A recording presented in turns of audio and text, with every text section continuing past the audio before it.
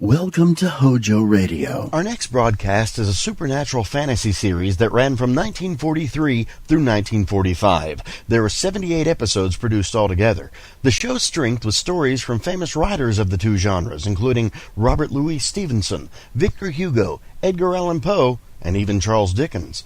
One of the more unusual aspects of the show was that there was no music, other than between scenes. Some have claimed that this lack of music helps to keep the show from being dated, as it remains fresh to this day. We present to you The Weird Circle on Hojo Radio.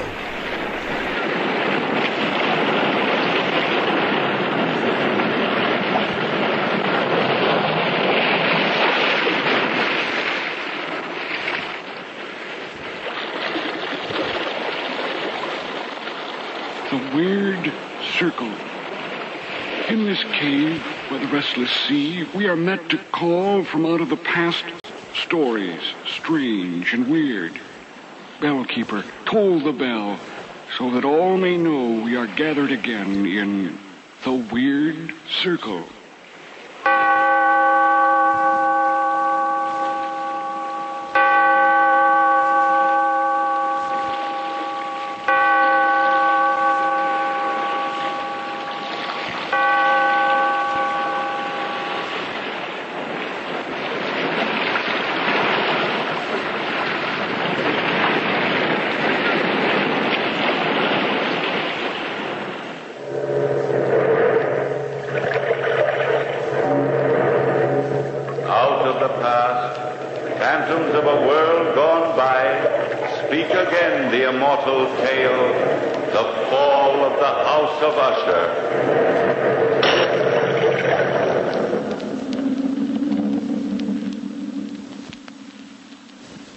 This is the history of the House of Usher.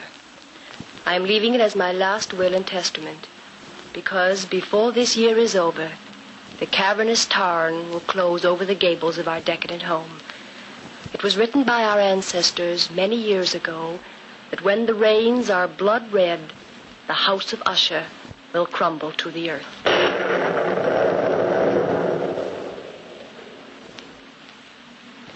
There are 3 members of the Usher family living, 2 in direct descent, the Lady Madeline and her twin brother Roderick. I was engaged to marry Roderick long before I knew my cousin. It is the custom for the Usher family to intermarry.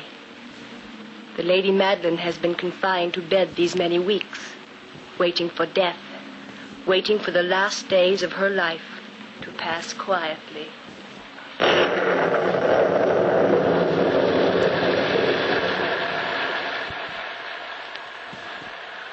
I've so little time left, Roderick.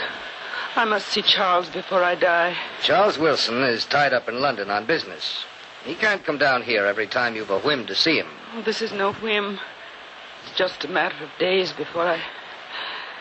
Don't be impatient with me. Sister, please. Oh, afraid of the truth, Roderick? You've always been afraid of me. I can read your mind so easily. Look at me, brother. Let's not argue again. You've always wanted me to die. You've waited for it year after year, praying and hoping that I die, leaving you free to inherit the house and the fortune. But you'll be fooled. Look. Look at the rain. This isn't you speaking, it's the fever. Fever or not, the rain is turning red, isn't it? Yes, it seems that way at times. Each day it will be redder and redder and darker and... Madeline. Afraid, brother? Are you afraid of blood-red rains? The doctor said you should have rest and quiet. You weaken yourself when you're excited. Where's Dina? I don't know. I'm not her keeper. She's downstairs, probably, buried in that romantic nonsense that she reads. Every girl likes to read romantic stories, Rod. Heaven help her when she becomes your wife. Call her for me, will you? The doctor's orders were that you're not to be disturbed. Call her, Rod. Do as I say. For your own good, I'll get even with you someday. Dina. Dina. Dina. Madeline. Dina. Did you call me Lady Madeline? Yes, Dina, child. Come here, my dear. Is there something I can do for you? Yes. I want to see Charles Wilson before... before I die. I told you he was busy, Matty. Tell Talbot to hitch up the coach and four, Dina. Go to London tonight. Tell Charles I must see him right away. Bring him back with you. I'll not have Dina go out in this weather. But Roderick... Dina, please go. Don't listen to Rod. Do this for me. I will not have strangers dragged into our family secrets. Charles Wilson is no stranger. He's the only one who knows the secret of the house of Usher. I don't like leaving you, cousin. The doctor will be here shortly. Hurry, my dear, and bring Charles back. I forbid it, Dina. If I don't see Charles tonight, I'll be buried alive. Not able to live. Not able to die.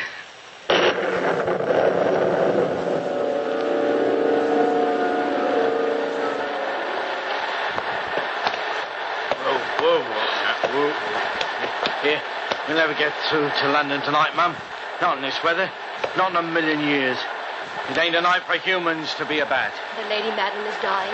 The least we can do is grant her last wish. Dina! Quickly, Talbot, before Lord Rick tries to catch up with us. Dina, did you hear me call you? Yes, I heard you, cousin. Tried to protect you, child, because I love you. Don't want any harm to come to my future wife. Please, Roderick. What, you turn from me when I touch you? I don't know. Afraid of me? I... Answer me, Dina. Are you afraid of me? Yes. But you loved me once. That was before we returned to the house of Usher. And you're going anyway? Yes, Roderick. For Madeline's sake. Are you ready, Mum? Yes. Yes, Talbot, ready. We'll be back by midnight, Roderick. Hurry, cousin. Or else the Lady Madeline might not live long enough to get her last wish.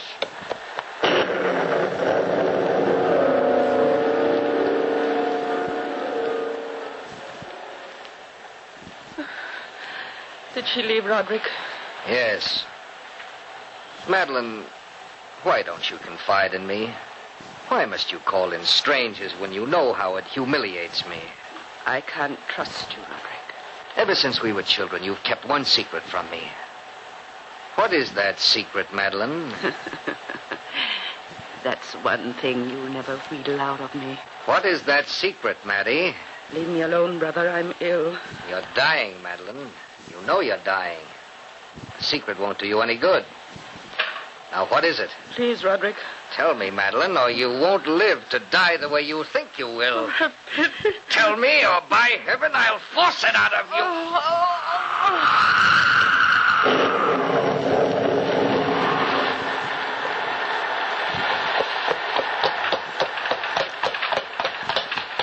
Whoa there. Whoa, boy. Here, whoa. This is his house, Mum. Thank you, Talbot.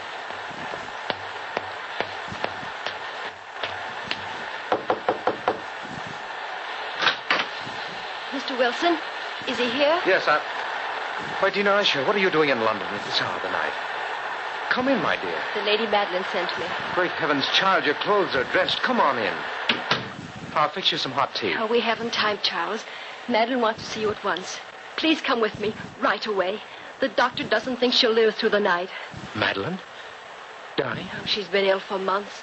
Charles, you wouldn't know her anymore. Why didn't you let me know before this? Roderick wouldn't let me. Roderick? But why? I can't explain now, Charles. Believe me when I say it's important that you come at once. Talbot's waiting outside. I'm frightened for Madeline. We've got to be back by midnight.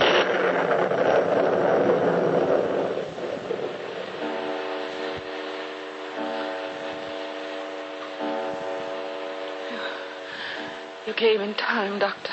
Lady Usher, you shouldn't allow your brother to excite you. There's a cruel streak in him at times. Surprisingly like my grandfather. What time is it? Midnight. Here, drink this. It will give you strength. I can't move. Lean against me. There. Dr. Bain, you've attended all my family, haven't you? Yes, Lady Usher. You've been closer to us than almost anyone. If I ask you for an honest answer, would you give it to me? That depends on the question. How much longer have I to live? Years, my dear. No, Doctor. I want an honest answer, please. It's imperative that I know. I don't know, really, my dear.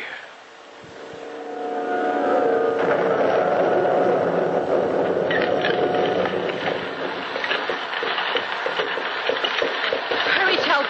Please hurry. I'm going as fast as the horses can go, Mum. Giddy up. Giddy up. Faster, Talbot. We won't accomplish anything at all if you lose self-control, Dina. Oh, I'm sorry, Charles, but I've the most dreadful foreboding. Foreboding? Why, I thought Madeline and Roderick were as close as brother and sister could possibly be. They were until about a year ago. What caused the change? Well, I'd been living at the house of Usher for about 4 months when Roderick suddenly became, nervous, jumpy. He'd lock himself up in his room for days. He was morbid, frightfully morbid. Sounds like a depression of spirit. Oh, it went deeper than that. Madeline fell ill at the same time. And then, the horrible reddish rains began to fall. Red rain? Dina, really? Oh, you'll see. The first day those rains began to fall, the rift between Madeline and Roderick widened. Until now, their hate is a living thing. It fills the house. They seem to be battling constantly for possession of each other's soul. Charles, look. Look ahead. There's the house. And the rain. Look at the rain. Yes. Red rain.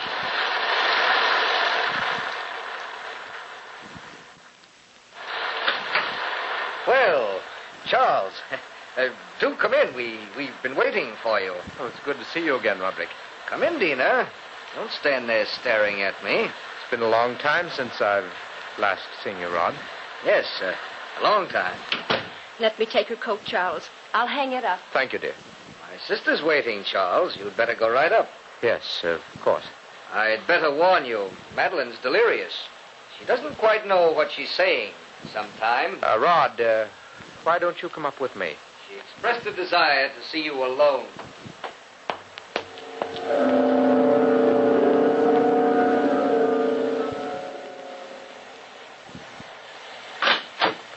Charles. Oh, Charles, I'm so glad you came. I had to see you alone. Madeline, don't try to sit up. You'll only weaken yourself. Sit over here, Charles, next to me. You're the only person I can trust, and you must promise to do exactly as I say. Of course, of course. Oh, remember what I told you years ago. Remember about Roderick and me. I told you then that he and I were more than twins. Well, that was just childish fancy. Oh, I wish to God it were. But those suspicions have all been proven these last few months.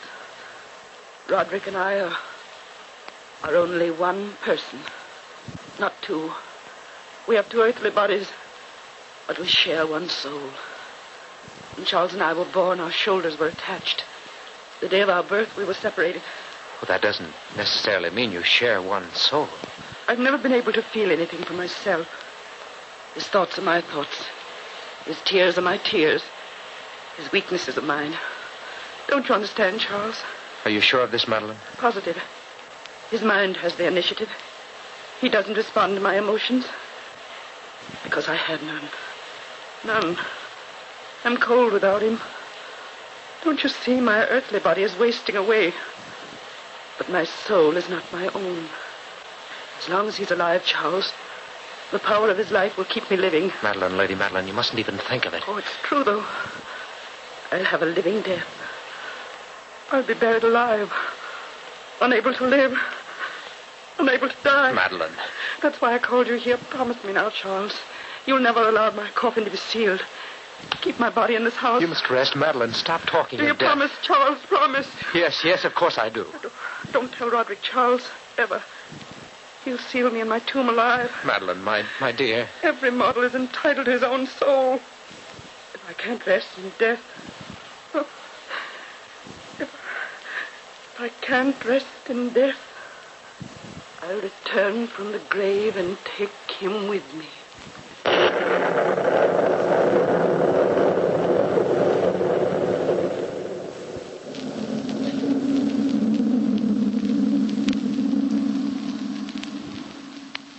You've given me your promise, Charles. You won't forget it. My promise is my word. What are you doing standing outside this door, Roderick? Dina. Madeline must see Charles in privacy. Why do you insist on spying on your own sister? Shut up. I can't understand you, Roderick. There are many things you can't understand, Dina. Come with me downstairs. Let me go. Come along to the living room. I'd like to go in and tell Madeline that you were spying on her again. Tell her if you wish. She's a poor, sick thing, unable to lift her arm against me. I don't know how I ever loved you. You'll learn to again after we're married. I hate you, Roderick Usher. I'll never marry you. In heaven's name! Roderick! Roderick, what's the matter? Pain inside me, crawling like vermin. Help me, Dina. Oh, of course. Help me. Roderick! Dina! It's Madeline! She's dead!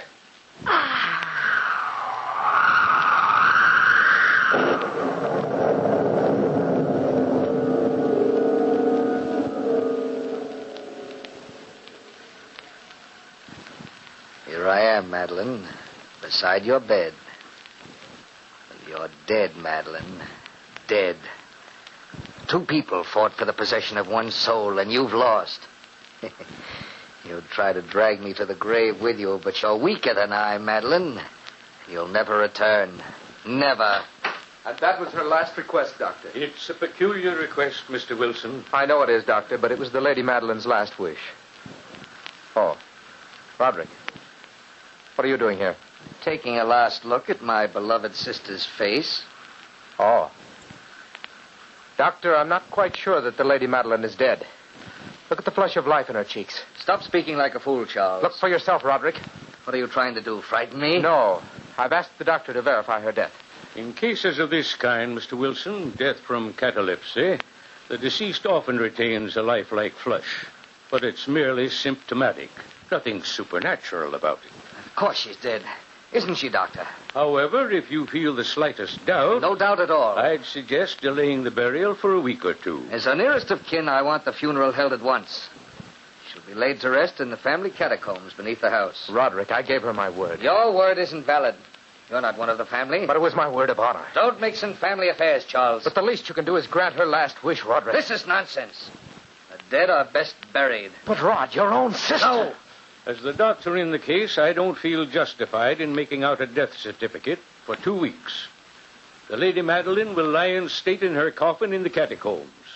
The coffin will remain open.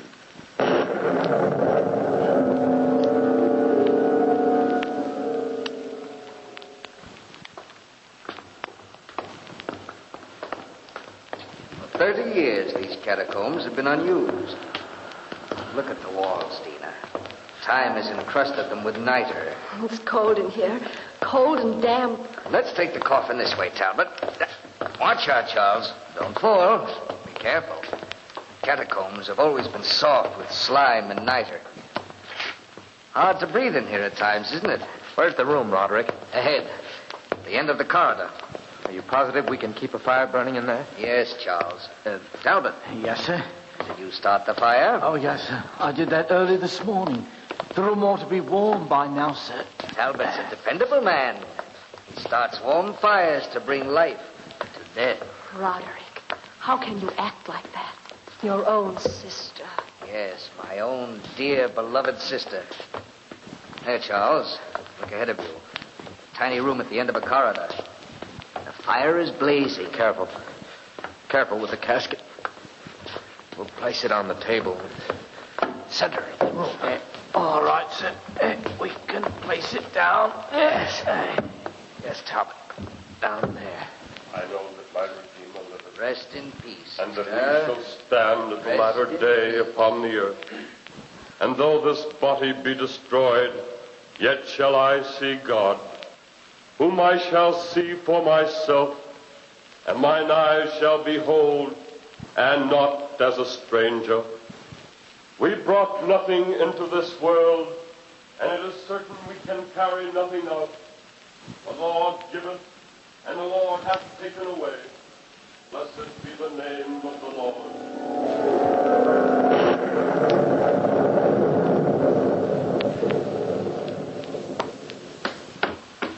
Talbot? Talbot? Yes, ma'am? Why, Mum, what are you doing up at this hour of the night? I can't sleep. I keep dreaming the Lady Madeline is crying for help.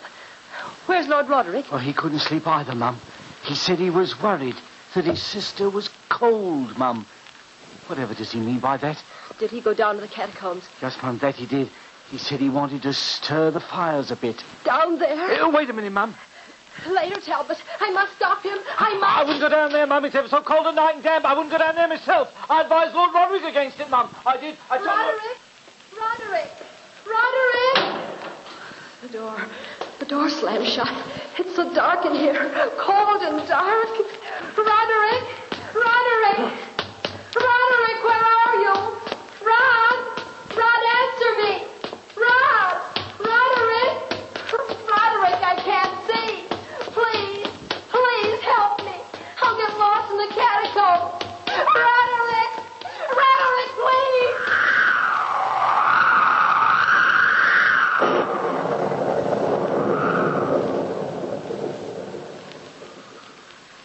I don't like these goings-on at all, I don't.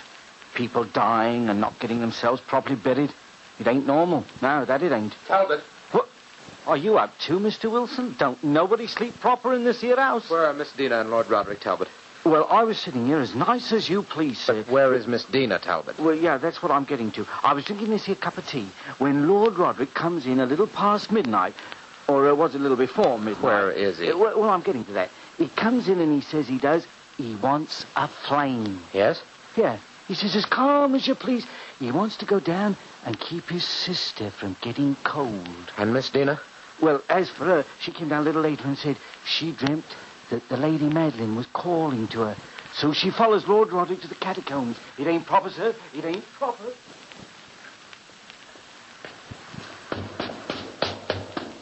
Roderick! Oh, there's the light.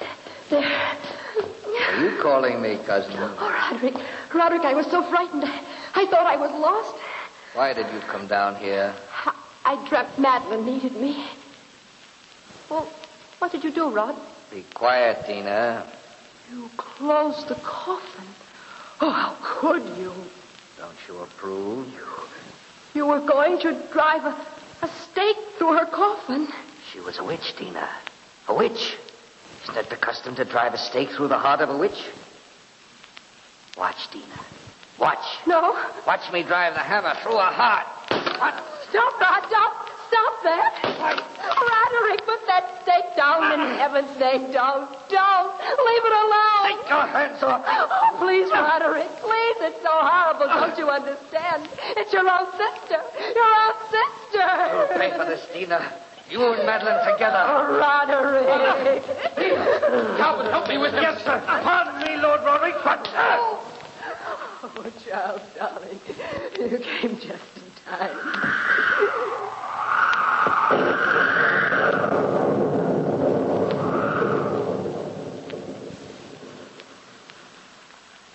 He looks like he was dead, sir. Lying there on the sofa. No, he's beginning to stir. Keep bathing his face in cool water, dear. He'll be all right. I'm afraid the shock of Madeline's death is too much for him. The shock of her death, the constant fall of the rain. It's getting redder all the time, Charles. Yes, it is. That's just an electric phenomenon. Don't try to move, Roderick. It's you, Dina. You again. Lie still, cousin. You'll feel better in a little while. You're both fools. You shouldn't have stopped me. She's a witch. Don't you understand? No, Roderick. Listen, Charles. What? Can't you hear it? What are you talking about? Listen. I told you once my hearing was super acute. I can hear a heart beating. You're overwrought. Suppose I go for the doctor, Rod. He'll give you a sedative. No, don't leave me. But you need your sleep. Of course you do. All this horror tonight will pass over when the morning comes. And those infernal rains clear. It's not in my mind. She's coming. She's coming for me. I can hear her in the catacombs. Listen, Charles, listen. Roderick, please believe me that you're simply overwrought and emotional. I've got to get out of here. I must leave at once. She's coming for me. Coming. She swore she would. I know she did. I overheard her talk with you, Charles. Roderick. Cousin, no, you're hearing things. Now, listen. I can't hear anything. She's leaving the catacombs now. Listen, Charles, don't you hear her breathing? Can't you hear her footsteps? Her sighs? She's in the hallway, Charles. In the hall. Help me, Justin. Help me, Charles. Roderick. She's coming closer. Faster. Her feet are on the stairs. One by one, she's coming up those stairs. Listen, you can hear her now, can't you? You can hear her now.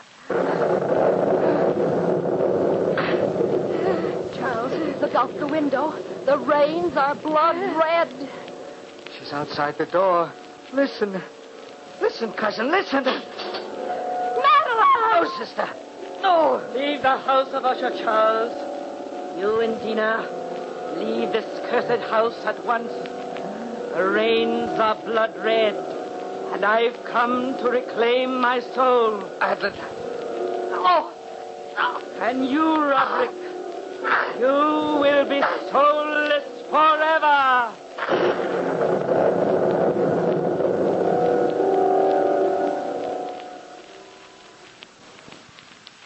From that chamber and from that mansion, Charles and I fled aghast.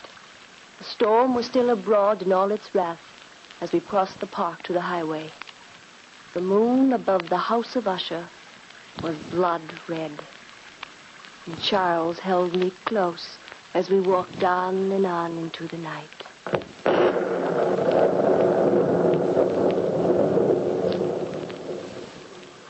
Dina, my darling, don't look back. The house has crumbled to the ground. Crumbled into the cavernous time. Charles. Little Dina, you'll always be safe with me.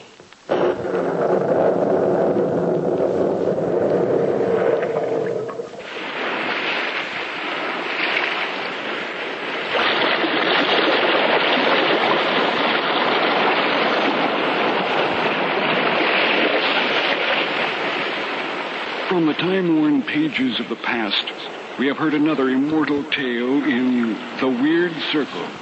Bellkeeper, toll the bell.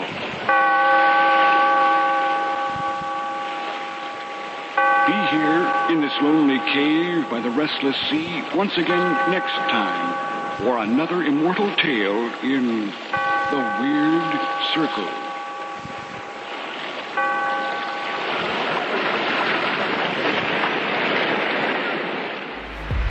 Kayla, boom, Kayla, boom, Kayla, boom, on YouTube. Out of a cage, scraping and rage, turning the page, making a mage, fighting and blaze. Nothing but A's, gonna keep playing and banging for days, training and raiding, playing and skating. All the rules that she be breaking, all the fools that she be shaking, making them drool and making them wait.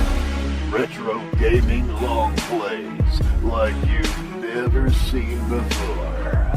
Check out Kayla Boo on YouTube for some fantastic long play gaming. Kayla Boo, Kayla Boo, Kayla Boo on YouTube. Kayla Boo, Kayla Boo, Kayla Boo on YouTube. Hojo Radio, where the classics come alive. We are met in this cave by the restless sea to reveal the horror in man's mind. Listen to the Weird Circle.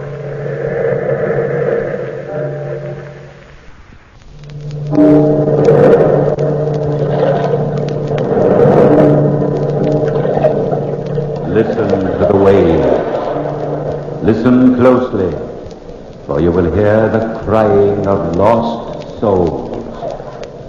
Our story discloses the horror in man's mind. This is a tale of the house and the brain. Come with me to London, through the heavy fog of the city to a large house in the suburbs. A young couple enter the portals of that house to attend an art auction. Strange. Seems very wonderful. Well, hello, Jim. We've been looking all over for you.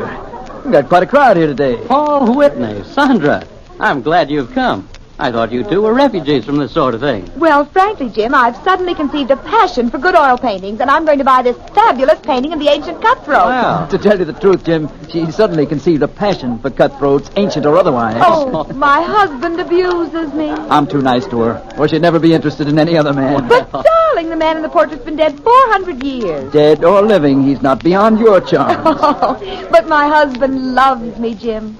Must be my fatal fascination. Yeah. But I didn't come here to talk with you, even if it is fun. I came here to see that oil painting. Oh, it's quite a painting. Yes, so we've heard. It's in my study. Come and take a look before the auction starts. Now, don't fall in love with it, Sandy. No matter how you feel about 15th century reprobates, I'm not going to spend a fortune buying useless pictures.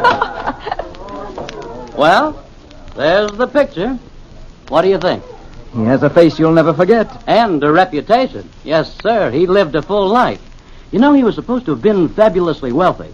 But when he died, his fortune disappeared. Oh, my dumpling aunt. He looks like the kind of man who sticks pins in people for the devil of it. Sandra. The strangest thing about the picture is the man's eyes. You get the feeling that the eyes are alive. Yes, definitely. Clever work. Paul. What's the matter with you, Sandra?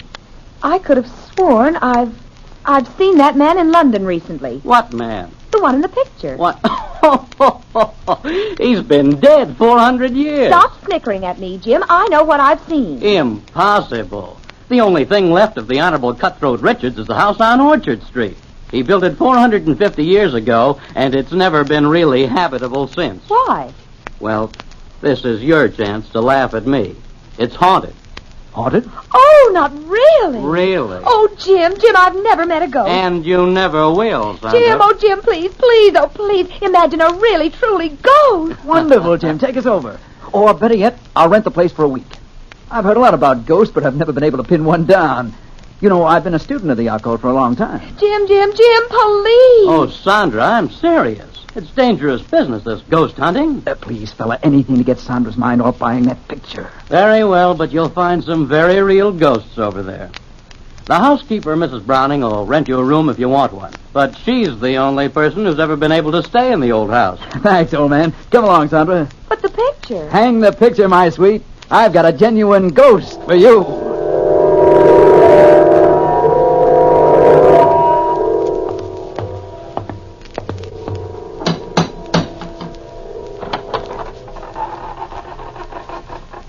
The door's open all by itself. There's no one there. Doors aren't supposed to open by themselves, Paul. What do you expect? The house is haunted, isn't it? Door slammed by itself, too. Woo, tricky place, isn't it? You frightened? Not in the least. And it isn't my knees that are shaking, Pet. It's yours. Wonder where the housekeeper is. Her name's Mrs. Browning. Call her and see what happened. All right. Mrs. Browning! Don't poke me, Paul. I didn't poke you. Well, I didn't poke myself. Oh, hey. I wonder if we're alone. Look behind me, Paul. If it's a ghost, I don't want to meet it quite yet. Silly, it's broad daylight. Anybody knows ghosts never appear until nightfall. Paul, look. It's a child's footprint right there in front of me, a wet footprint. Great heavens. No, another one. Looks like the footprint of a child who's taken a bath. Oh, my chubby aunt. Listen. The footprints lead upstairs. Shall we follow? Well, it's the obvious thing to do. Ghastly cold in here, Sandy, isn't it? Ghostly cold, at any rate. You're not quite up to form, old girl. You sure you want to go through with this? No, I'm positive. Almost, anyway. Sandy, the footprints. They disappear. Maybe it's all done with mirrors. Good afternoon. Do come in the sitting room. Oh, you must be Mrs. Browning. I'm Sandra Whitney, and this is my husband. How do you do? How do you do? Mr. Danvers told me you were coming. Won't you be seated? Thank you, Mrs. Browning. I hope my stepdaughter didn't frighten you. Your stepdaughter? Well, I didn't see anyone. Naturally. She's dead. You mean the footprints we saw? Yes, of course. You didn't see or hear anything else? No. Expecting anyone? Yes. They're coming for me shortly. My time is up, and I must die in the way they've planned it. They? Those who live in this house, Mrs. Whitney. Oh, come, Mrs. Browning, you don't really believe ghosts actually live here. Believe it? I know it.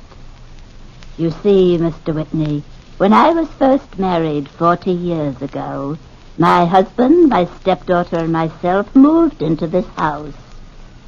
They were here then. Why didn't you move out? Oh, we became used to them. Then my stepdaughter died. My husband had an unfortunate accident, and I was left alone. You've lived here alone ever since? Yes. Waiting for them to take me. Mrs. Browning, how much will you charge my wife and myself for an apartment here by the week? Charge? Nothing. Nothing at all. Anybody who has the courage to stay here is most welcome. But I advise you against it. Listen. What is it? Souls crying for release. Release from him. Oh, come, Mrs. Browning. You don't believe me? You will when you move in. When can I expect you? Tonight at 8. How about it, Paul? That sounds jolly. You'll use the east wing. I'll have a fire lit for you. But let me warn you once again. They'll be waiting for you. Day and night.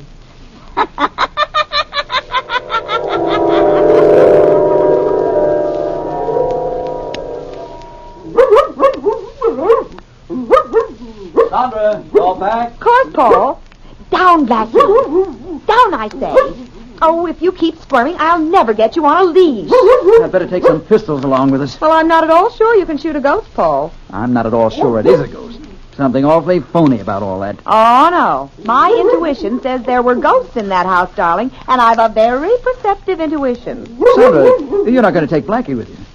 Well, of course I am. He's a watchdog, isn't he? But a dog. Now, darling, remember how nicely he caught pheasant last year? But pheasant aren't the same thing as ghosts at all. Stuff and nonsense. You ready?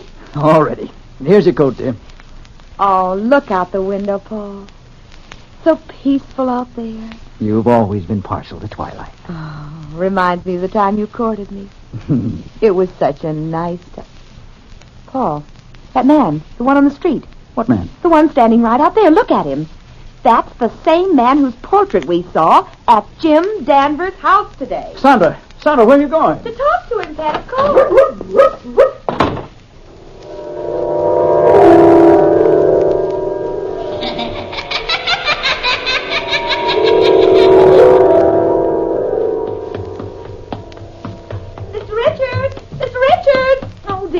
Miss Richards.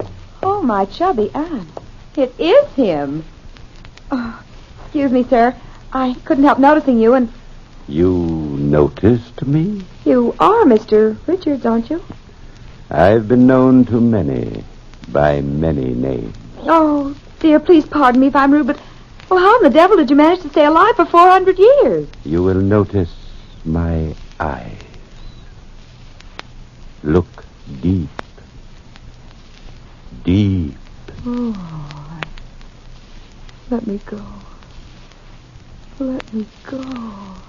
Deeply into my eyes.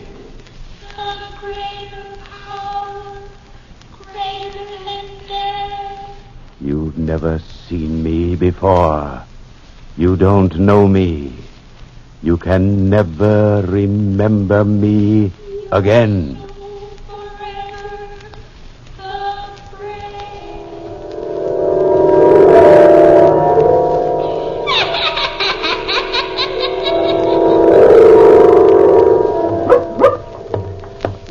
Keep walking, Sandra. I hope you're properly ashamed of yourself, approaching strange men and asking them silly questions. Well, I'm sorry, Paul. It was stupid of me, but anybody can be wrong. Of course they can, but on the face of it, it was silly. Expecting a man who was alive 400 years ago to be roaming around loose. It wasn't a matter of looseness, Pet. It was a matter of liveness. Now, come on, stop being a husband and hold my arm. I ought to tear it off and beat you over the head with it. He's so virile. But I love him. Well, come along, Sandy. There's your haunted house ahead. We don't want to keep Mrs. Browning waiting. Or the ghost.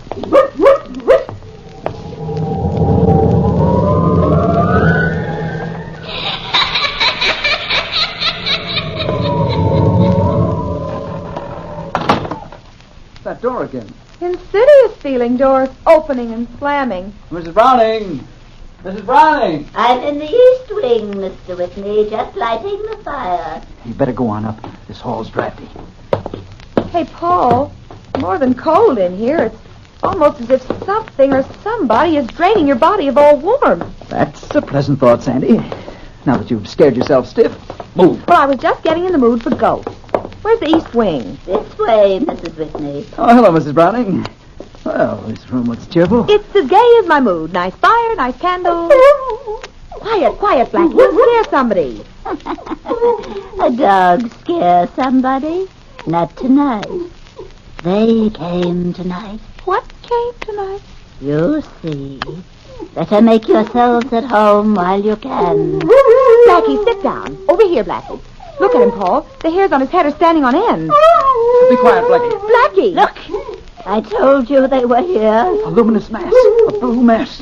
Sandy, be careful. It's materializing. Coming for me. I knew it. Coming for me. It's Mrs. Browning, Paul. Fingers are choking her. Good heavens. Mrs. Browning. Oh, Paul, stop this horrible thing. Coming for me. Sandy. Sandy. It's horrible. It's all right, Sandra.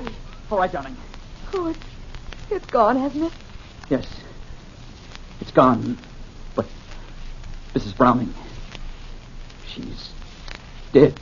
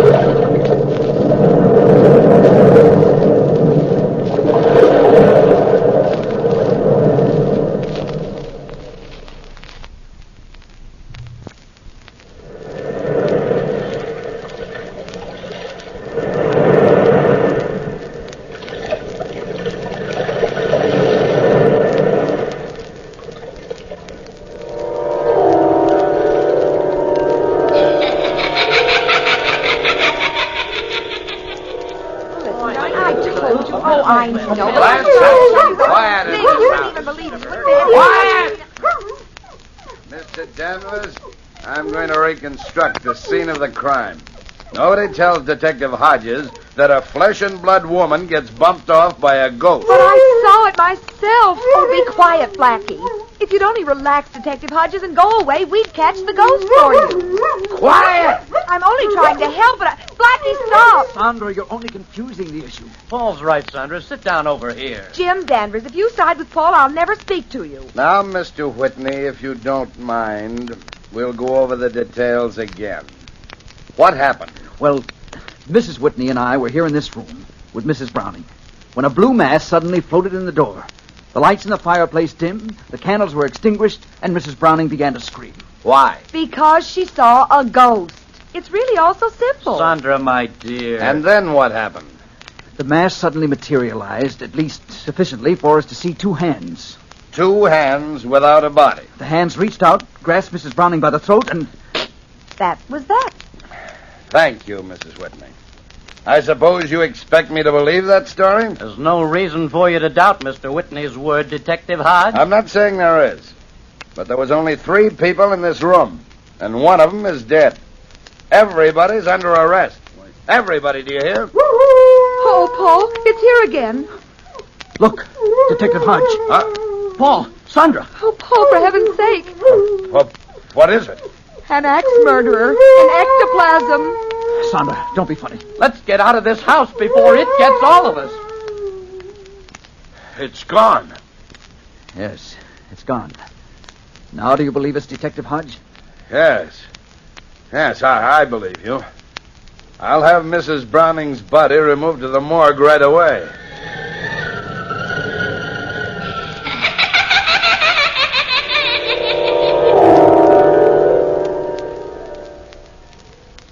Paul, if you insist on staying in this house overnight, I'll not be responsible for what happens. But, Jim, I'm convinced that there are no such things as ghosts. Now, please, Jim, take Sandra back home and leave me. I'm not budging without you, Pet. Sandra, don't be foolish. Well, no matter what you two do, I'm not staying here. Oh, go, old Fuzzybeard. Take thy tired body and deliver it to a safe, warm bed. Poor Jim. Scared of a little ghost. It's 11 p.m. already. Well, good night, Paul, Sandra. Nighty-night, Jim. What was that? You mean the footfalls? Yes, what is it? The housekeeper's dead stepdaughter. You see? It's all so simple. Good grief. Good night.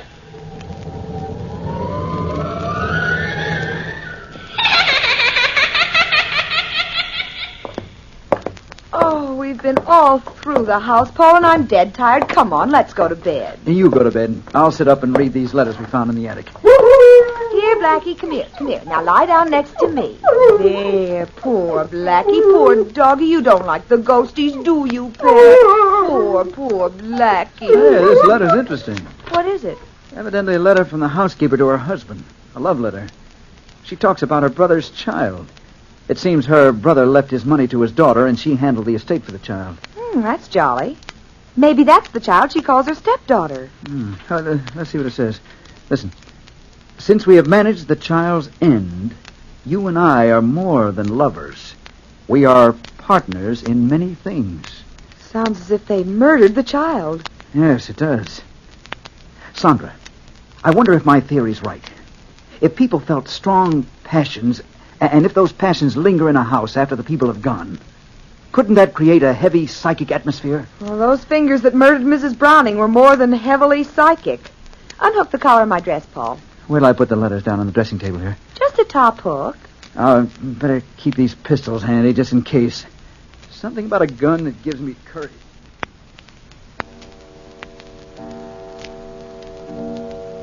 Funny. Oh, it's midnight, I'm tired, and nothing's funny. You know Mrs. Browning's sitting room?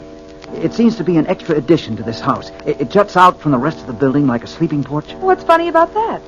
Well, that horrible cold and the footfalls all seem to emanate from that room. Oh, you and your logical mind. Oh. What's the matter, Sandy? Oh, look. The fire's dimming. Just like a great black shadow standing in front of it. Give me my gun. Here, dear. Shh, Blackie, shh. Look, Sandy. A hand reaching out from the wall. The letters. It's got the letters. Great Scott. Oh, my chubby aunt. Watch it. It's the hand of the housekeeper. How do you know? It's got the same ring on she had on this afternoon. If that's not a ghost, I've never seen one. The fire's going out, Sandra. Sandra! It's all around us! Sandra! Sandra!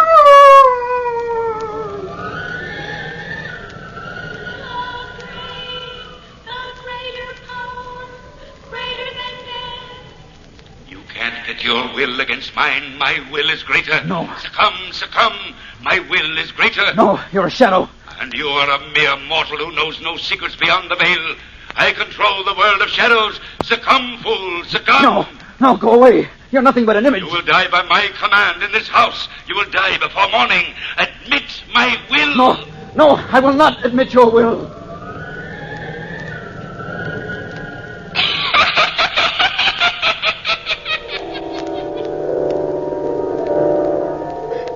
Sandra, you're safe now on your own home. Just lie still, darling, and drink this. Paul. I was a fool to allow you to stay in that accursed place last night. I ought to have my head examined. I came over as soon as I got your message, Paul. Oh, come on in, Jim. Sandra's recovering from a bit of a shock. Yes, I heard about it. I warned you, Paul. That house is definitely haunted. I'm going to board it up. It's completely useless. No, that's not the answer, Jim. It isn't ghosts. At least, not in the real sense of the word. Why, Paul, after what you went through, you say that? It's too malignant for a ghost. Do you believe in the power of hypnotism?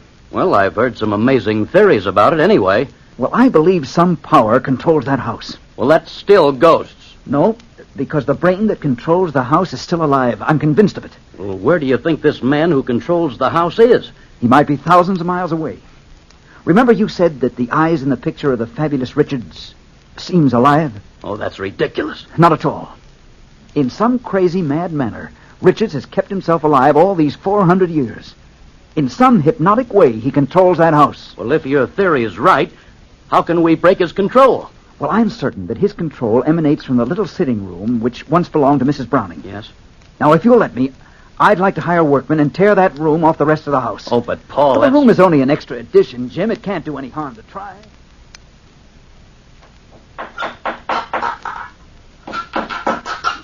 Okay, pull up more of that flooring. Did you hurt yourself climbing that petition, Sandra? No. Oh, imagine a secret room down here, Paul, right beneath the sitting room. You see, Jim, Paul was right. That's like finding a box with a false bottom. That's all for now, boys. Careful of your head, Sandra. This room isn't very big. But it's as cold storage. Well, now you know how a hunk of beef feels in an icebox. That's gay. A musty old room. Bed and 4 walls. And 2 drawers built into the wall over there. All modern conveniences. Try to open them. They look rusty. Just pull. All right. There. The drawer's open. Oh, nothing but a lot of musty old clothes. Listen, Paul. Nothing unusual, Jim. Just the same footfalls we've been hearing all along. I'm beginning to become quite fond of them. Look, here. Why, it's a miniature painting. Yes, a painting of Mr. Richards. Look at it. The same face as that painting in my house. Look at the eyes in the miniature. Paul, they're alive. Great heavens. They're moving. You better put that portrait down, Paul. Yes, they are alive. Living matter in a painting. Oh, Paul, it's getting colder in here. Oh, time. I feel faint, and as if something unearthly's moving around. Open the next drawer, Paul. Hurry, I don't like this growing cold at all. It won't budge. The blasted thing. Oh, there it is. Why, Paul, there's a thin china saucer full of crystal liquid with a compass floating on it. That's a strange thing. There's an inscription written in the drawer. What's it say? As this compass moves, so my will dominates everything within these four walls. Everything dead or alive. Accursed be the house, and restless the dwellers therein. What's it mean? This is the brain, Sandra. Richards controls this instrument through hypnotism. He can control a piece of paper or a chair or even the souls of the dead. Then this house is haunted. Yes, haunted by a malicious, malignant will. It keeps a man's spirit roving restlessly after death. Paul, look! Look in that corner! Mr. Richards, you are alive. Yes, alive, quite alive, because I will to live. Very clever deduction, Mr. Whitney. Deduction? Yes, I heard your keen analysis of my activities. You are a hypnotist, then? I have been powerful for 400 years. Your blind stumbling onto my secret will not stop me now. I can will anything. I will the specters of the past to re-enter this room. In heaven's name, man, stop this. Oh, that black shadow. It's here, with us, closing in. Yes, closing in. All those who have died in this house are my slaves, as you will be my slaves in a very few brief seconds.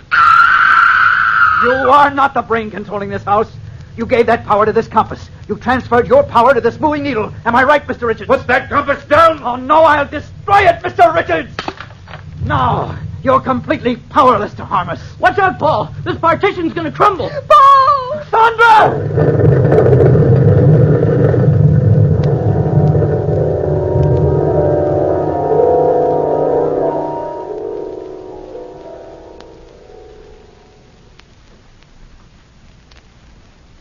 Gosh, Paul, it's good to be back in our own home. What happened to Mr. Richards when the petition collapsed, Jim?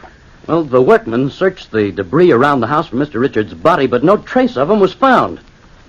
I'm afraid that he escaped. Oh, no. You mean he's still alive and free, Jim? Yes, indeed. That's just what I mean. Well, he won't be for long, Sandra. People everywhere will be warned, and every corner of this earth will be looking for him. Even his will can't defy the world, Sandra. No one man can ever fight the world.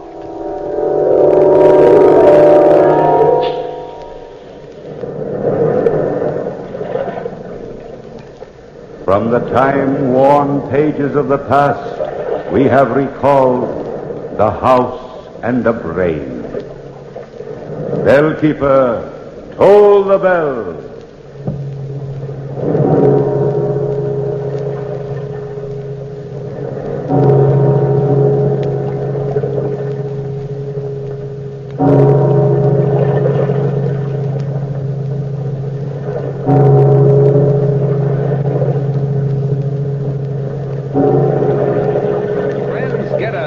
Dynamic, dependable Autolite Stay Full battery with an extra water reserve. It's power-packed for pep and performance in sun, snow, sleet, or suspense. Well, you forgot another S, Harlow.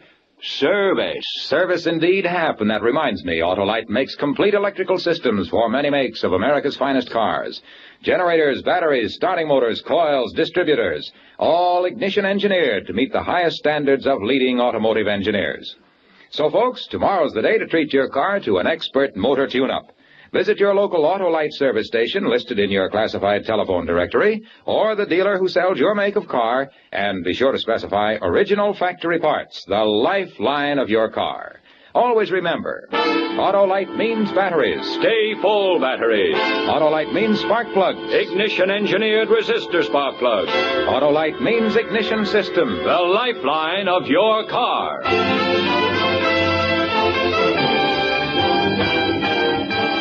Keep it tuned right here to Hojo Radio for more classic old-time radio.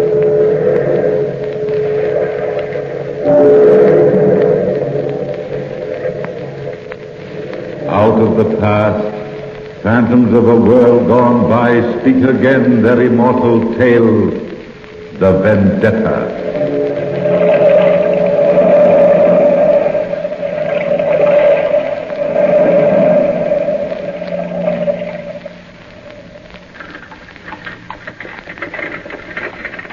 Give me a penny, mademoiselle. Just a penny for an old lady. I'll tell you a story if you'll give me a penny, monsieur. Sorry, Gypsy, not today. How about you, madame? Me? How about a penny for my story? Well, Just a penny for a story you won't forget. I never could resist a story. It's a deal. You tell the story and I'll give you the penny. Well, we'd better sit down on the front steps of the museum here. Now, the story starts in an attic of an old pension. The story is of two lovers who were sitting together in an old attic in a two-gabled building where the wind softly shook the old shutters as it blew by. The girl was beautiful, and those two were in love, and she was telling him the story of the Vendetta. Jenny, my darling, tell me about the Vendetta. It was so long ago, Louis, but I'll never forget the fires and the flames. Sometimes at night I still think of myself as that little girl in Corsica, sitting with her mother in the living room. I can still see our sworn enemies, the Porter family, breaking in, pouring kerosene on our rugs, and see the fire start. Those fires which were meant as our funeral pyre. I can still hear my mother scream before she died. Somehow, my father saved my life and told me to hide in the wastelands and wait for him. And then there was more fire, more flames, and the Vendetta was settled. The Porter family was dead. And then we came to Paris, to the pension next door. I remember the ugly white stone building, the long, rickety flight of stairs to the three-room flat on the third floor. I remember the landlady who was so kind and showed us to our rooms, talking in that empty hallway. You'll like it here, Monsieur de Piombo. You and your little girl. Pretty child, isn't she? Watch out for the stairs. Thank you. I'll be careful, Madame Manet. We're all one happy family here. A German family lives on this floor, and a young newlywed couple lives on this floor. And guess who owns the building next door? Monsieur Servin. He's an artist and runs an exclusive school for young women who are interested in the arts. Well, these are your quarters. Your room's in the back. The child's room is just to the left. You have your own cooking facilities if you wish to use them. Yes, you told us. Well, I guess you want to be alone to make friends with your new quarters. Rooms are like people, have to be treated with kindness. Be happy. Are you tired, Jenny? Very, very tired. Father, are we going to see Mother again? They took her from us, Jenny. But the Porters have paid for it. With their lives. All of them. You're all I have left, Jenny. You're all I have left in the world. You'll be a little queen someday. I'll make you a queen, Jenny. And Paris will be at your feet. You've such lovely black hair, Jenny. Such lovely, warm black hair, darling. Never leave me. Father, darling, I'll never leave you. How could I? We belong together.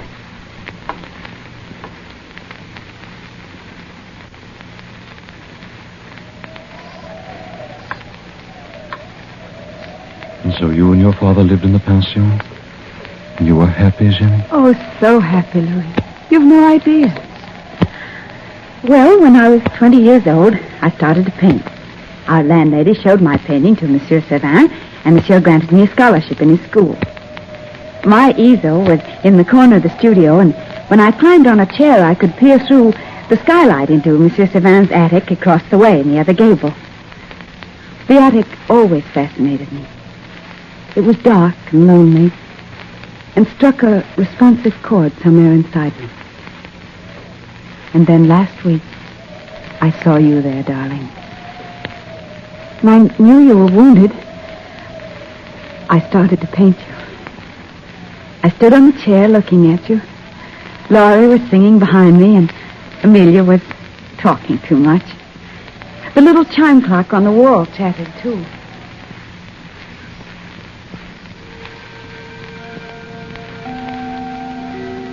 They say the soldier escaped somewhere in this neighborhood, but they'll get him. There's no doubt of that. After all, he deserves to die. Every Bonapartist soldier deserves to die. After all, who are they? Nothing but a lot of cutthroats and Corsicans. Amelia, what a cruel thing to say.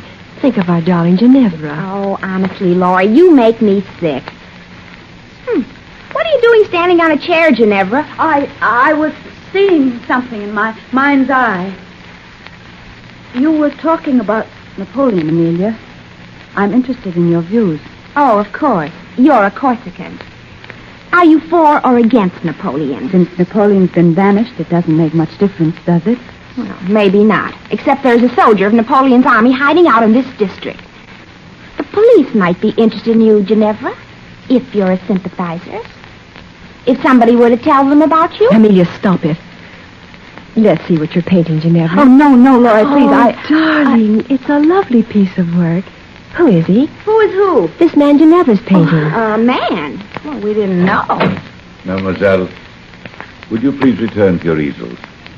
No artist ever gave anything to art who supplied the world with gossip. We were just admiring the Corsican's work, Monsieur Sauvin. She's painting a portrait of a young man. Well, Mademoiselle Amelia, I'm sure if you worked as diligently as Mademoiselle Ginevra, somebody would admire your work. It is 4 o'clock, ladies. Time for you to go home. I'm only half finished, monsieur. 4 o'clock, Mademoiselle Laurie. Your family will worry. Naturally, Laurie. Come along and stop being super conscientious. Good night, Ginevra. Wait for me. I'll be right along. Mademoiselle Ginevra. Oh, yes, monsieur. Would you mind staying after class? Of course not, monsieur. Good night, Monsieur Sauvin. Good night, Monsieur Good night, Mademoiselle. You'll find Mademoiselle Ginevra very interesting to talk to, Monsieur Sauvin. Especially if you ask her why she stands on a chair looking in an attic window. Good night, Monsieur Sauvin. Good night, Mademoiselle Amelia. I'm sorry, monsieur. I caused you so much trouble. That is a fine painting, Ginevra. How long have you known the soldier has been hiding in my attic? Just today. How much has Mademoiselle Amelia seen of him? Just this painting. Monsieur, please take me to him. Nobody knows he's up there but me. He's wounded and he looks so lonely. Your father would never forgive me if I do. And I'd never forgive you if you don't. Please, monsieur. Nobody will ever know, I swear it. Please, Monsieur Sauvin. Please.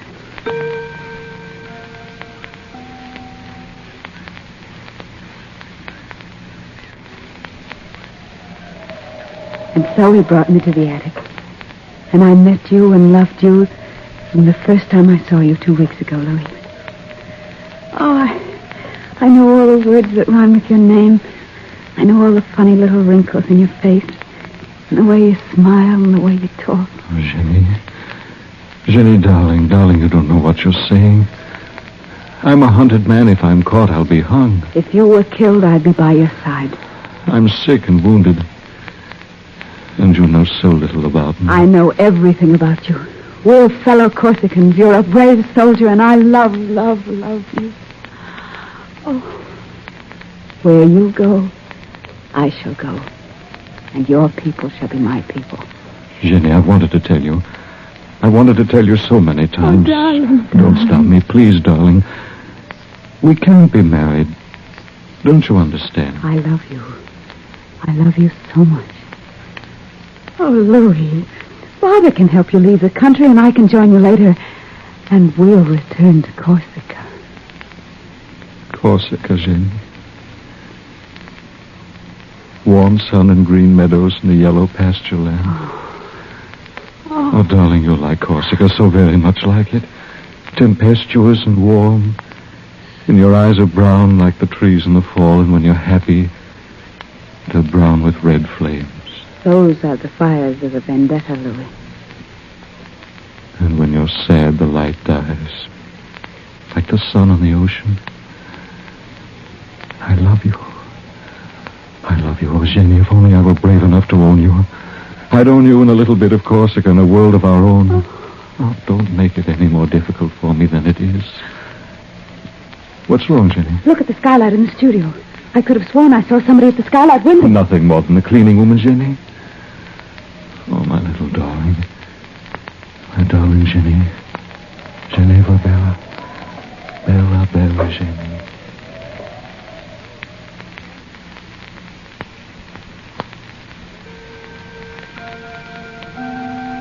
What are you doing standing on the chair looking out the skylight window, Amelia? Oh. What are you looking at? You know very well what I'm looking at, Laurie. You've known all along about Ginevra and her lover and their secret rendezvous, haven't you? What if I have? My father, as head of the Paris police force, will be very much interested in finding this escaped soldier. If you help the soldier escape, I'll tell my father you helped him to escape. They'll put you in jail, Laurie. In a dark hole of a jail, with rats and roaches, and they'll forget about you and let me go, that Amelia. is, if you don't keep your mouth shut. My arm. What are you going to do, Amelia? Wait and see, Laurie. And if you want to stay out of jail, you keep your mouth shut. I think I better see Ginevra's father.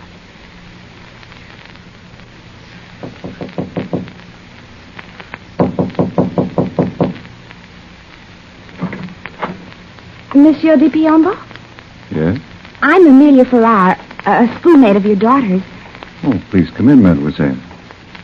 My daughter is late from school, but I'm sure she'll be home soon. Well, I didn't come here to talk to your daughter, monsieur. I came to talk to you. A sort of ugly thing happened at our school lately, and, well, it's sort of difficult to explain, but, well, Monsieur Sauvin has been allowing an escaped soldier to hide in his attic. Not so bad. The rascal, how could he? Well, every day, Ginevra and this soldier see each other, and I hear they intend to marry. It's the scandal of the school, monsieur, and, well, if he's arrested, Ginevra will be in trouble, and... Are you positive of this, mademoiselle? Oh, yes, and I'm worried for her. You see, my father is head of the Paris police, and I found out this escaped soldier is a fellow Corsican of yours, and, well, you probably know him. He's parading under the name of Louis D'Angelo, but in reality his name is Luigi Porta, youngest son of the Porta family and the only survivor of a tragic fire which occurred in Corsica 15 years ago. Luigi Porta. I'm sure Ginevra can take care of herself. Well, shall I report him to the police? No, maybe it won't be necessary for 24 hours. No, I think I'll wait. Good day, Monsieur de Piombo.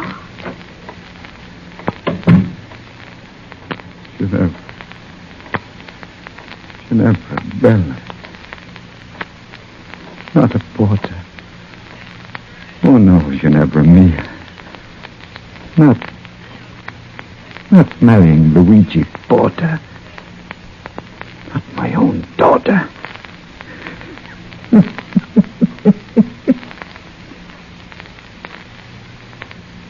Blood in my hands cannot be my daughter's.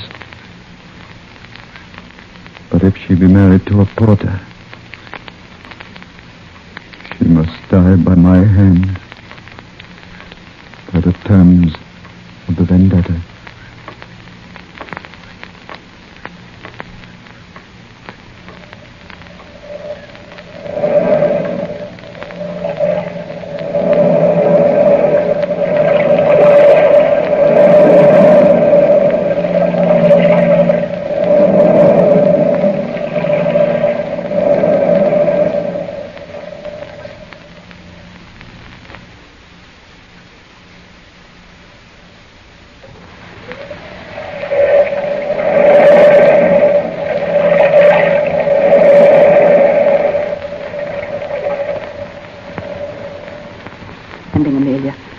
What were you doing in my father's apartment? Don't you wish you knew? Tell me, Amelia, or I'll... We told the Corsicans were true that wasn't till now. Don't speak so loud. What do you know about it? What do you know? Everything. I know that you're Corsican sick and peasant blood you have. Oh, you'll be sorry, Ginevra. Very sorry for this. Amelia. Stop following me. I must know the truth. Did you tell my father about... Meeting a lover in secret? Yes. It's time somebody stopped you. Who did you say this secret lover of mine was? I didn't know you knew. I thought you at least had lost. Did you tell my father? Well, I told your father. Goodbye, little princess. First What are you doing out here? Oh, mademoiselle. Oh, pauvre petite. Mademoiselle, don't cry. If somebody hurt our feelings, you'll... Madame, would you do me a favor? Go upstairs to my father and let me out on errands. Please, madame. Poor child, are you in trouble? Please, for the love of heaven, go upstairs and tell my father you sent me out. And make the lie good. Make him believe it. You must make him believe it, madame. Please, go upstairs now. Go upstairs right this minute. Mind, Monsieur de Piombo, if Ginevra went on this little errand for me. Just a few blocks away to the butcher, and I've hurt my foot. Naturally, your foot. Stubbed the toe. For a stubbed toe, you walk very well. Thank you, monsieur. Very well indeed. I think I'd better go downstairs. Don't. Please don't. I'd much rather you wait up here, Madame Manet, so that I may see this parcel Ginevra is to bring you. But, monsieur... I said we'll wait up here, Madame. 6 o'clock. We'll wait till 7, Madame. Till 7. She's not here by then. You and I will find her ourselves. I had to warn you, Louis. You're in such danger. Don't you understand? Father will kill you if the Vendetta returns. Jenny. Luigi or Louis, it makes no difference to me. Love knows no names. And I love you, Luigi Porter, with my whole heart. But if we're married, you'll become a porter. And by the terms of the Vendetta, as long as the Piombo lives, all porters must die. If you become my wife, you must die as well as I. Without you, Louis, I wouldn't be alive. My life, my love.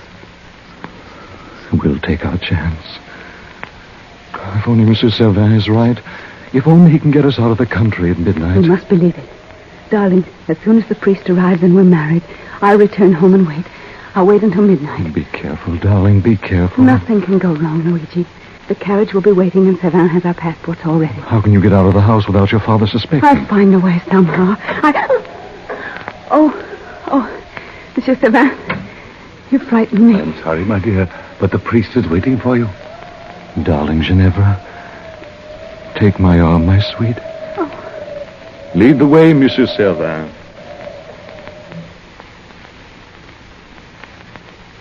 Father, I'm sorry I'm so late, Father. Are you angry with me? How could I be, Bellissima? Tea is ready, Ginevra. It's been ready a long time, waiting for you. I'm so sorry. Shall I warm the water? It's not necessary. Come, Carissima. Sit by the window with me. As you did when you were a little girl. Very little girl. Of course. How gay the table looks, Father. Almost as if we were celebrating something. Candlesticks, the best tea plate. Sit down, darling. Here, next to me. And the very best teapot. And the old Corsican knife. It's a lovely knife. I've always loved it. What are we going to carve with it? You've no cake. Your tea, Ginevra. Thank you. I knew you'd leave me for some man or other. I've always known that, Ginny. Come, Carissima. Sit close to me. As you did when you were a little girl. But, Father... You're still my little girl. Father, You draw away from me. Are you afraid of me? No, Father, no, darling, no. My little princess. My beautiful Ginevra. Carissima. With your heavy, long black hair. Such heavy, warm black hair. Other hair is dark. Other hair is thick and fragrant. Other hair is beautiful. But yours, Jenny. Yours is Corsica. Corsica. Don't look at me, Ginevra. Cara. Look straight ahead out the window. Yes, Father. What do you see out there? Trees and grass. And people laughing, happy people. A boy and a girl and a baby. And an old man. A lonely old man, Cara. There's no old man out there, Father. Father, What are you reaching for? The knife on the table. Why? You and the knife are the only two things left me from Corsica. No, don't turn around. Keep looking out the window, Ginevra. Keep telling me what you see, my darling Carissima. Why, Father? Are the boy and the girl happy? Father! Are they, Ginevra? Are they happy, darling? Father! Father! I'll hold you in my arms, my darling, and the pain will go away. Father! I waited for you for 2 long hours. I stood by the window watching and waiting. I saw Savant leave and return with the priest. Oh, cara Jenny. Then you came home. Not my Carissima. Not my darling. Oh, Father, the pain. The pain now. You came back to me. The wife of Luigi Porta. Your mother's murderer. You were Piombo to become a porter. The pain, Father. The pain. Goodbye, Ginevra. Your hair. Your warm black hair. The knife. There. Draw it out so slowly. And my life for your life. The life of a Piombo for the life of a porter. Carissima. Cara mia. Cara mia. You'll not be alone. Not alone in death.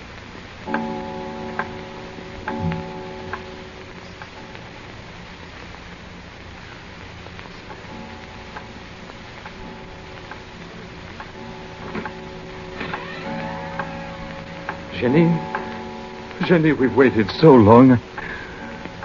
Jenny, my darling, what's happened to...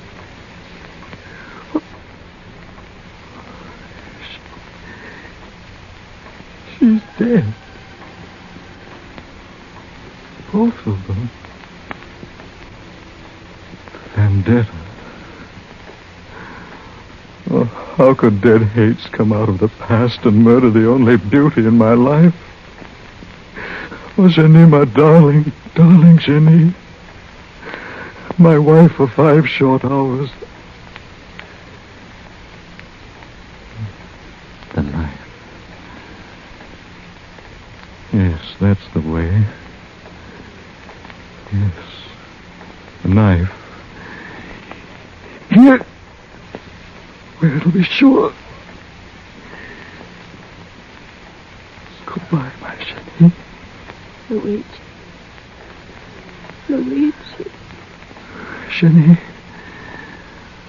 I'm coming to meet you.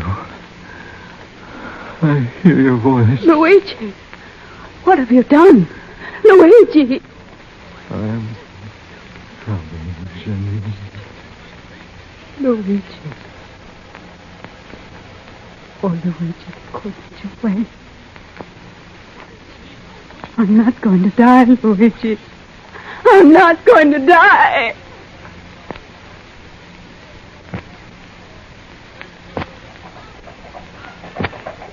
Jenny didn't die.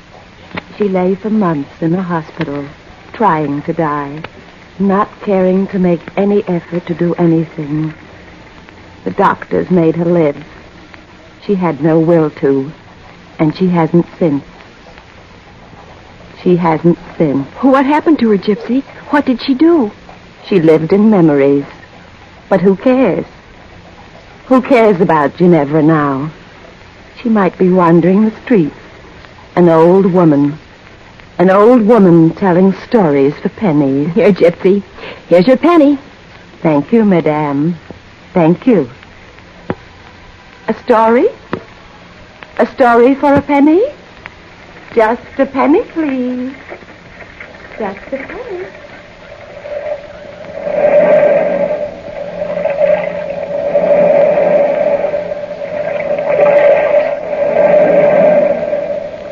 From the time-worn pages of the past, we have heard the immortal tale, the Vendetta. Bellkeeper, toll the bell.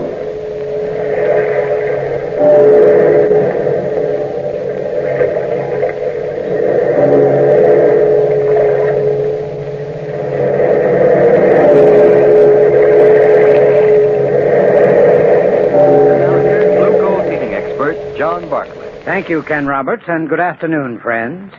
One investment every homeowner can make, which will pay big returns in comfort and convenience, is to install a blue coal heat regulator. I've heard some people say what time and trouble savers their oil and gas burners are. But those people forget that their oil and gas burners are dependent upon thermostat control for their heating performance and for maintaining an even degree of temperature. By simply installing a blue coal heat regulator for your coal furnace, you too can control room temperatures and enjoy exactly the same kind of heating comfort that the most expensive oil or gas burner could give you. The blue coal heat regulator is a thermostat which controls your furnace dampers automatically. All you need do is set the thermostat control at the exact temperature you wish. Your heat regulator will maintain that temperature day and night. What's more, it will stop your house from becoming overheated in warmer weather and save you from wasting coal. Get in touch with your nearest blue coal dealer. He'll be glad to show you how a blue coal heat regulator can pay for itself in the time, trouble, and amount of coal it saves you. I thank you. Hojo Radio, where the classics come alive.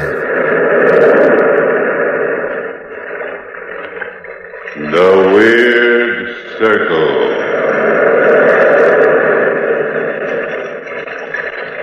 In this cave by the restless sea, we are met to call from out the past stories strange and weird. Phantoms of a world gone by speak again the immortal tale, narrative of Arthur Gordon Pym.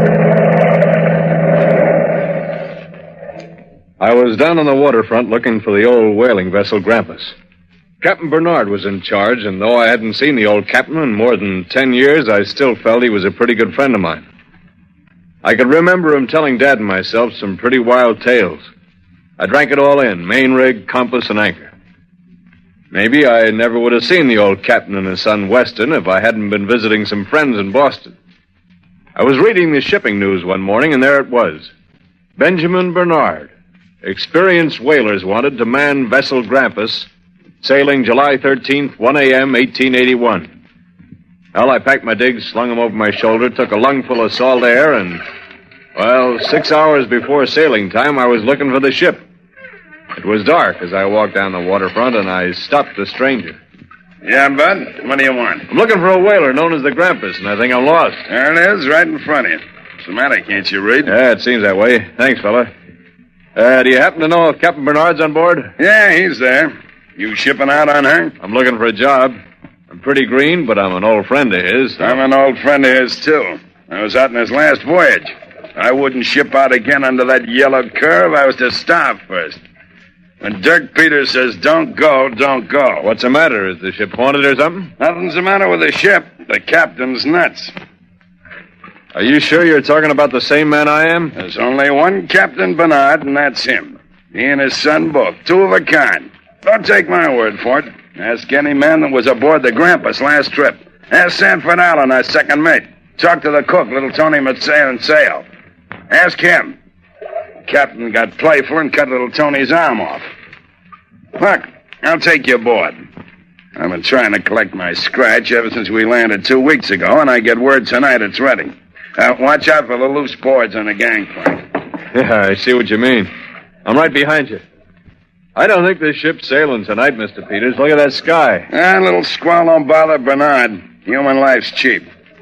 Climb over the gunwale. It's fastest. All right. It's a dirty-looking ship. Captain Bernard!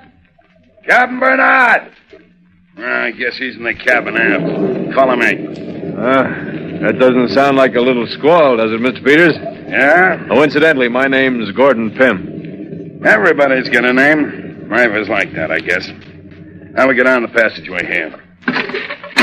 Captain Bernard, All right, men. Take Mr. Peters and his friend and put them in irons. What's this? You dirty swine, you double-crosser! Shut up, Peters. Take them down to hold until we sail. Then we'll see what you have to say, Mr. Peters. We're being shanghaied, Mr. Pym. Shanghaied!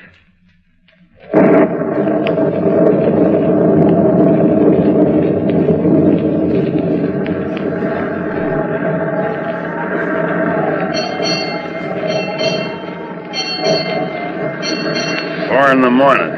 Been aboard 3 hours, Mr. Pym. Your friend, the captain, ought to come below any minute with a pep talk, now that we're too far at sea to swim back. Wait a minute. Allen. Sanford Allen. Is that you in the corner? Yeah. Kinda cozy, ain't it? All of us together here like this, huh? What'd they do, slug you too? Yeah, with the old payroll gag. Come up and get your pay.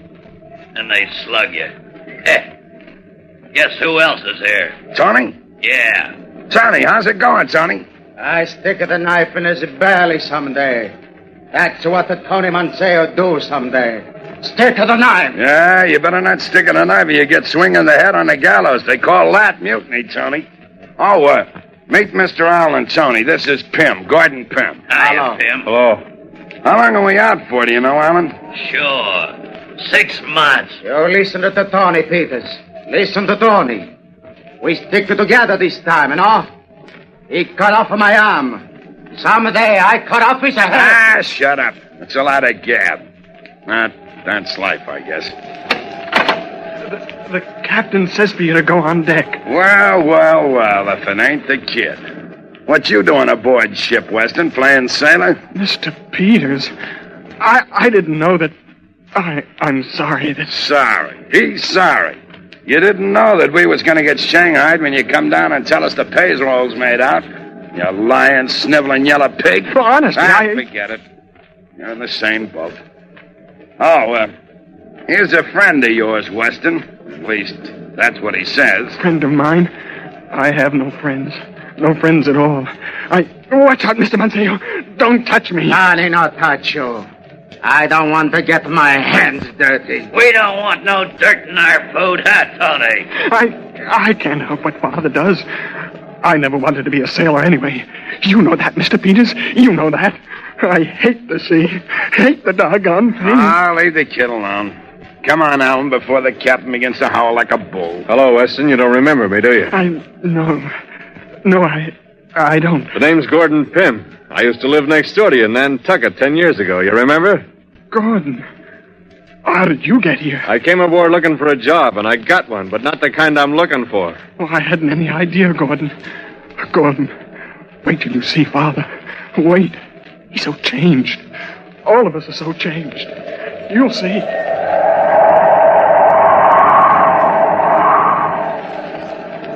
We walked slowly up to the deck, and we lined up. 2 lines, 10 men. 10 of the toughest, dirtiest-looking men I've ever seen. Captain Bernard kept moving his hand back and forth, sort of a nervous habit, and then started to stand muster. He didn't recognize me, and I didn't mention our old friendship. As the days went by, he seemed to take a kind of joy in making a fool out of me. But then he didn't treat his own son any better. As for Peters, he hated him and wanted to get something on him. But Peters was smart and stayed out of trouble. He was the only man who wasn't flogged during those first 40 days at sea. One night, we called the 10-man crew to a secret meeting and advised them never to try and talk to the captain.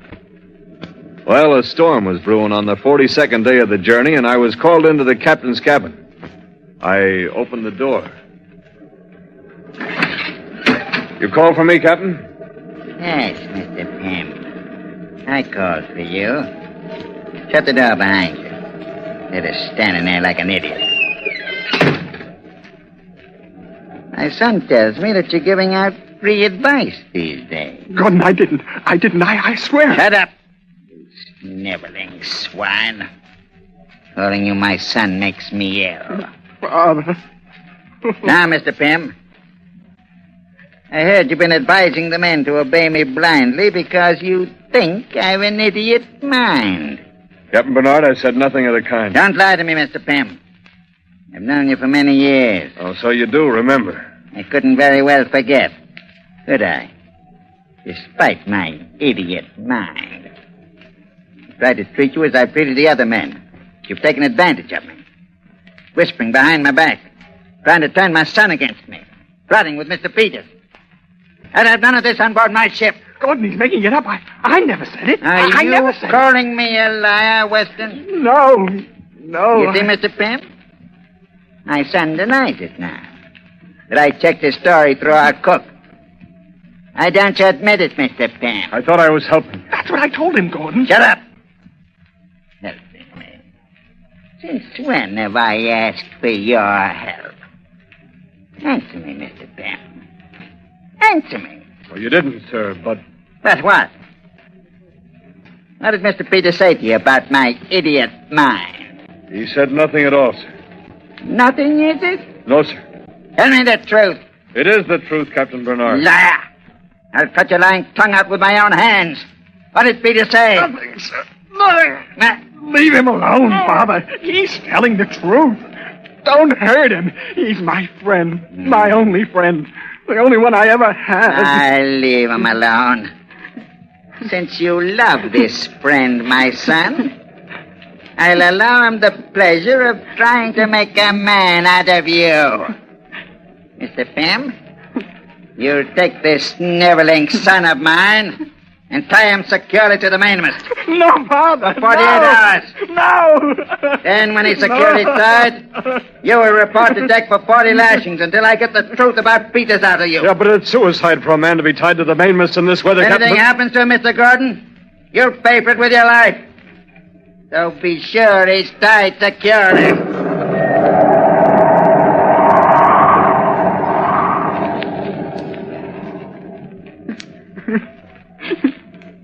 Those were the captain's orders, and we obeyed them. The wind was screaming through the sails like an insane witch on a broomstick, but Weston and I climbed to the cross trees of the mainmast.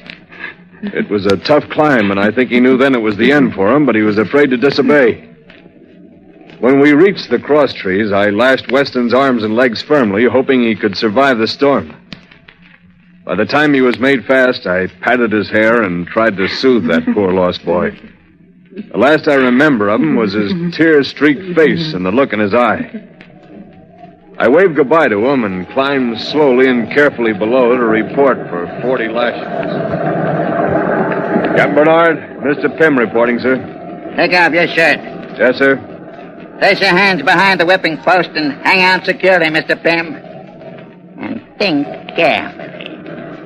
Try to remember the words Mr. Peters said about my idiot mind.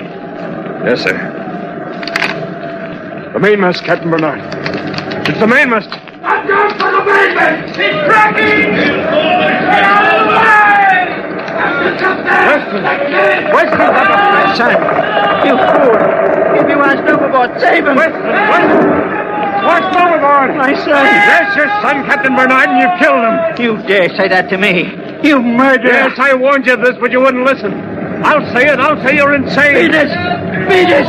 Throw this man in irons! Are you talking to me, Captain Bernard? Throw this man in the gang! Help me, Peters. This man isn't going to captain the ship any longer. This is only Mr. Pym. Do you realize that? Do you want to swing on the gallows still, Mr. Peters? I can't hear you, Captain Bernard. Ain't that a shame? I just can't hear you at all.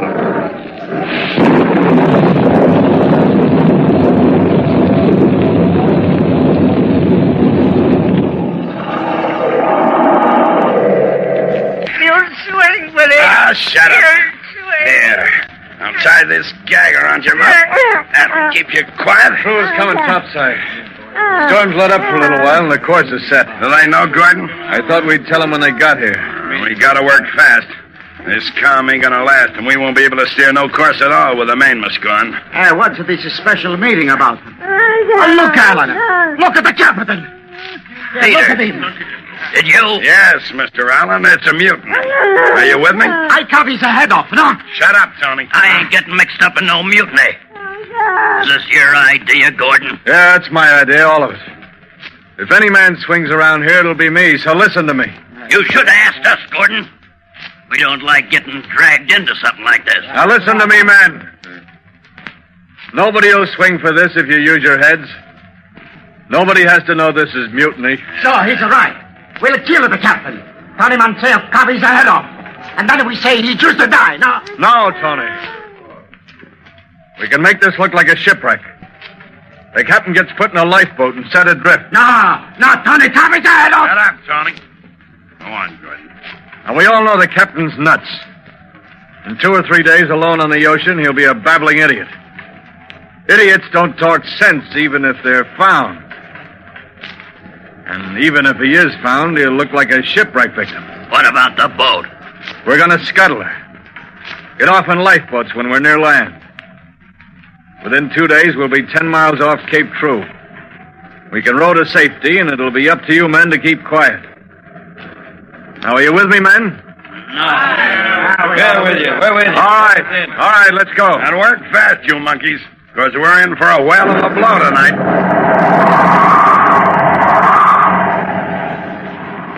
I was so smart. Smarter than anybody. You could see it then. I had the whole thing planned perfectly from beginning to end. We lowered the captain in a lifeboat, gave him some biscuits, a compass, and a jug of water.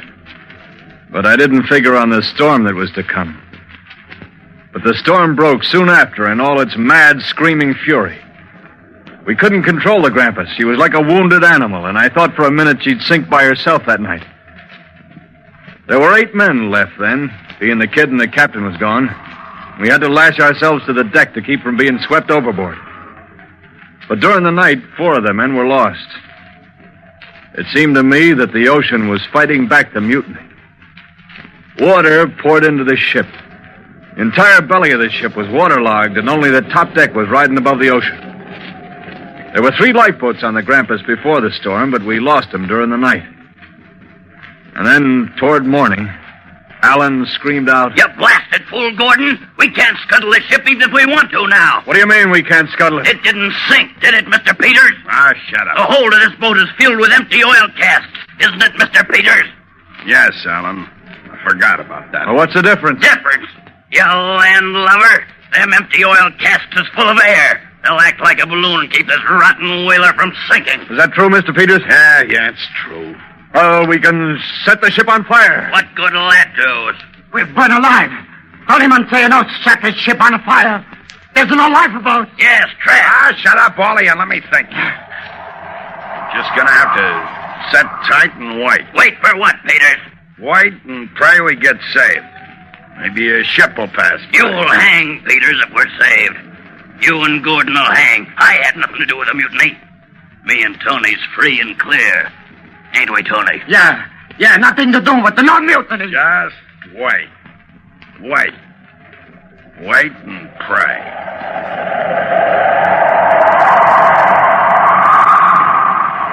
We did wait and pray. Waited for 13 horrible days without food or water. 13 days. And then one morning, Alan began to complain as usual. So thirsty. So thirsty. How many of us are left, Gordon? It's not light yet, Peters. I don't know. How do you feel, Gordon? I'm not sure. Take it easy, kid. The sun will come up shortly. Alan. Yeah? Where's little Tony? Tony! He isn't around. Listen to me, both of you. There's just 3 of us left. None of us can last very long floating around on a derelict ship. None of us. But there's a chance. There's always a chance we can be saved. If we can last. What are you getting at, Alan? One of us will have to die so the others can live. One of us must. No, Alan, if we all die here first. Maybe you won't, but I will. You were the ringleader, Gordon. You started this thing. You'd hang if we got to land, so would you, Peters. But I'd be free. I got a knife. Put that knife down. Alan's right, Gordon. If any of us is gonna live, one of us has gotta die. Yeah. Oh, Peters, no, it's better to die Shut than... up, Gordon. I know what I'm saying. Alan's right. It's 2 against 1. Yeah, 2 against 1. We're gonna choose for the privilege. Here are 3 pieces of wood. Take them, Gordon. Hold them in your hand. The man who gets the shortest stick is the victim. Is that level with you, Alan? Sure. All right. Put your knife right here in the middle. Okay. There it is. Okay. Choose, Alan. This one. It's short. It's my turn now. There. Yours is the long one. Who's the shortest miner, Gordon's? Let's see. Gordon? Yeah. It's you, Alan. No, I won't. I'm the one that should live. I'm innocent. Give me that knife. Let go of it, Alan. Oh! You double cross. Take that, Peters, and that. Now I get the knife. And no, Peters, you. Oh.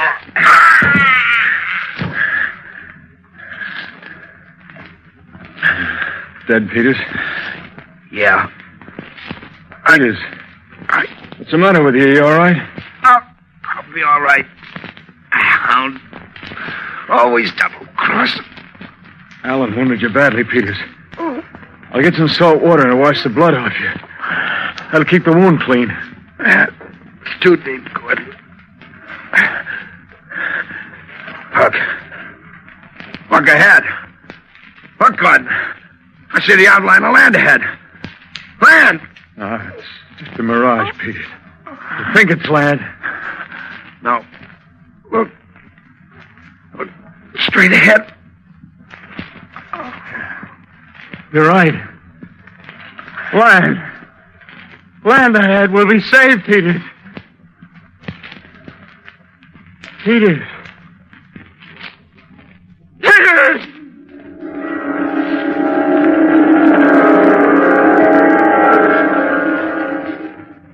But Peters was dead. Peters and Alan lay side by side. I climbed over the gunwale of that ship and started for land. I don't know how I ever made it. I couldn't swim 4 miles in good condition, yet I swam 4 miles after 13 days of no food or water. I climbed out of the water, wet and tired, and fell exhausted on the beach. I don't remember what happened after that. I was in a native village of some sort, I knew, and some native women had taken me in and cared for me until I was well. They thought I'd been shipwrecked. They would have kept on thinking it, too, if it hadn't been for the first day I was well enough to walk around. I stopped in at the settlement's only inn to figure things out, and as I opened the door... What do you mean there's a derelict ship out there, eh? I mean what I say. All the grampus. This old loon keeps saying he was once the captain of that ship. Oh, loon. I'm crazy, huh? You men think I'm crazy. But I'll prove I'm sane. There was no shipwreck. It was mutiny. Mutiny. And my son was killed. He did it. Yes, he did it. Mutiny. And he did it. There he is. Right there. Standing at the door. Look at him. Don't let him get away. Don't let him get away. Hey, mister. You mustn't get away. Mister, come over here. Talking to me? Yeah. Come on over here to this table, stranger. This old loon claims he knows you. Yes, I know you. Don't I? Then answer me. You were hired on board the Grampus and led a mutiny against me and you'll swing for it. I was picked up 3 days after you put me in that rowboat. I've stayed alive for one reason and one reason only. To watch your body swing from the gallows. Tell these men the truth. Speak up, man. Speak up. Are you a Gordon Pym? I demand an answer. Are you a Gordon Pym? Well, mister, are you? It's your word against his. Tell the truth. Are you a Gordon Pym? Frankly, I don't know who I am. I guess I'm just something washed up out of the sea. Yeah, I'm just somebody washed up out of the sea.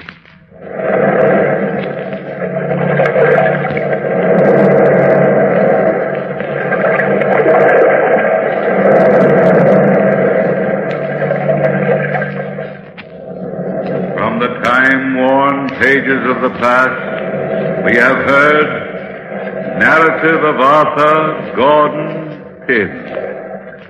Bellkeeper, toll the bell.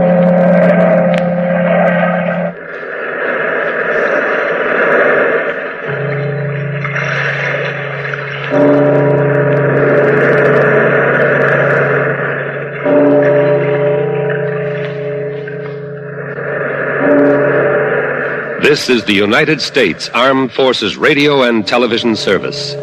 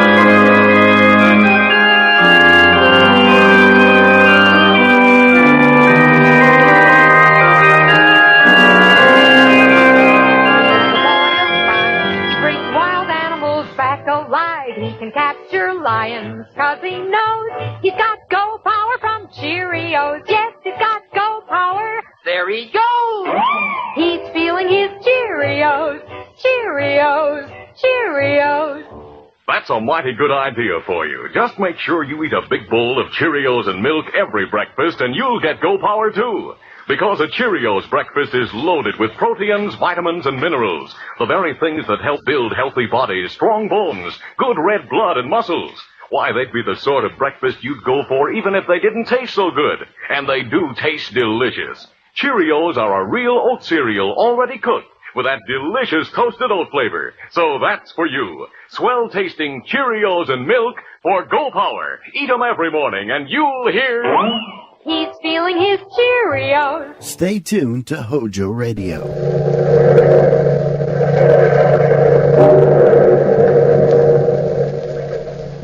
Out of the past, phantoms of a world gone by, speak again the immortal tale, declared insane.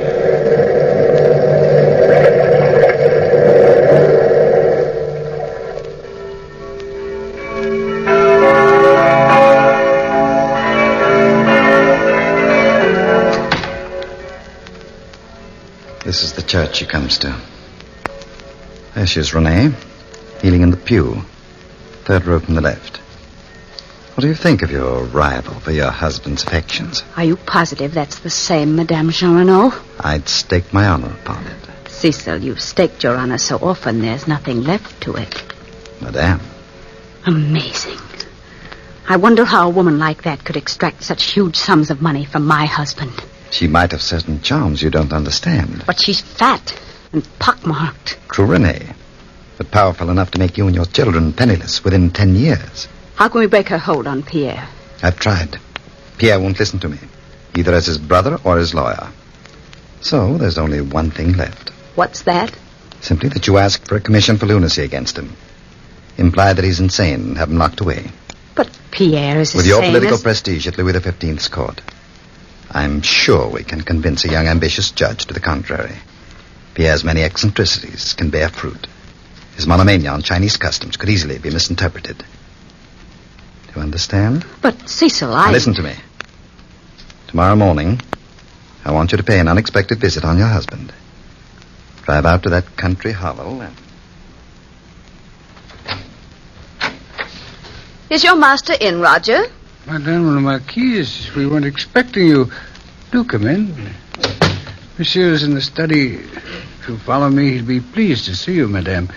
It's been such a long time. Thank you, Roger. Monsieur, Madame la Marquise?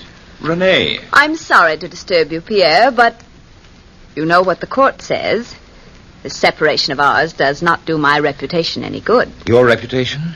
Naturally. What are you doing dressed up in that silly outfit? I am writing a history of China, Renee. One can't understand the Chinese mind without trying to feel the tempo of their mode of life. Oh, that's neither here nor there. I've been hearing about the way you're handling the children. The children are well and healthy. I don't feel comfortable about them out here. So I'd like to change nurses. The woman you have now is too old for the job. I've brought an Englishwoman out here with me today. Her name is Maggie Campbell. I think you'll find Maggie a gem in many ways. Your absent-mindedness endangers our children's very existence. What are you hinting at? Hinting? You know very well what I mean. That woman, Madame Jean Renaud. She's no concern of yours. My son's future inheritance, however, is my concern. I can't prevent you from throwing it away on a swine-headed woman. Oh, Renee, but really? Really what? Who is this Jean Renaud? What power has she got over you? Why do you insist on living in the country and giving her the major part of your income? That's one question you'll never have answered. You wouldn't understand. That's why I've hired Maggie Campbell to act as nursemaid. The children are never to be in that woman's company. And Miss Campbell will follow those instructions to the letter.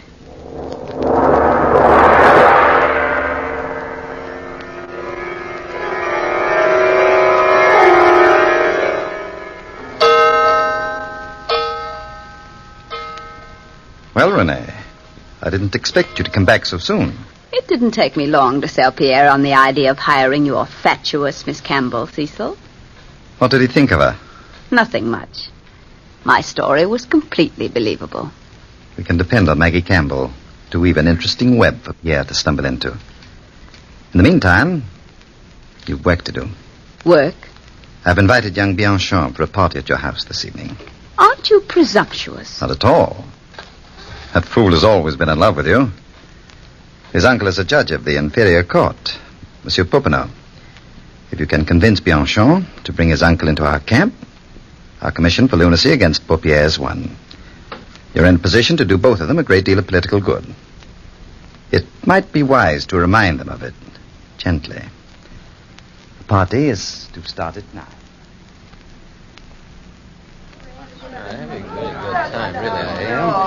Bianchon, I'm so glad you could come to my little party. Oh, you're playing with my heart, madame. Ah. If only I were a free woman. Free to play with a man's heart. Oh. But my husband being ill... Oh, Pierre's ill? Didn't you know? No. Oh, I'm sorry to hear it. It's a mental condition. I thought you knew. Oh. Is there anything that I can do? I'm afraid there's nothing anyone can do. He insists now upon throwing his money away on a woman, known as Jean Renaud, whom he favors now. Oh, a woman. A fat, ugly, pockmarked woman who is closer to 60 years of age than anything else. He's given her almost 1 million francs. Oh, this is serious, madame. But what can I do? He controls all the money in the family except my own small income. Well, have you ever thought of securing a commission for lunacy against him? My own husband, Monsieur Bianchon? But it's necessary, madame. My uncle is judge of the inferior courts. He could get it for you quite easily. If you'd consent to visit with him, I'm sure... Bianchon. Yes? Could you persuade your uncle to visit me here in my home? I would repay him for his trouble. A close friend of mine, Philippe Brett, is head of the civil courts. He could do your uncle much good if I suggested it.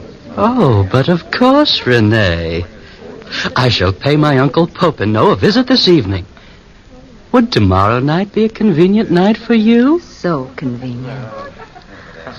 And if Monsieur Popinot is interested in verifying my case, he might ask Maggie Campbell, my children's nurse, about Pierre's strange actions.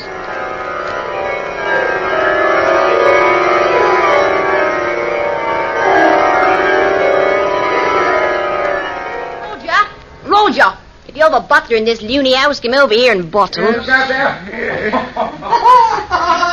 Yes, Maggie. What is it now, nurse? Listen to them, will you? A father playing with his sons, a twisting their arms so they scream in agony. Look at them there in the garden. He's teaching the boys how to wrestle, Maggie. Wrestling's a fine art in China. Wrestling, is it? It's a fine kind of wrestling. A trying to pull the boys' arms out by the sockets. A laughing and a screaming. A maniac's mind. A maniac, I tell you. Heaven help us. What will the madmen do next?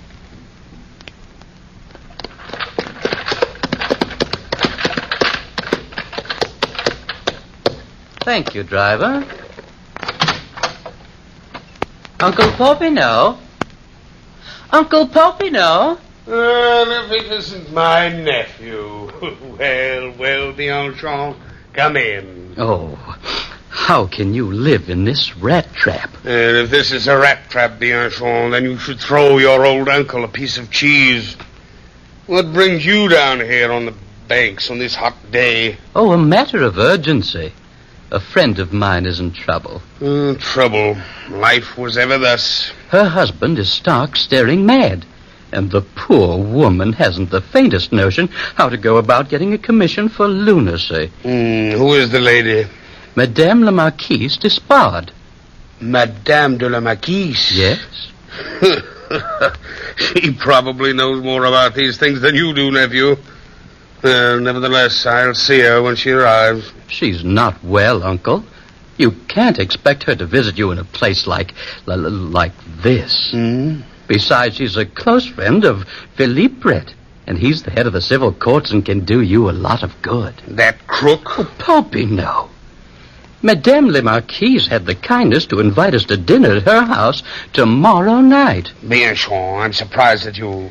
You know very well that I'll be the examining judge on the case, and our courts forbid a judge to dine in a petitioner's home. It's against the law. Oh, yes, I'd forgotten. After dinner, then, Uncle? Well, she can see me here. In all fairness to her, she's ill, Uncle. Drop in at her house. Was it a request or a demand from Bianchon? Both, I imagine, Uncle. Even a judge is afraid not to grant her demands. A woman like that is a powerful factor at court. Then you will drop in and see her? Yes, tomorrow afternoon at 3. But warn her not to serve any food or drink to me at all. Oh, yes, Uncle. She will be well warned.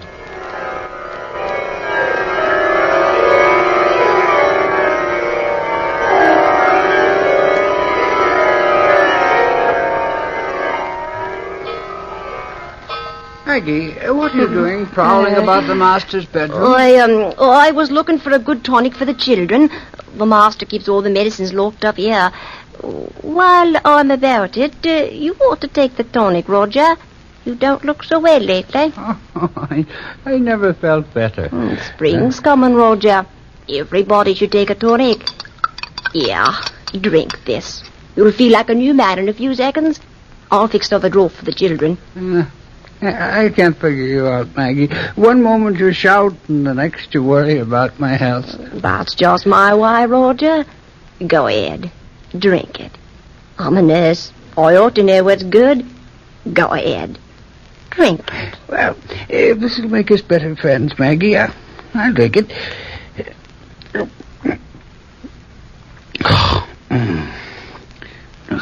Tastes like poison. Roger. The master's calling, Roger. See what he wants. I'm coming, Monsieur le Marquis. Better come along to the study, Roger. I'm expecting a visitor, and I'd better have the place looking spick and span. Visitor, monsieur? Madame Jean Renaud will be here soon. Then the business between Madame and I will be over, finally. I'm glad. Monsieur, look at the study. More Chinese books than all of China. I need them. What's the matter, Roger? I feel so ill, Monsieur le Marquis. In heaven's name, Here, better sit down over here, Roger. Help. Roger. Maggie. What's the matter, monsieur? Roger, old fellow. Roger. He's dead. Dead? His skin is turning black, monsieur. Black? As if he had drunk. Yes, just as if he drunk a strong draught of Chinese poison. How do you know the effect? I'm a nurse, sir. Now your madness is no longer innocent. You're a murderer, too. Poisoning a poor, helpless man just because he disagreed with you. What are you talking about, Maggie? You know what I'm talking about, monsieur. You're a murderer. A murderer. I'll get the police for you, poisonous all in the middle of the night.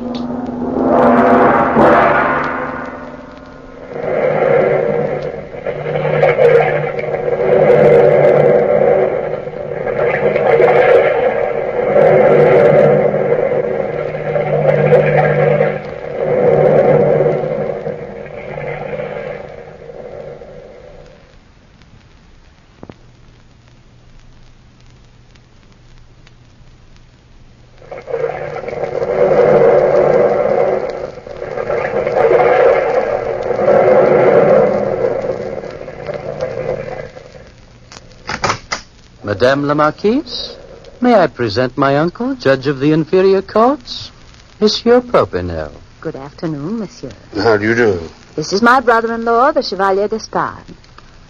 Say so. How do you do? How do you do?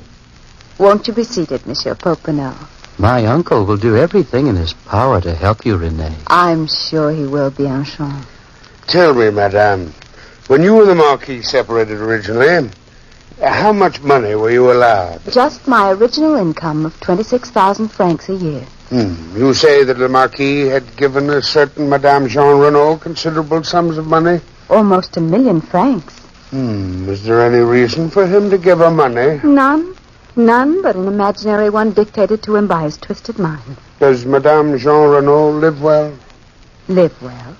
In a mansion? I'm a poor man myself, madame. How much does Madame Jean Renaud spend on her house? Oh, the stables alone cost 16,000 francs. Judges are apt to be incredulous. If the stables alone cost 16,000, then how much for the entire establishment? Between 50 and 60,000 francs. So much? You don't say. How much do you spend for this lovely place? About the same, 50 or 60,000. Renee! Huh? Oh. I thought you said your income was only 26,000 francs. You must be badly in debt. Obviously. But, monsieur... If you're in debt, the court might not feel justified in allowing you to handle your husband's money. They might think you have a different motive for trying to secure control of your husband's money. Not that I have. A selfish one. Do you serve, madame? I'm sorry, Madame la Marquise. It's against the law for me to eat or drink at a petitioner's home. I thought you knew. Madame la Marquise! Madame la Marquise! Oh, Maggie? What are you doing here? I've been trying to get her all day, I have. Monsieur le Marquis has murdered his butler. Poisoned him. I saw it with my own eyes. The police came. They've got him away in the jail. He's stark, staring, raving mad, he is. Murder now. Well, Monsieur Popinot, is murder a part of a sane man's mind?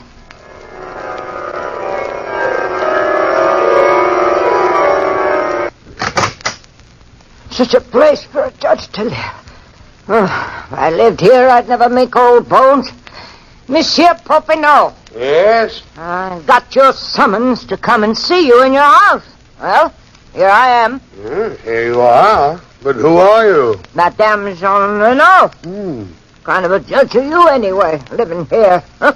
You must be an honest one. Yeah? What do you want to see me about? I've learned that you've been receiving extraordinary amounts of money from Monsieur le Marquis d'Espard. Oh, as a matter of fact, I have. What seducer's arts have you been using on Monsieur le Marquis? Oh, seducer's art? Look at me, monsieur. Fat, ugly, hideous.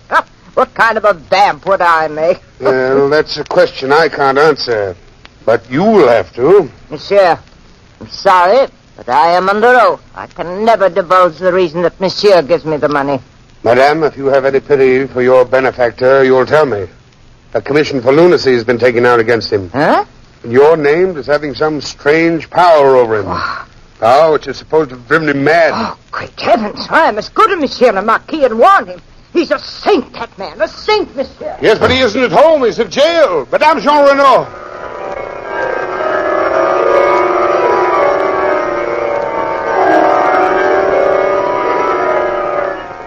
Monsieur le Marquis, I'm Judge Popinot of the Inferior Courts.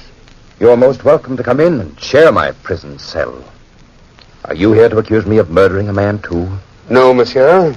But your wife has taken out a commission for lunacy against you. Monsieur, you're joking. I wish I were. Your passion for Chinese customs has led them to believe you live in a dream world. I was commissioned to write a book about China by the most respectable firm in all Paris. Have you a contract from them? In my desk drawer at home. Are there any duplicate copies in case your copy is stolen? Certainly. Here's the address of the firm. They have the duplicate. The second count is, of course, there's murder. You were accused of murdering your butler just to try out a potency of a new Chinese drug you've discovered. I've never toyed with Chinese drugs or poisons. How about this business of giving all your money to Madame Jean Renaud? Monsieur, I never thought I'd tell anyone that secret. Your life depends on it. Madame Jean Renaud is the descendant of the Jean Renaud family who owned a large estate in Saxony in the 13th century. My ancestors murdered her ancestors and stole that property. What has that to do with you? The entire Despard fortune was founded on that property. I'm trying to pay back a debt. The amount of money which should have been paid to the Jean Renaud when the property was taken over. You're too conscientious, Monsieur le Marquis. I don't want my children to be ashamed of their family as I'm ashamed of mine. They'll always be proud of the Despard name. I don't think we'll have any trouble clearing you of this charge. Tell me this. Is there any place in France where the black Chinese poison can be ordered? One place might have it. It's a small pharmacy called Lincoln. Usually carry that particular mixing drug in our pharmacy, Monsieur Popinot. It's too dangerous. But I did have a special order for it from a Cockney woman named Maggie Campbell just the other day. She had a note authorizing her to buy it. Who was the note from? From the head of the medical research department, through the Chevalier Despard. Thank you very much.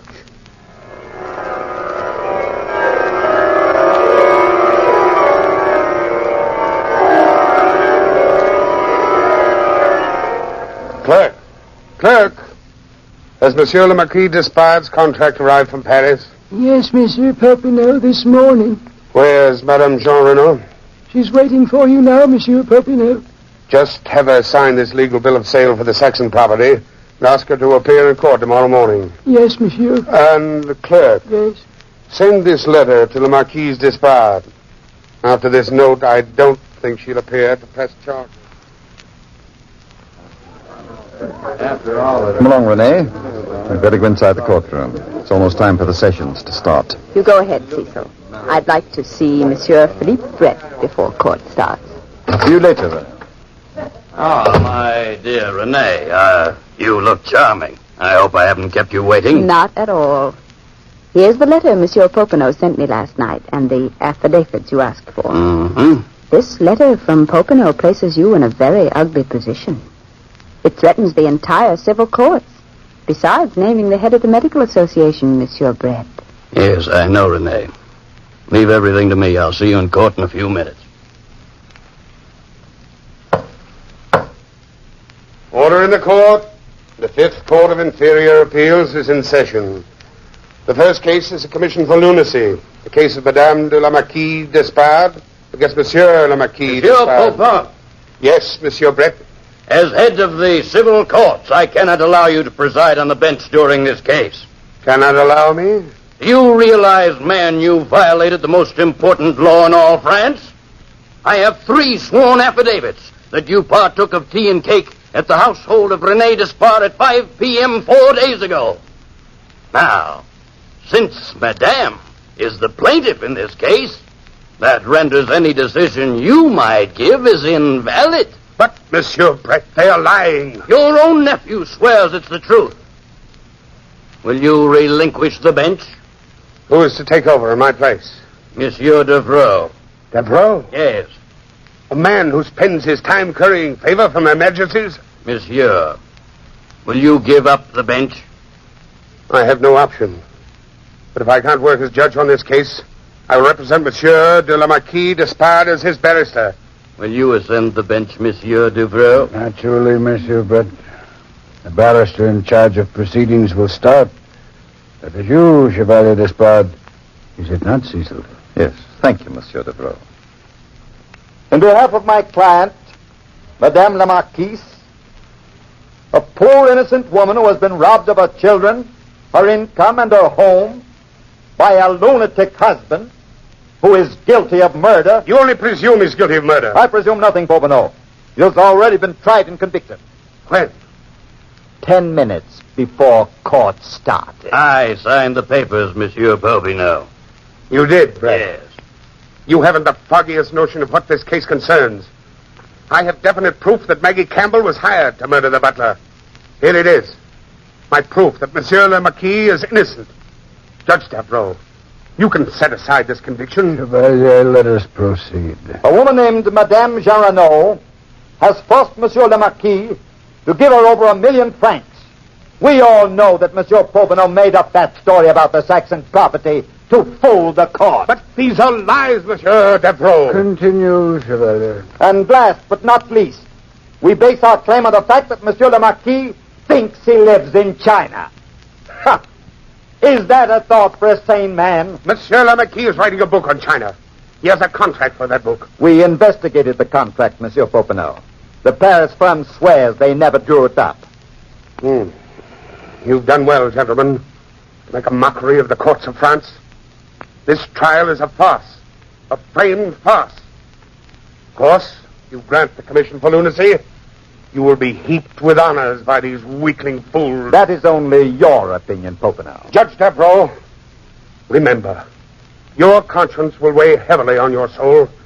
If you send this man away, you will have only yourself to answer to. You wake up in the middle of the night screaming for forgiveness to your Maker. Think on it carefully, Judge Devereaux. Think before you make a decision. There is no need for thought. I demand an immediate decision. There's only one decision I can possibly make. An honest one. A decision dictated to me by my conscience and the evidence on hand. The commission for lunacy is granted. Monsieur Devereaux, I'm as sane as you are. You can't lock me up. Popinot, tell them. In heaven's name, stop them. Don't let them. Guards! Take that man out of court and put him in a straitjacket before he loses his mind completely.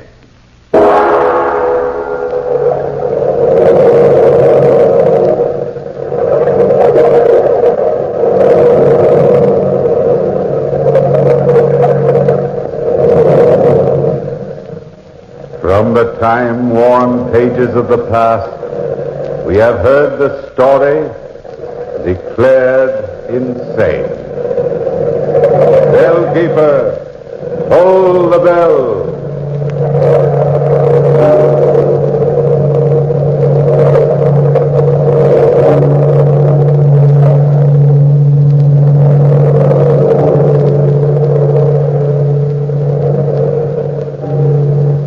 When you note the low prices of Clippercraft clothes, you're apt to be puzzled. How do they do it, you'll say? Well, the solution's no mystery at all once you know the facts. What makes them great values is the Clippercraft plan, concentrating the buying power of 924 leading stores across the nation. Yes, remember that you buy these famous clothes at your favorite local store, where you're treated as a person, not just as another number on a sales check. These days, practically everything you buy costs more, but not so with Clippercraft. You can select your fall Clippercraft suit at only $35 and $40, with a few special numbers at $43.75. Clippercraft top coats and overcoats, too, are only $30 to $40. Sport jackets, but $24. Selling expensive clothes at inexpensive prices at the nation's finest independent stores is the great big idea behind the Clippercraft plan. That's why men who know insist on Clippercraft clothes. So be sure to visit the Clippercraft store in your city. The leading stores in the metropolitan area that bring you Clippercraft clothes are Saks 34th, Broadway at 34th Street, Manhattan, Abraham & Straus, Brooklyn, the Boulevard Men's Shop, Kresge, Newark, New Jersey, and the B&B Clothes Shop, 16408 Jamaica Avenue, Jamaica. These great, courteous, and friendly stores are proud to add their names to that of Clippercraft in the label of your suit, top coat, sports jacket, and overcoat. Keep it tuned right here to Hojo Radio for more classic old-time radio.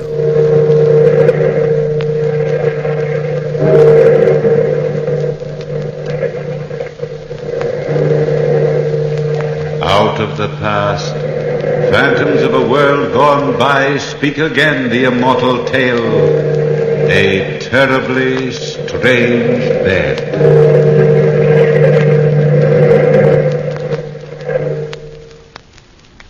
Jack Westcott was the best friend I ever had. He was the gayest of people. That was until we left America. I was writing a book about historic murder cases and had come to Paris to do some research work. Jack was fascinated with my work. Strangely fascinated. Almost horribly so. He enjoyed finding twisted minds and probing them. His hunger for crime was bound to end in tragedy. On the last evening of our visit in Paris, we were walking on the left bank of the Seine River when Jack noticed a crowd gathered about our old friend, the head of the Paris police force, Inspector Duval. I was in a hurry to return to the hotel to finish writing my murder manuscript. The deadline was in the morning, but Jack insisted on stopping. Inspector Duval, Jack, Stand back, please. What's the excitement all about, Duval? Well, hello, Mr. Westcott. Still looking for ancient murders, Mr. Manning? Not tonight, Duval. Ancient or otherwise. Stick around, Mr. Manning. I'll show you a murder the likes of which you've never seen before. Okay, boys. Drag it out of the river. What is it, Inspector? A corpse, Mr. Westcott. A corpse that's been squashed thin as a piece of paper. Oh, let's see it. Oh, what do you mean, thin as a piece of paper? Hey, bring it over here, boys. Right under the gaslight. Horrible-looking thing, isn't it? Horrible and fascinating. Why, it looks like it got squeezed in a giant press. We've had an epidemic of these corpses lately. Any idea who's doing it? Not even a vague notion, Mr. Hey, you! You, the fat man! You mean me, Inspector? Yes, I mean you, fat man. How come you're always around when we pull a corpse out of the river? Why? I enjoy murder. You enjoy it? You enjoy murder? It appeals to my sense of the artistic. Oh, it does. Well, there's something fascinating about these bodies. Something for a connoisseur alone to appreciate. The symmetry of the remains. The beautifully flawless flatness of the corpse. The hollow in the stomach. Lying in this puddle of gaslight, this mass of flesh and bones makes a nice picture. I should enjoy painting this, if I could paint. I know what you mean, fat man, but wouldn't you prefer probing the mind of a man who conceived this crime? A man's mind is his secret self. Well, enjoy the ghastly spectacle, my friend. Enjoy it. Good evening, gentlemen. All right, men. Take the body down to the morgue and try and find out who it is. Come on, Burke. I'd like to follow that fat man. In heaven's name, why? He's nothing but a psychopathic case. I want to satisfy a hunch. Well, if you're such a good detective, why don't you join Scotland Yard? Why, I might, Burke. I might at that.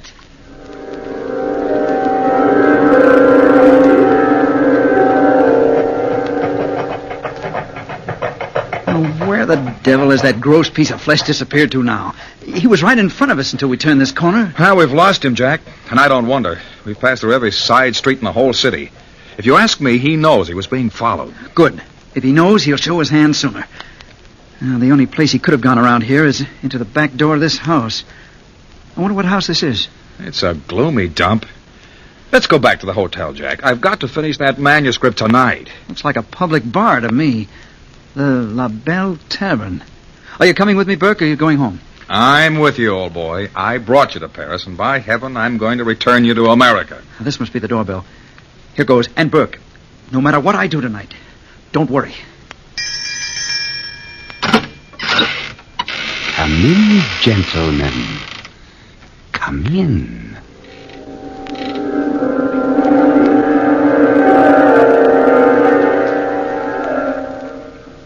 You were perfectly right, fat man. Those two Americans did follow you. They're sitting at the bar inside. The Americans value their lives so slightly. Amazing, isn't it, Cecilia? Their lives. Our lives. They might be cops. I don't want to get my neck in a noose.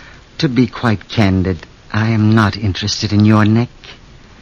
You're so impatient, and impatience is an evil ascribed to the very young. It might be a pity if you are not allowed time to cure yourself of that evil. Don't threaten me, you fat pig! You pig! I'd hoped to slap some sense into that lovely but empty head. Obviously, my stupid pigeon, those two Americans are wealthy. They would enjoy our roulette table. If you would show them to it. Remember, I'll talk to the croupier, and he will take care of the wheel of fate. If you don't do your part well, you'll face a lifetime in jail. What happens if they get wise? Room 16? But, of course. Let me go. I knew you'd understand. Yeah, I understand.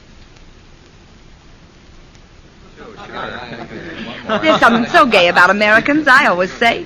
I hope you boys don't mind if I stick around. Well, miss, Not at all, miss. Not at all. You can call me Cecilia.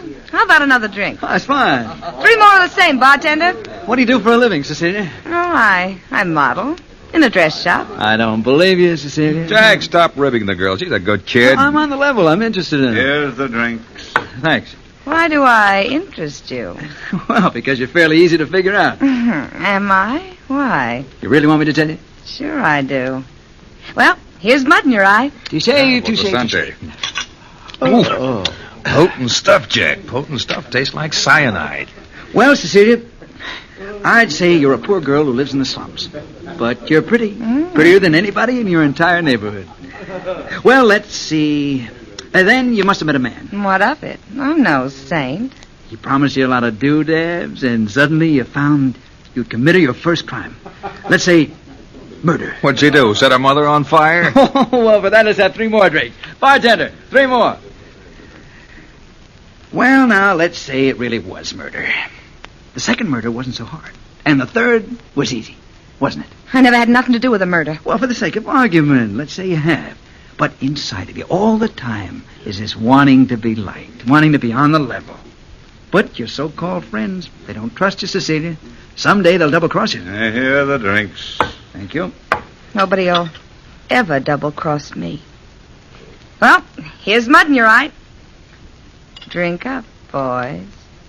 Is there anything else to do around here?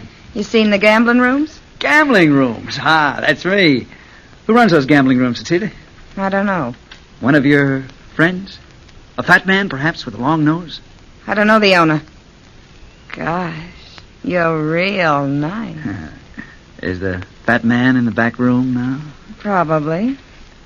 Gambles here a lot. Do you play? Sure. Well, come on, Jack. We'll see who's right. My books or your instincts.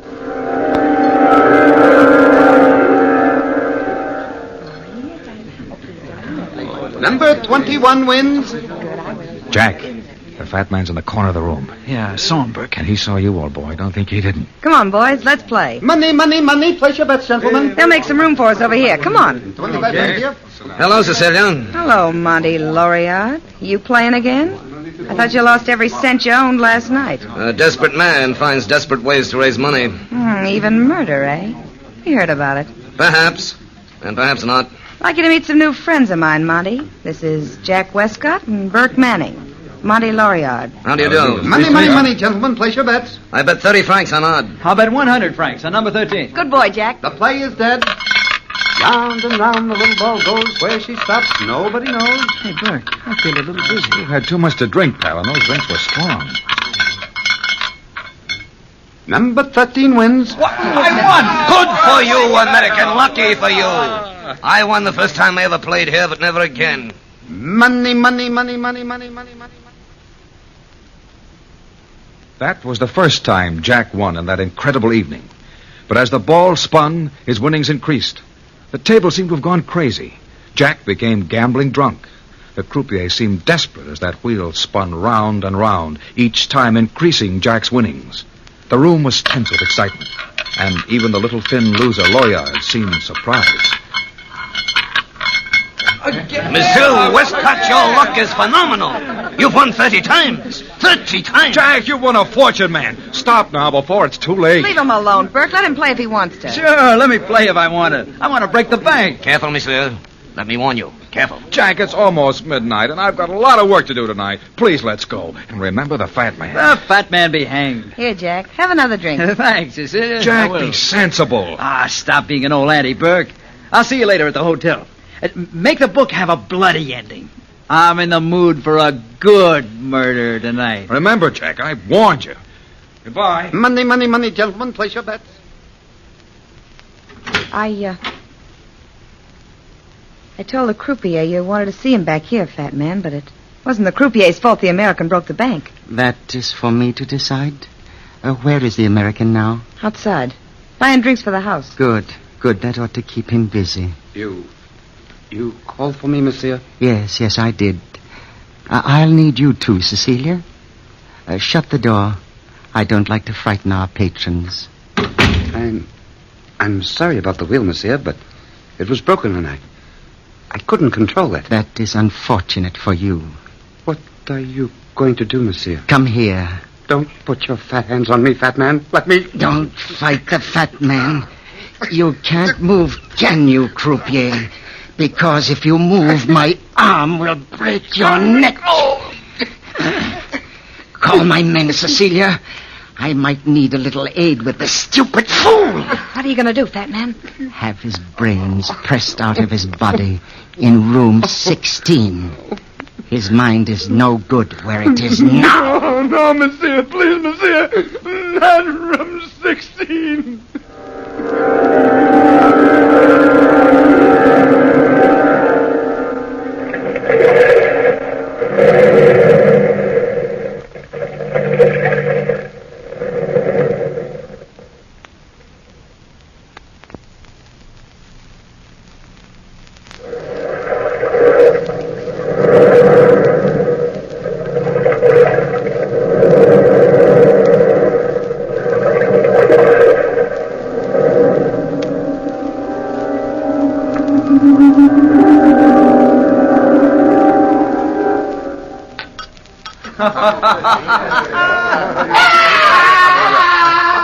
What's that? What was that, Monsieur Loriot? We'll probably be luckier if we don't ask questions. I want another drink. Jack, listen to me. Put on your hat and coat and leave this place. You're being watched all the time. Who's watching me? Hello, Jack. Oh, have a drink. No, Jack. You've had enough to drink. Leave this place right away. She's right, Jack. You must leave. I'll see you home personally. Come on, then. No, no, you don't, Monty Loriot. I know your tricks. The last man you saw home was found with a dagger in his breast. How come you're so interested in me, Cecilia? Because you're the first person who ever treated me decent. Oh, please go home. All right. Sooner or later, every woman develops some mother complex over me. Now, I don't want to be mothered. Who is trying to mother you, my friend? Oh, hello, fat man. Cecilia is. Ah, she has developed a rather latent maternal instinct. I think a maternal instinct is out of place tonight. After all, tonight's a night for celebration. Yeah, the fat man's right. Celebration. Bartender, open a bottle of champagne. Bartender, champagne. Champagne for Monsieur Westcott. Won't you join us, Cecilia? Yeah. Of course I will. Here is the champagne, monsieur. Won't you drink with us, Monsieur Loriot? No, thank you, fat man. I don't think so. I never enjoyed toasting to death. Death? Open the bottle, bartender. Good night, Jack. And good luck. Good night. Good night, good night, good night, good night, good night.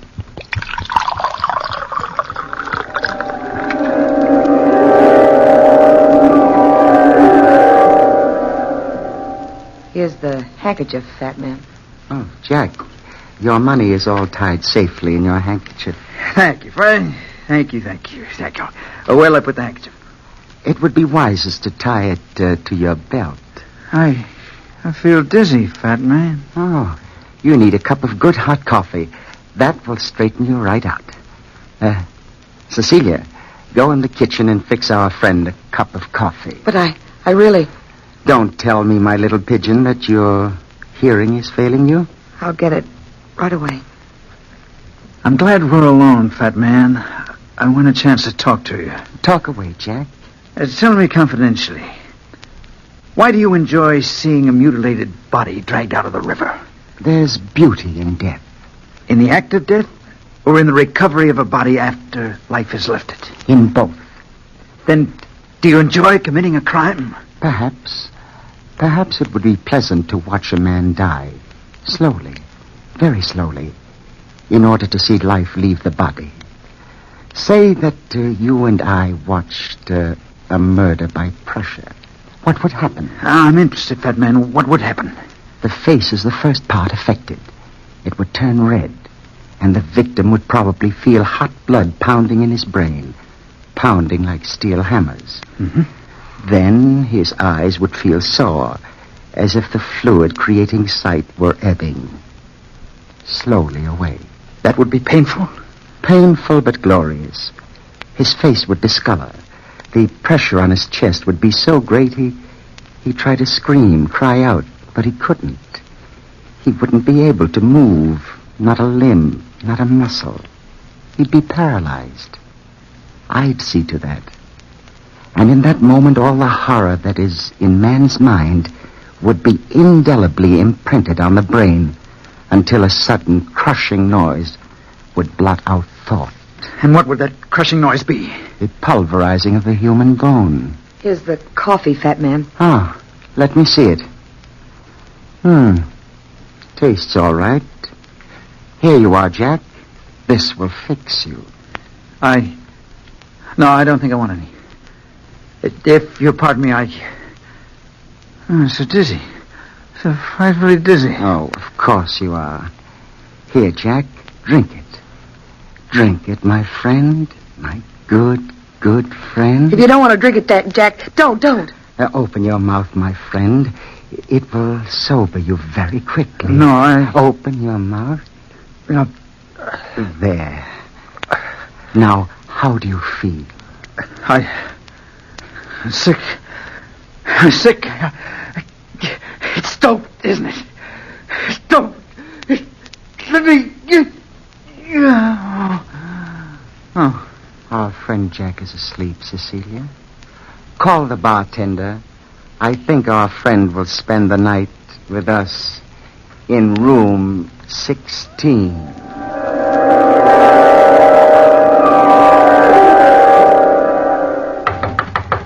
Monsieur Manning! Monsieur Manning! I've been looking all over Paris for you, monsieur. You've been looking for me? Yes, I've called every hotel in the city trying to find you. I know you don't remember me, but I met you earlier this evening at the La Belle Tavern. My name's Loriot of the Paris Police Force. Yes, of course. Won't you come in? Where's Mr. Westcott? I had to leave him at the tavern. He wouldn't listen to me. You see, monsieur, I've been assigned to watch that tavern. It's been under suspicion for several weeks. Oh, great Scott, man. Where's Jack now? At the tavern. He's carrying an enormous amount of money on his person. I know the fat man will never allow him to leave with that money. Why don't you raid the den? Unfortunately, we can't. We have no proof. As a matter of fact, they might not harm him at all. But just in case, I thought it might be a wise idea for you to go down there. You can go to the door and ask for...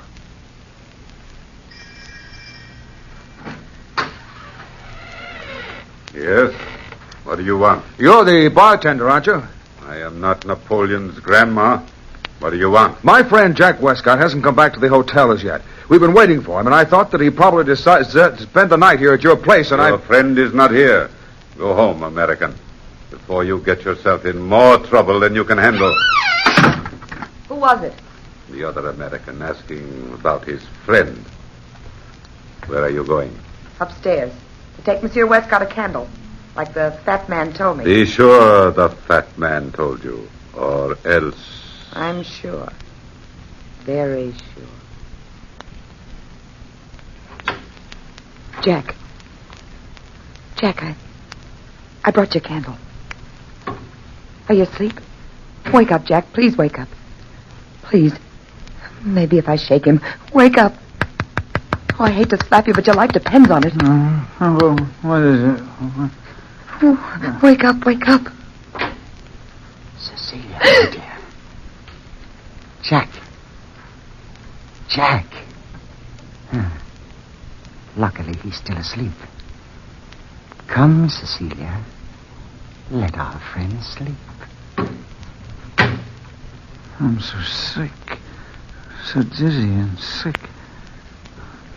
Why didn't she let me sleep? Oh, I feel paralyzed. I can't move at all. Just as if I'm drugged. Maybe if I concentrate on the room, I'll go to sleep. Funny that a French gambling house should have a bedroom.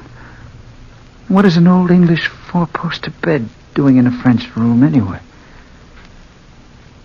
What a heavy canopy over my head. So solid looking. Almost as if it were made of steel. The mattress is so hard. I must concentrate on something. The picture above my head is just even with the canopy. An evil-looking Spaniard with 5 feathers in his head. The eyes moved. I'm certain of it. The eyes moved. I wonder if I dare look up again.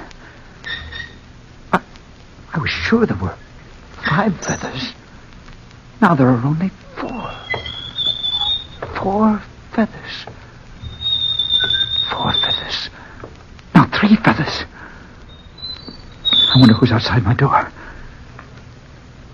I'll try to sleep. No, look at the picture. What? The feathers have disappeared. I can barely even see the face. God in heaven. The canopy is being lowered on me. That's what it is. The canopy. I can't move. The paper-thin corpse. Oh, I gotta move. It's coming closer. Closer. Closer. Oh, squash me. Oh, I must move. I can't. Oh, it's almost down. Halfway down. Oh, I move. Oh, just to crawl out of bed. Oh, if I get a crawl out of here.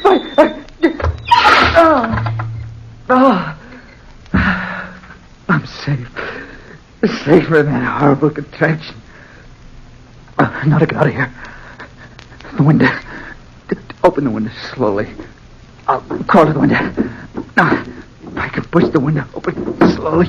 Very slowly. The bed must have clamped down on him by now. Listen to me, men. Push the window open. Oh, it's stuck. Be sure and deliver the money bags to me. There. Now to open it wide enough to crawl through. You can raise the canopy now. Let's go in, gentlemen. Help! Help somebody! Get that man before he Get out of the window! Somebody! I've got him. Out the window!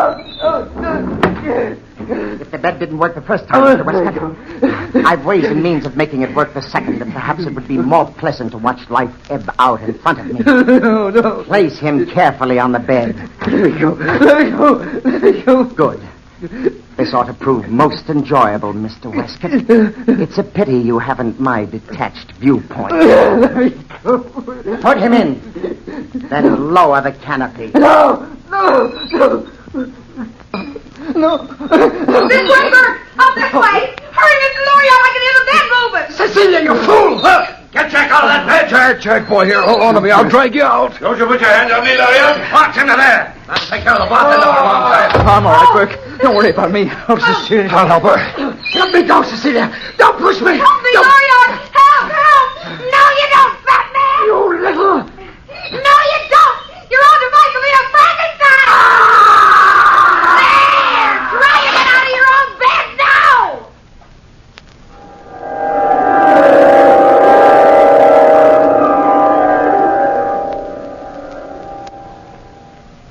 Well, Inspector Duval, that's the story. Loriot and Burke were waiting outside all the time. They saw me at the window, and Cecilia let them in. Close shave, eh? A lucky escape. Loriot and I pulled him out of the bed just in time, and Cecilia pushed the fat man under the canopy as it closed down. Must have been a horrible sight, Burke. Well, what about Cecilia, Inspector? What would they do to her? Unfortunately, the police can't find her. And I've instructed them not to look too hard.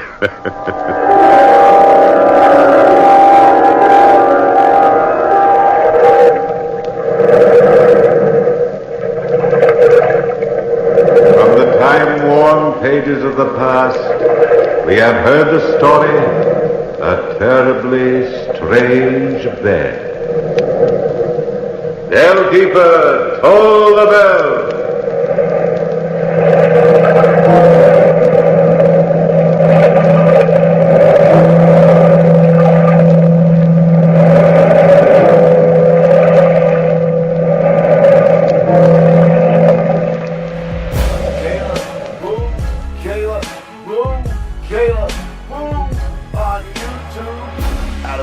Scraping and rage, turning the page, making a mage, fighting and blaze. Nothing but A's, gonna keep playing and banging for days. Training and raiding, playing and skating. All the rules that she be breaking, all the fools that she be shaking. Making them drool and making them wait. Retro gaming long plays like you've never seen before. Check out Kayla Boo on YouTube for some fantastic long play gaming. Kayla Boo, Kayla Boo, Kayla Boo on YouTube. Kayla Boo, Kayla Boo, Kayla Boo on YouTube. Stay tuned to Hojo Radio.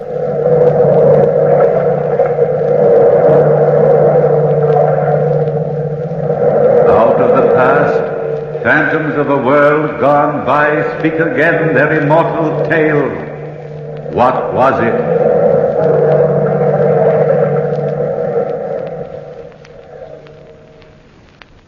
All right, then. What was it? What was it? Nobody knows. But the house was haunted by something or somebody. The boarders here at Mrs. Dimity's boarding house didn't believe in ghosts either, myself included. But we were curious about them. That's why we voted to move into the old brownstone house on 49th Street. And once we were in, we were still convinced that ghosts don't venture abroad in a New York tenement building. The only one who wasn't quite convinced that ghosts exist only in storybooks was old Mrs. Dimity herself. But her favorite roomer, young, handsome Ned Saunders, and myself, I'm Dr. Hammond, we refused to believe the ghostly nonsense. Anne Mitchell, the young sculptress who lived there, was frankly curious, while the Countess Harkavy, a fortune-teller of some renown and a psychic of questionable fame, was delighted at the idea of living in a haunted house. That was in a business way, of course. It was around 11 o'clock at night when the boarders, who were then assembled in that dark, dreary living room, first heard what some claimed was a ghostly presence.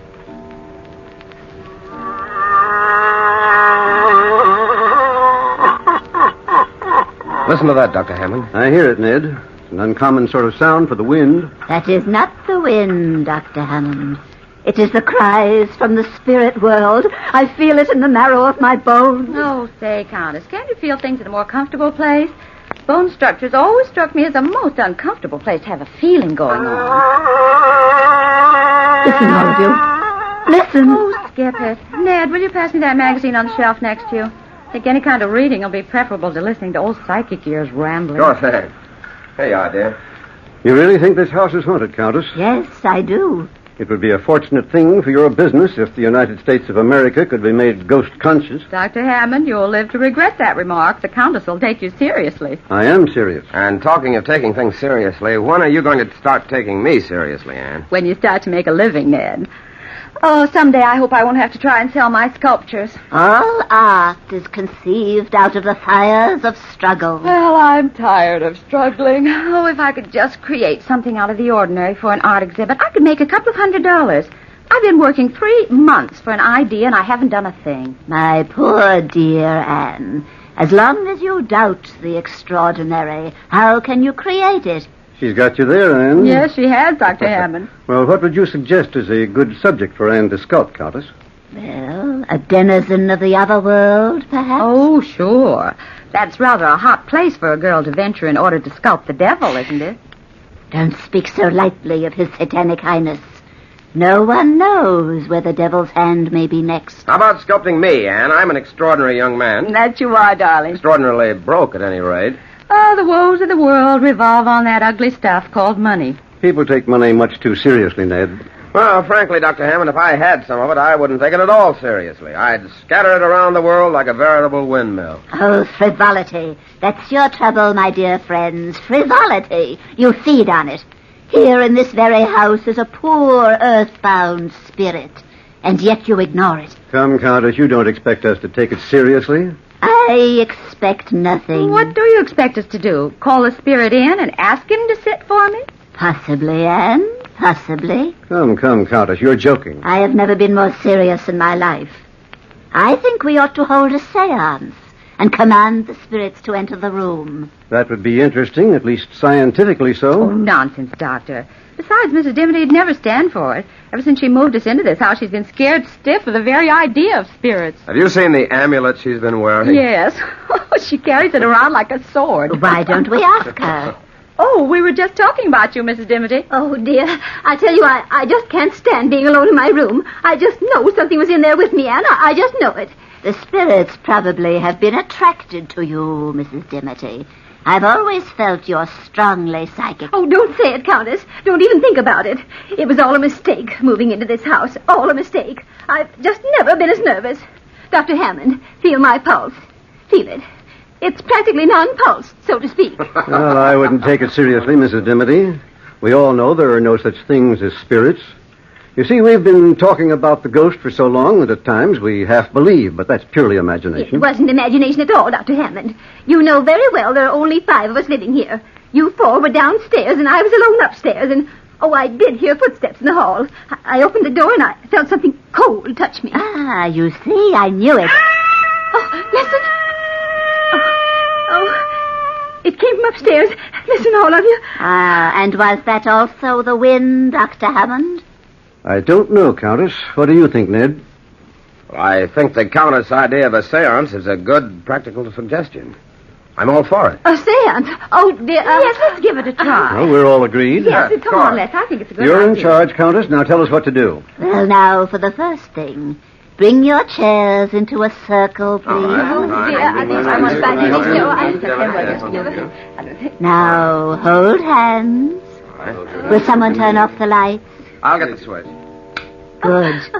Now we're in the dark. Quiet, please. Quiet while I summon the spirits.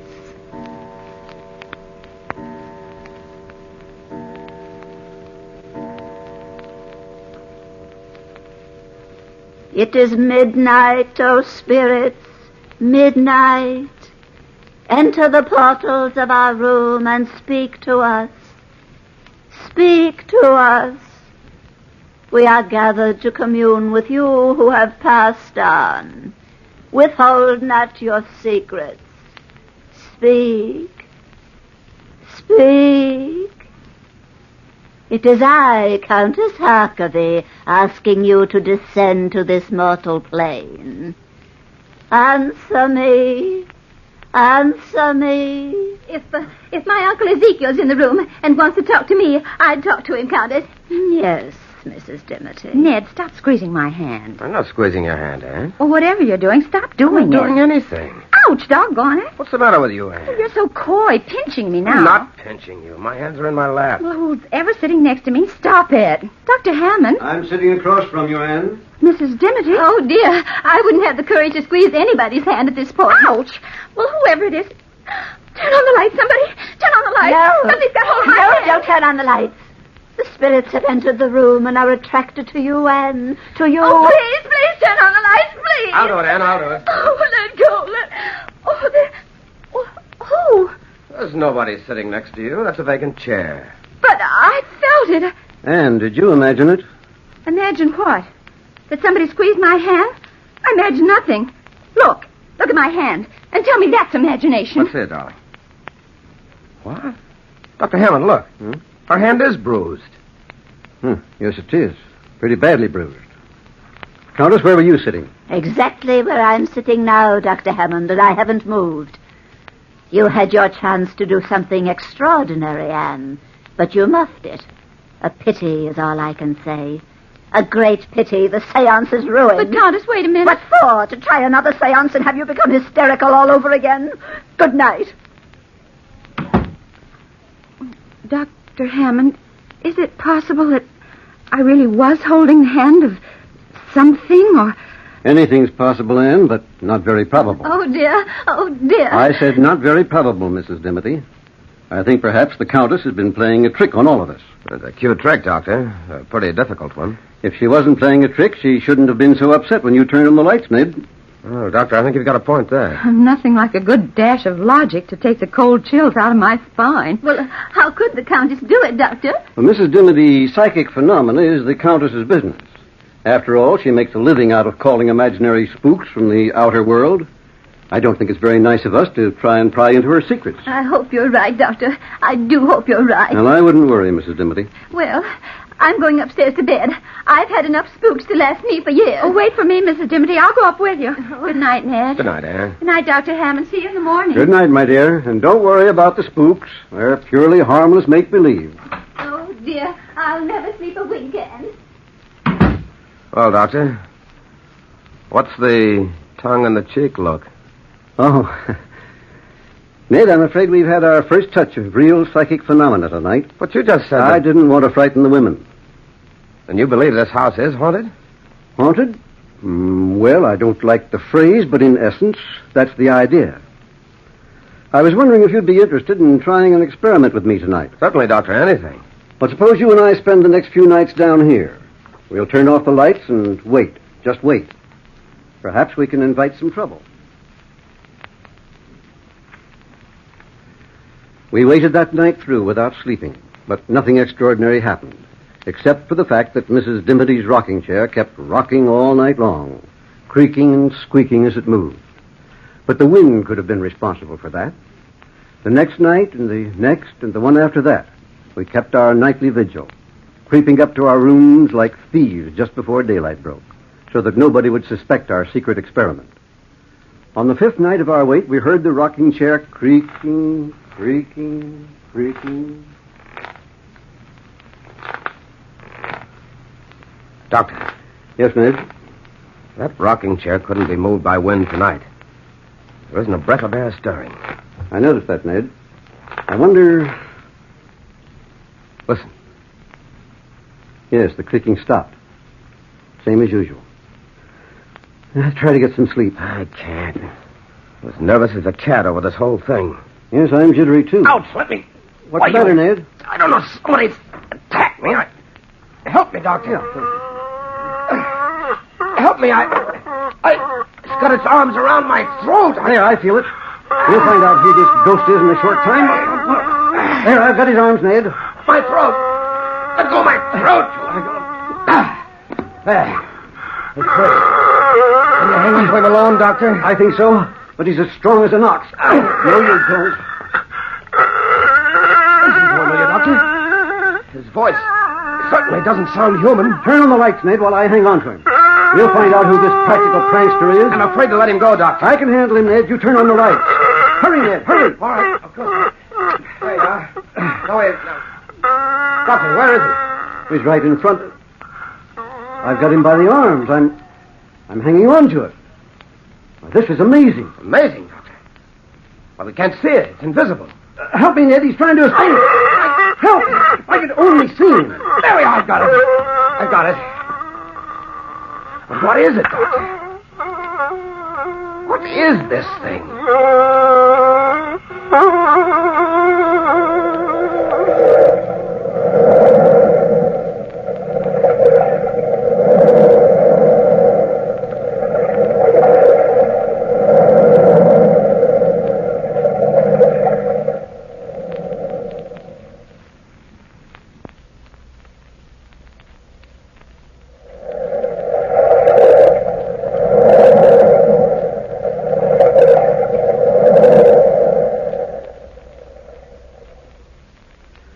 What was it? I didn't know as I held the grisly thing in my arms. It struggled and sobbed and moaned exactly as a beast would struggle and moan. An invisible beast. That was the horror of it. An invisible beast. I sent Ned to the basement of the old brownstone to get some stout rope. At least we could prevent this horror from escaping. That's what I thought then. Well, Ned returned shortly from the basement and opened the door. Here you are, Dr. Hammond. Oh, quickly, Ned. Bind its legs. I can't hang on to it much longer. Not as young as I used to be. All right, Dr. Halmanic. Somehow I try to hold him on the floor. Yes, of course. There you are, Ned. Now, quickly. Its feet are still for the minute. There. I got the rope about him. Look. Huh? A perfect loop around nothing but empty air.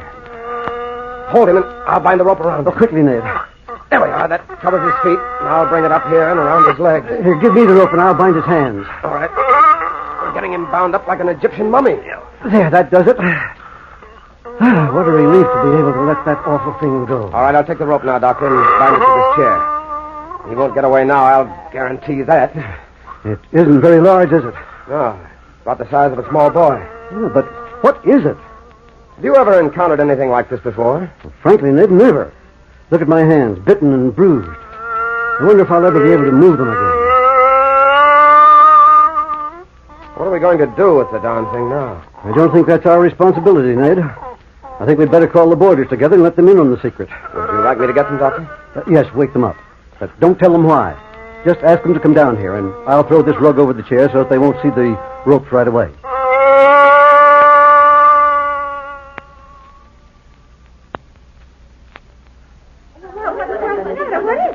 Don't ask so many questions, everybody. Dr. Hammond will explain everything. Oh, good evening, Dr. Hammond. Have you possibly discovered that psychic phenomena does exist? Come in, Countess. Come in, everybody. Don't be afraid, Mrs. Dimity. What's that? I'll explain it in a minute. Explain it, Dr. Hammond? Sit down, everybody, please. No, Mrs. Dimity, not in the rocking chair. Oh, dear me. I'm afraid we're in for a revelation this evening.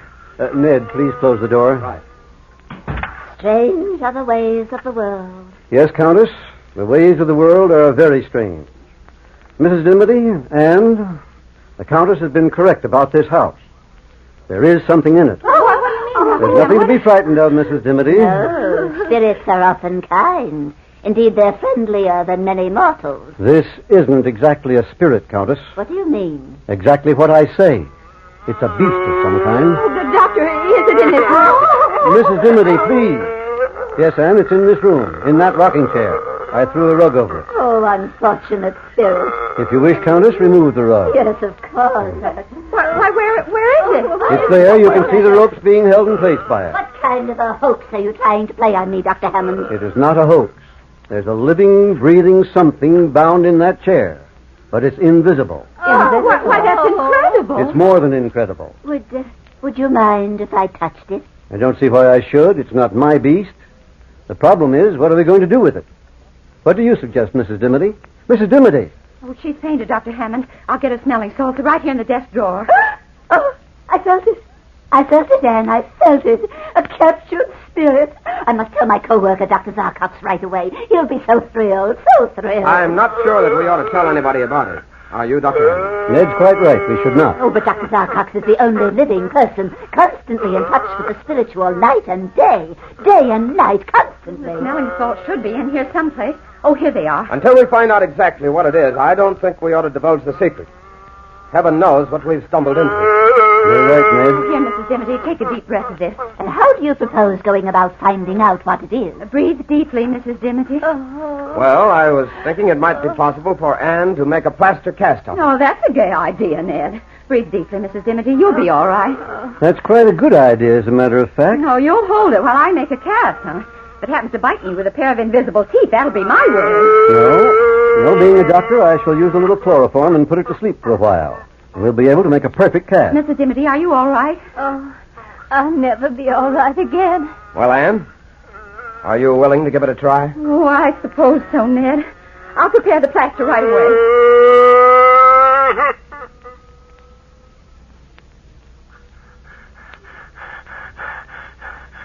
There we are, Anne. The chloroform has worked perfectly. Whatever it is, it's asleep. Before you start with the plaster, I should like to listen to his heart with a stethoscope. Certainly, Doctor. Normal. A little faster than is normal for a human being, but maybe we're not dealing with a human being. Yes, Doctor, that's very possible. Ned, would you hand me that container near you? Certainly, Anne. Here you are. Thanks, Ned. Well, Dr. Hammond, are you ready? Yes, Anne, whenever you are. We might as well start. 2:00. We ought to be through by 7. And so Anne started to work to cover that invisible form with moist plaster. We watched her spellbound. The hideousness of the rough object which soon met our eyes was appalling. Anne's hands shook perceptibly as she forced herself to complete what she had started. Minutes changed into hours. The mold was completed, and we had a rough idea of this figure. Then Anne allowed the mold to dry. By morning, we had a rough facsimile of the invisible beast. How can I describe what it looked like? Well, it looked like nothing so much as a demon out of hell itself. Yes, shaped like a man with long, sinewy arms, but it was small, only 4 feet or so high. Its muscular development was amazing. And the face looked like a cannibal's, a demon. Cruel, tiny eyes, a tiny nose, and a twisted, a horribly long mouth, and sharp, shiny teeth. The first rays of light broke through the window, and I realized that the effects of the chloroform were wearing off. Watch out, ladies, away. I got him, Doctor. You better help me. Yes, of course. Here, we'll hold him together. And Yes, Dr. Hammond? We'll hold him down, and you bind his legs with the cord. Yeah. Get that rope around his legs. Good girl, Anne. That's it. Ow! Your arm, darling, it's bleeding. Don't mind my arm. Just find the legs. Okay. Hurry up, Anne. That's the girl. Now slip the rope around him and pull it good and tight. All right. There we are.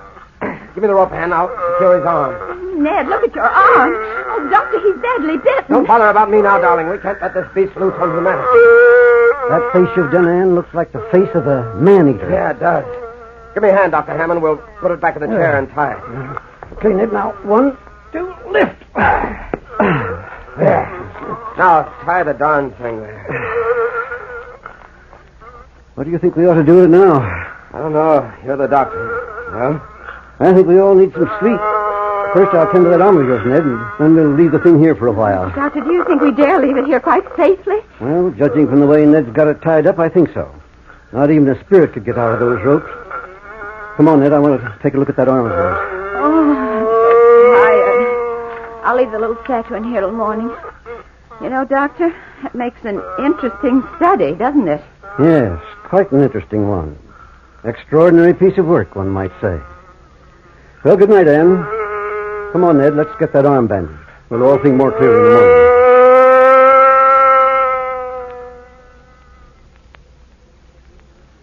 We thought we could think more clearly after some sleep. And so the days went by. Ned and Anne and I stayed with that invisible beast constantly. I took test after test. Its heart condition, its breathing, every test I took baffled me completely. For this invisible beast reacted to every test exactly as a reptile would react. Or to be more specific, a python, a type of snake which swallows an animal or a man whole and then digests it. As the days passed, we realized that since this was living matter, it must eat. We tempted it with every kind of food imaginable, tried force-feeding it, but the animal never swallowed one bite of food. And then one evening, all of us were collected in the living room when those horrible sounds started. Oh, I tell you, Ned, it's hungry. Anne, darling, we've tried feeding. But you've got to get it out of this house. I can't take it any longer. Capturing a spirit will evoke the anger of the gods. My advice to you is to let it go. That's not very good advice, Countess. Whatever this is, it would be fairly dangerous loose. Oh, isn't there anything we can feed it?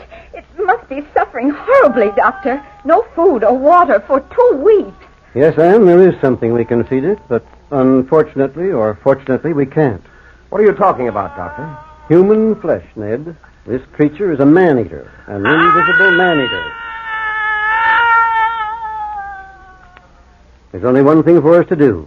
Call the police and the medical society and turn it over to them. There's nothing more we can do. Oh, you'll regret this, Doctor. You'll regret it. You can't evoke the anger of the spirit world without payment in full. Anne, will you make the call? Certainly, Doctor. I'll go with you, darling. Don't tell them anything about it. Just ask them to come over here immediately.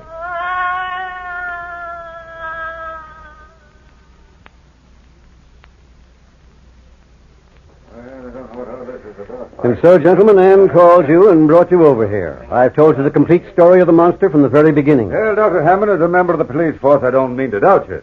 But where is this invisible monster? It died of hunger 10 minutes before you arrived, Sergeant. Well, where is it? On the floor, here, next to my foot. You can feel it even if you can't see it. Here, put your hand down here. All right. Sergeant, feel this. It feels like a dead man. I tell you it does. Look at that. Sure, Doctor. What kind of a trick are you trying to play on it? Trick, Sergeant? Take my word for it, it's no trick. You felt it yourself. Many people know how to make a mass of material appear invisible. Chemistry can give you a lot of explanations of that kind of a hoax. It's no hoax, gentlemen, on my word of honor. It's no hoax. Tell us a better story. Come on, boys, let's get out of here. Get out of here. We enjoyed your fairy tale, Doctor, but we can't swallow that one But, whole. gentlemen, ask any one of us in this room. I swear to you, it's the truth. Look in the corner at that statuette. That's an exact replica of the invisible beast. Now I get it.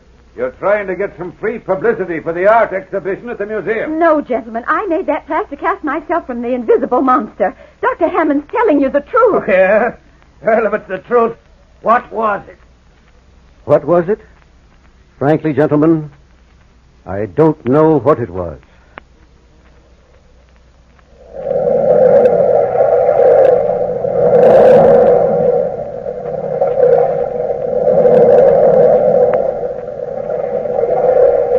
From the time-worn pages of the past, you have heard, what was it? Bellkeeper, toll the bell.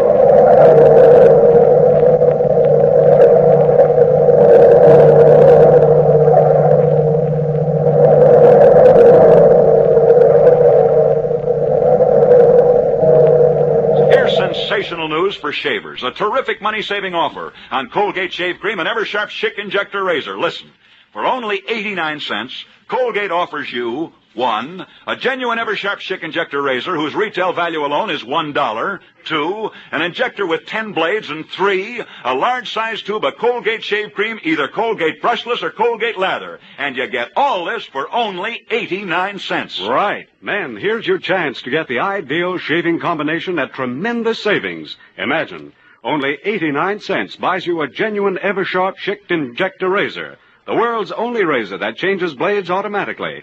As Bill said, its retail value alone is $1. You also get an injector with 10 super keen, super smooth Eversharp Schick blades. Retail value 49 cents. And to top it all, there's a large-size tube of Colgate Shave Cream. Take your choice, Colgate Brushless or Colgate Lather. In one combination package, you get everything you need for swift, smooth, comfortable shaves. And it costs you only 89 cents. Yes, sir. Colgate offers this outstanding bargain to prove that no cream tops Colgate Brushless or Colgate Lather for shaves that are slick, sweet, and free of razor scrape. Whether you prefer a brush and you try Colgate Rapid Shave Cream, or you choose the convenience of Colgate Brushless, you'll find this. Because they're light and finer textured, Colgate Shave Creams completely surround, soften, and support each bristle better than greasy, heavy creams. Your razor doesn't skid or slip. But when you use Colgate Brushless, it cuts through clean and smooth. Try it tonight. Hojo Radio, we're your old-time radio headquarters. Stay tuned.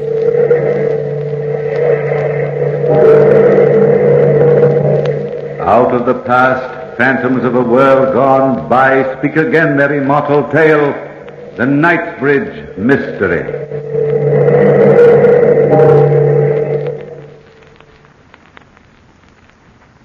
Saturday night, I killed Gardner. That's the incredible part. I killed him. It is sitting here next to me now. Sitting in his usual chair by the fireplace here at the old Knightsbridge Inn, acting as if nothing unusual had happened. How can a man be dead and alive at the same time? I remember the whole thing so clearly. It was just 2 days ago. 2 short days ago. Last Saturday, to be exact. Gardner's a landowner and had just collected his rents. The banks were closed, so he hid the money in his room here, and his room is next to mine. And it was all so easy. It was raining that day. Yes, it was raining hard enough to drown out the screams of a man being murdered. Gardner, Professor Nelson, and myself were sitting around the fire, just as we're sitting now. And I needed money. Needed it desperately. Not for myself, I don't count anymore, but for my son, my boy Jack. He's 21, and a man needs money to keep his son in college. I'd done everything I could think of to raise that money. I'd even worn various disguises, wigs and makeup, and sat on the steps of the bank in London to beg for farthings. Imagine it. Me, Captain Cowan, being a beggar on the streets. And Gardner was rich, fat, rich, and alone. Nobody would miss him. That is, nobody but his fat, sleek cat. And I had my son, my boy, Jack. I remember everything that happened that Saturday night. The 3 of us, Gardner, Professor Nelson, and myself, were sitting around the fireplace, and it was raining. Nasty night, isn't it, Mr. Gardner? Yes, quite nasty, Professor Nelson. You know, I don't see why you scientists don't do something about the weather. Well, many men have thought about that very thing. Thinking. Oh, they ought to take action. Thought is idle. Action brings results. Oh, think me if I haven't coined an epigram. Yes. They were talking about the weather, and I was thinking about killing Gardner. He had to die. That was obvious, and soon, too, but how? And who would be the scapegoat to hang for the deed? Somebody would have to be. Somebody. But who? I couldn't have managed to go downtown in this rain even if the banks had been open today, blast it. Oh, it's confounded uncomfortable keeping large sums of money about you because of a conspiracy between the weather and the Bank of England. Well, surely the money is safe enough here, Mr. Gardner. One would think so, but you never can tell.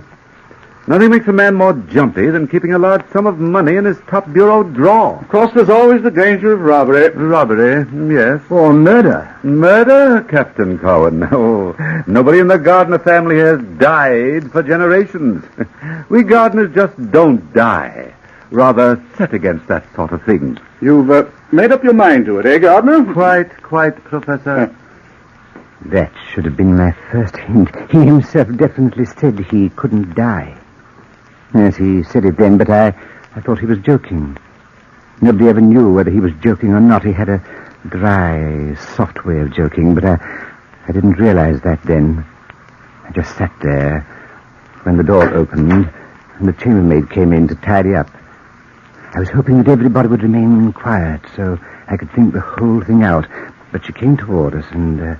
Anything I can do for you before I retire for the night, Professor Nelson? No, nothing, Barbara, nothing. Mr. Gardner? No, thanks. Girl, get your rest. You, Captain Cowan? Yes, as a matter of fact, I've got to get on to London tonight. Tonight, Captain, in this weather? Yes, Mr. Gardner, important business. So if it's not too much trouble, Barbara, you might tell the hostler, Mr. Cox, to saddle my horse. I ain't going down to the stables to see Mr. Cox, Captain. He ain't a man, Dan Cox ain't. He's a beast, he is. Come, Barbara. Poor Dan Cox is no beast. He's an unfortunate victim of an accident, which has reduced his mentality to that of a small child. Child, is it, Professor? He's an idiot. He'll murder a human someday, he will. Oh, it's not that bad, Barbara. Why, you're the last person I'd expect to speak decent of him, Captain. He don't like you. He says he remembers you from somewhere. He don't remember, though. And I says to him, not to talk about a fine gentleman like you, I says. Oh, there ought to be a hospital for the mentally unsound. Not only for idiots like poor Dan Cox, but for men whose minds are warped and twisted. And those people may be completely harmless, but they need medical care. Do you think so, Professor? I'm sure of it. I've conducted many interesting psychological experiments on the subject, Captain. I've even known men who think they've committed a crime. Is there anything else, gentlemen? No, thank you, Barbara. Good night, Barbara. Good night. Good night, Barbara. You interest me, Professor. It's a fascinating subject, Cowan. There was a man once who thought he had murdered his wife and 2 children. He went to the station house, confessed the murder, and then killed himself. And he hadn't committed the crime at all? No, not at all. No, not at all. Well, gentlemen, you must excuse me. If I'm going to get to London tonight, I must be off. Good night, gentlemen. Good night, Cowan.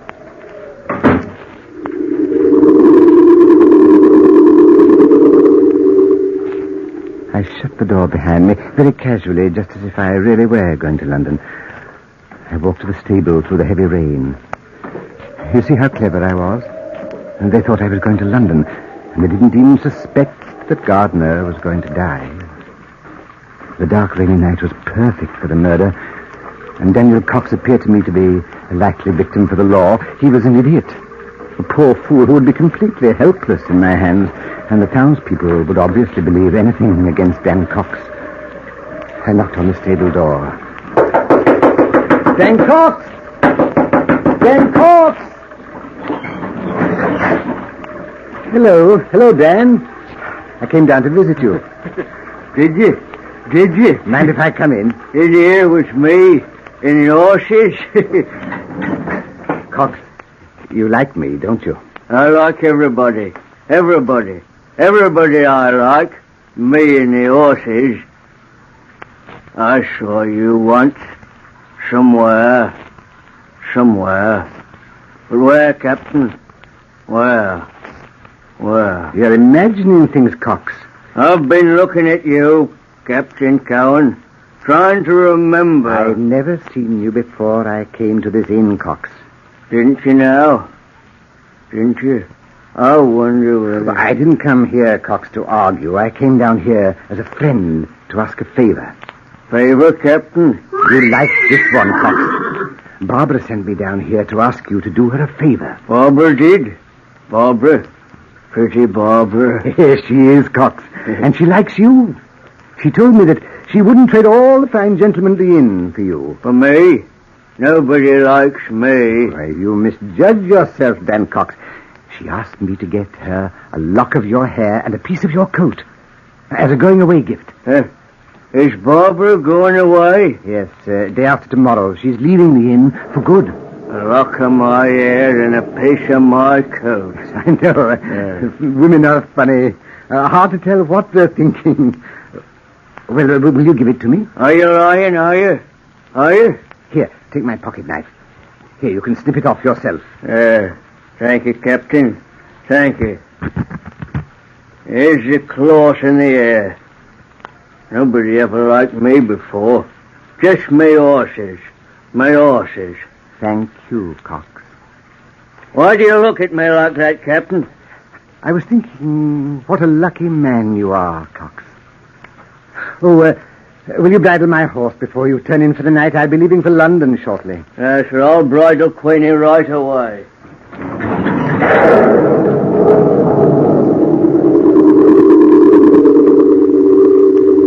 I walked back to the inn to say goodbye in case anyone was around. I had thought the whole plan out so carefully. Now I had evidence. The kind of evidence police officers look for.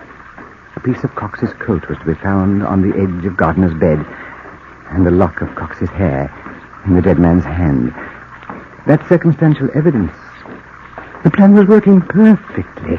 I walked briskly to the door, opened it, and Professor Nelson was sitting by the fire looking into the flames.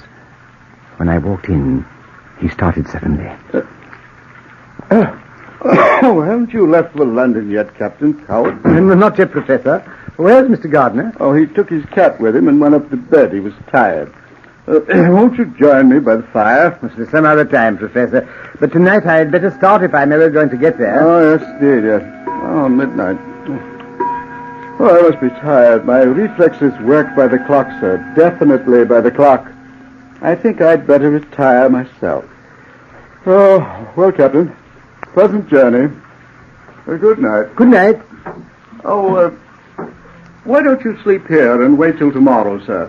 Traveling's difficult in this weather. Sorry, I have important business in London, Professor.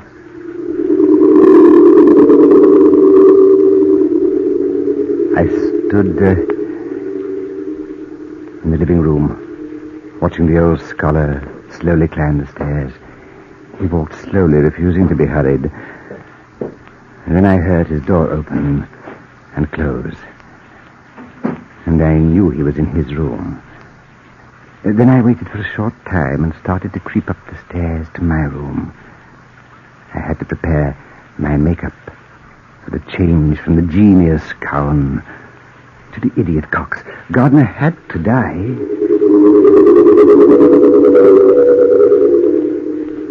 In less than a half hour, I had completed the transition.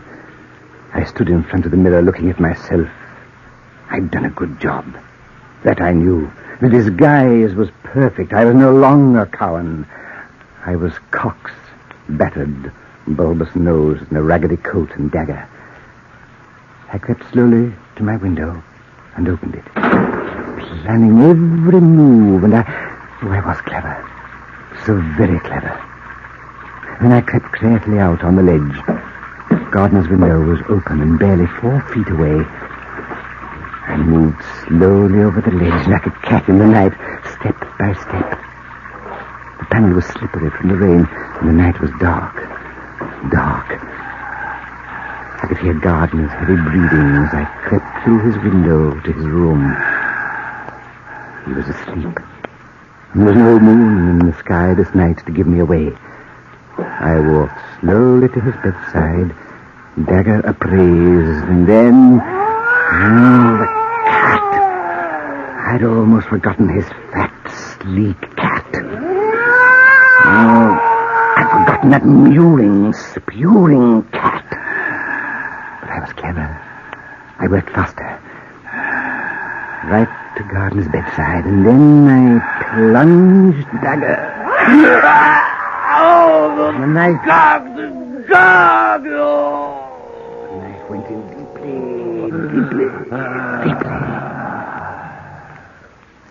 And I remember his last breath. It was like the sound of a dying fire or the moaning of the wind, the futile gasping, and then he was dead. Dead.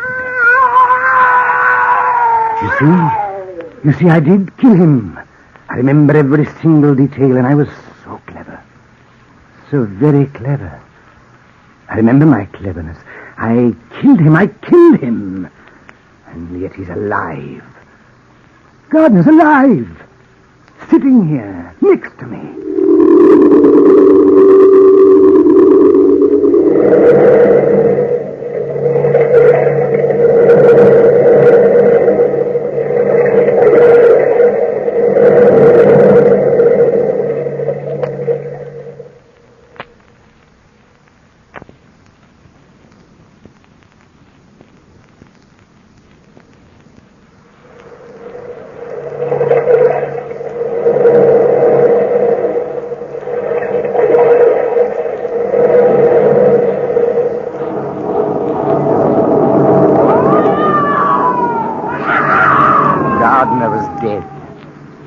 By his bedside and pulled the knife out of his heart. I placed a piece of Cox's coat on the edge of the bedside and a piece of his hair in the dead man's hand. Then ruffled up the bedclothes and I started my search of the room. I opened the drawers, the closets. Every single hiding place possible was combed for the money. I heard footsteps outside the door. Did I hear somebody scream out? Is anything wrong? Funny, I thought I heard. I had to work quickly. Get the money. Then I remembered Gardner had said it was in the top bureau drawer in the corner. Yes, in the top bureau drawer. And there it was. A knock on the door disturbed me. Mr. Gardner, did you call me? I didn't know what to do. Answer and pretend I was Gardner. That seemed logical and clever. I strained my voice and called out. Oh, yes, Barbara. What do you want now, girl? I heard someone scream and I thought that beast Cox was in your room, Mr. Gardner. No, everything's all right. Good night, girl. Good night, sir. I had to get out of there as soon as possible. Back to my room. Out of the window, over the ledge. It had stopped raining. And the moon was coming out. A bright, full moon. It outlined my shadow on the ledge. And I remembered my own cleverness. If I was seen, they wouldn't see me. They'd see Cox, the half-wit Cox. I climbed in my window, clutching the money.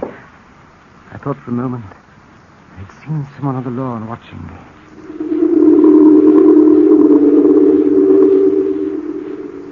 Once in my room, I removed my makeup and prepared to leave. With one clean stroke, the murdering Cox had disappeared. I was Cowan again. I opened the door to the hall. Crept down the hall to the stairs. I noticed a candle burning in the parlor. The chambermaid was standing there in a pool of light, talking to Nelson. That was a hitch in my plans. Professor, I tell you, I heard someone scream out. If you're half the man you claim to be, Professor, you'd go down to that stable and find out what Dan Cox is up to. It ain't no good, I'll tell you that. Go back to bed, Barbara. Whatever Cox is up to, it can't be very dangerous. Go to bed, my dear. Good night. Good night, sir. Nelson started up the stairs. I had to hide, but where? The stairway was dark. I pressed myself against the wall into the shadows. Nelson came closer and closer. He was close enough to touch me. I could only pray he wouldn't look my way when he turned on the landing. There's somebody up here. That silly woman is getting me all aflutter. Then he continued on upstairs. The girl stood in the middle of the parlor, and I was trapped. My heart beat wildly. I crept on down the stairs to listen. Who is it? Who is it? Barbara. Oh. Pretty Barbara. You understand me, you do. You can help me. What are you doing at the inn, Dan Cox? Go on, get back to the stable. You like me, don't you? No. I had to see somebody that likes me. Yes, I had to, cause I... Get away from me. Get away from me, Cox. I ain't going to hurt you. Not hurt pretty Barbara. Let go of my arm. Let go, Cox. Barbara, pretty Barbara. I ain't two people, am I? I ain't two people. Beast, you ain't. I saw myself standing on the ledge tonight, and I know myself by my nose in my head. Let me go, It was Cox. me, standing on the ledge, looking down at me, standing on the grass near the end. Two people. They both can't be me. I'm not one. I'm two, yes. And it don't make sense. Let me go. Cox, let me.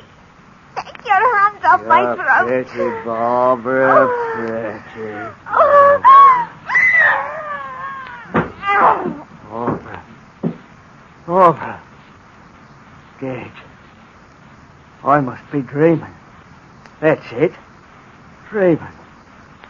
I'll go back to the stable and go to sleep. And when I wake up, this won't have happened. I've been dreaming all along. Else, how could I be sitting on the ledge looking down at me, sitting on the grass? I'll go back to the stable and wake up. The idiot had fallen into my trap, and I was pleased, so pleased.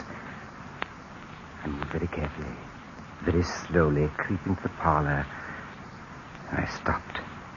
I looked at the still body of the girl, at the death-like quality of her face, and knew Cox would hang for a double murder. Yes, a double murder. That was fortunate for me. I opened the door, and the moon shone fully upon me. I hurried across the gravel path to the stable. My only thought was to get to London, to get to my boy, to my son, to Jack. I knocked on the door and called, "Cox! Dan Cox!" Do I look asleep, Captain? You look as if you might have been sleeping, Cox.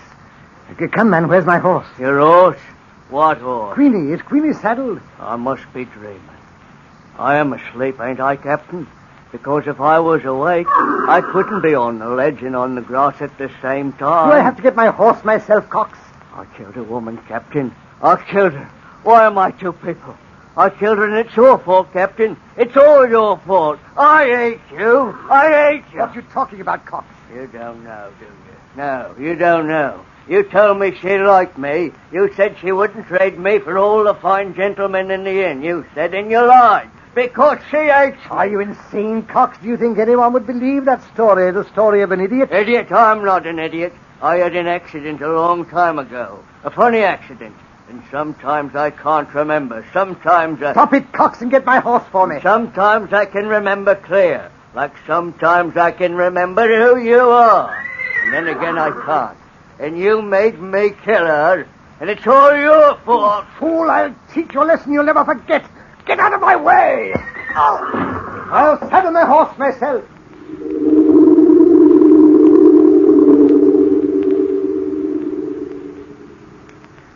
I rode off, leaving Cox sobbing like a baby in the corner. I went to London to my son. I paid his bills, gave him his allowance for the year, and hid the rest of the money on my person.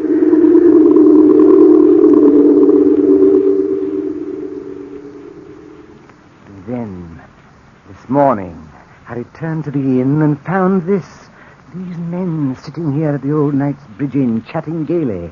Barbara was serving them tea as if nothing had happened. Nelson and Gardner asked me to join them by the fire. I sat down here, puzzled and confused. I know I killed him. I saw him die. And they started to talk. They've been talking for a half an hour like this, and I can't stand it anymore, just sitting here waiting. Well, what's the matter with you anyway, Captain Cowan? You've been quiet as can be ever since you came back from London. Yes, hasn't he? Amazing, isn't it? I took a trip to London myself Monday morning, but I didn't come back in a sad mood. London cheered me. Yes, I had got rid of that confounded pack of money I was carrying around. It had me blasted nervous. Yeah, I can well imagine it did, Mr. Gardner. I hear you're in for congratulations, Captain Cowan. Congratulations? Yes, we heard you'd won a packet of money in the Irish sweepstakes, almost £500. I didn't win money in the sweepstakes. I didn't. Oh, nonsense, Captain. Don't try to keep that from us. What are you trying to do to me? Drive me crazy? Drive me insane? I didn't win money in the sweepstakes. You're supposed to be dead, Gardner. Dead. You understand? I went to a lot of trouble to kill you. Yes, and I killed you with my own hands. And stole the money. And Barbara was dead, too. Cox killed her. You've got to believe me. I disguised myself to look like Cox, and I killed Gardner. Yes, I killed him. You're dead, Gardner. And the dead can't rise from the grave. They can't. They can't. Answer me. Don't stand there looking at me. Answer me. Professor! Professor, tell me the truth. Yes, Captain Cowan, I'll tell you the truth. Barbara was not killed that night. She was merely frightened and fainted. But you murdered Mr. Gardner by your own confession. You'd planned a perfect crime. A crime so perfect that Cox might have hung for Gardner's death if it hadn't been my little experiment. Experiment? What experiment? A psychological experiment, Captain. You see, I looked up your record and found out that you were an old vaudeville actor and specialized in character parts. That's where Cox remembered you from. You were on the stage the day he had his accident. So I played your own trick back on you.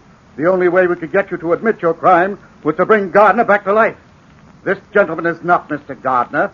He's just an actor, cleverer at makeup than you ever were. No, Captain Cowan, I wouldn't try to escape. Your confession has been taken down, and the inn is surrounded by the police.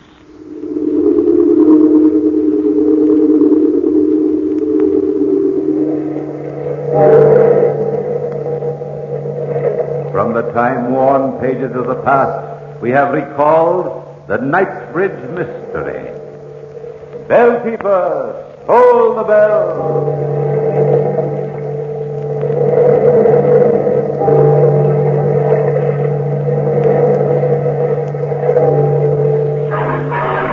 Who put 8 great tomatoes in that little bitty can? Who put 8 great tomatoes in that little bitty can? Who put 8 great tomatoes in that little bitty can? You know who, you know who. In case you don't, it's Constantina tomato paste. Hojo Radio, where the classics come alive.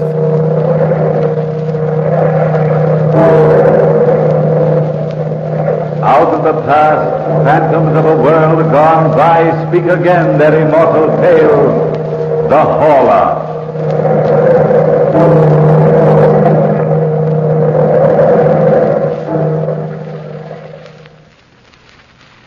It was a dark house, dreary, too. Shadows crept down the walls like loathsome vermin. The house was old and filled with memories of better days, like the man who lived there. He was old and gnarled and alone.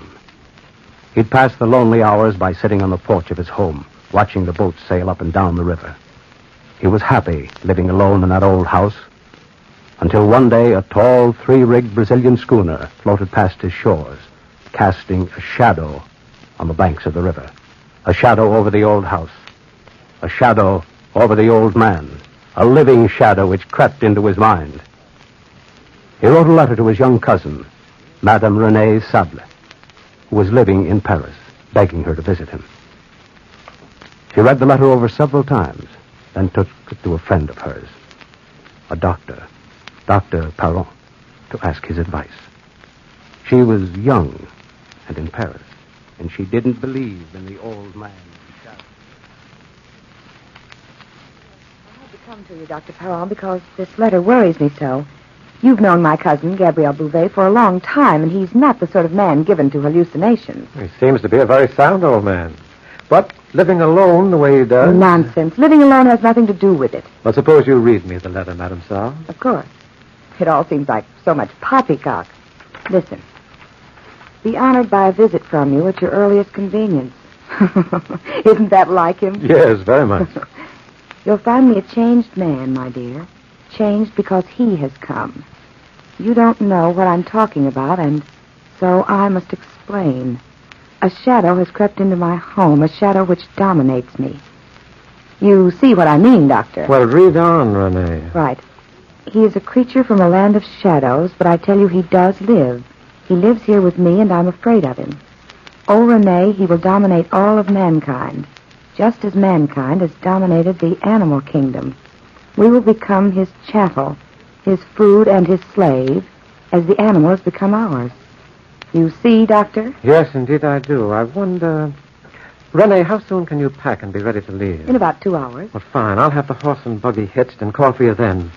I think we'd better go down to him as soon as possible. Doctor, surely you don't believe in this invisible creature. Well, surely, Renee, I don't doubt the wind just because I can't see it.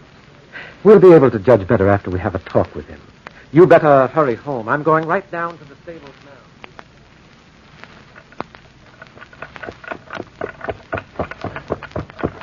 It's been a long trip, Doctor. I hope we don't frighten my cousin by coming at this hour.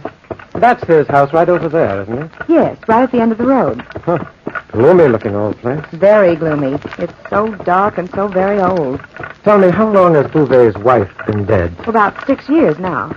Did you notice any perceptible change in him after she died? Nothing exceptional, except he became quieter and drew into himself more, if that's possible. Well, here we are. Yeah. Oh, there, boy. Oh.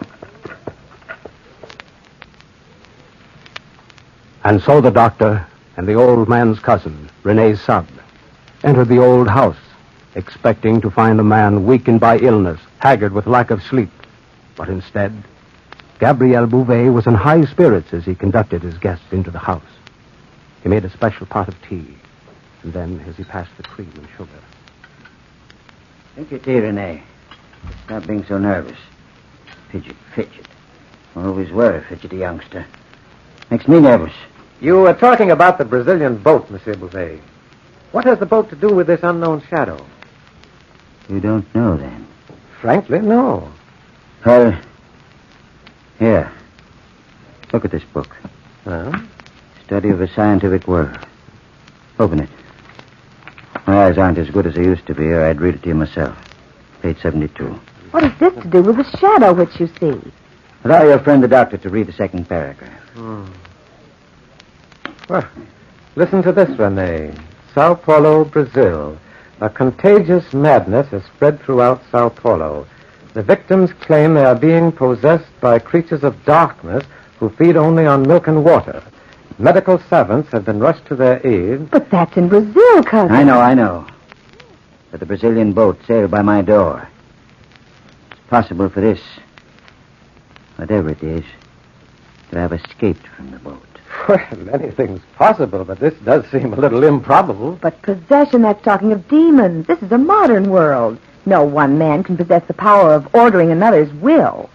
How little you know, cousin. Well, perhaps I am a fool of a girl, but anybody... No, not anybody, Renee. Not me, for instance. I believe in hypnotics. That's possession of a kind. Dr. Mesmer's nonsense. I don't believe in mesmerism. Well, I can prove it to you simply enough. How? If you're willing, we'll try a little experiment. You hypnotize? If you'll be a subject. Why, of course I will. That sounds like fun. Can I help in any way, Doctor? Yes, just blow out the candle. All but one. Certainly. I'll leave the corner candle on. All right now, Renee, if you'll close your eyes. My eyes are closed. And try to sleep. Sleep. There. Candles are out. All but one. Now, sleep, my dear. Try to sleep. Doctor. Listen. Listen to that. What? What, monsieur? It's in the room. I know it is. It's here. Next to me, watching me.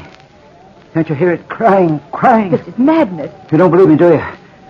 Stop the experiment at once. Listen. Cousin, please. What makes you think mankind is the final answer to life? Perhaps there is a higher form of life. Form of life which can possess us and then destroy us.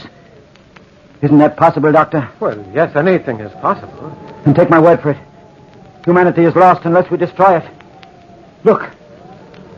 I always carry a knife with me, waiting for the time I can destroy him. Listen. It's come for me. Come for possession of me. It's come. It's the Horla. The Horla. And it's come.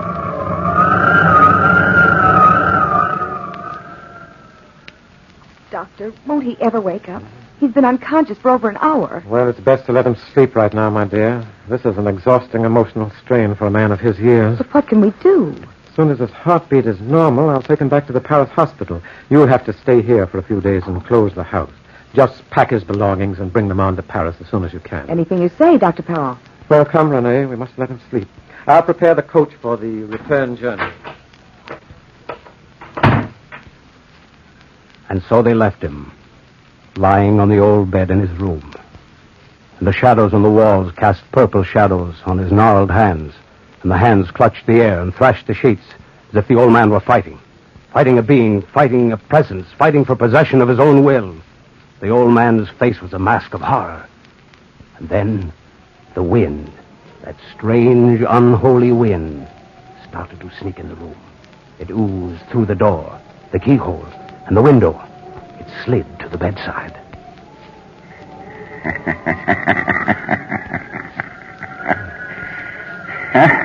No. You're possessed and owned. I know you watch me night and day. Night and day. Well, I'll get away from you. I've got to get away from you. I won't give in without a struggle. You'll have to give in because nobody believes you. Leave me alone. Leave me alone. Watching you. Leave me alone. I'll never leave you alone. Never. But I shall be free of you. You can't be free of me. I'm part of you. If I stay here. They'll call you mad. But if I leave the house. You'll die. I'll leave you here. You can't follow me. I'll go far away. So far, nobody will find me. Oh, I've got one hand on your heart, Bouvet, and one in the room.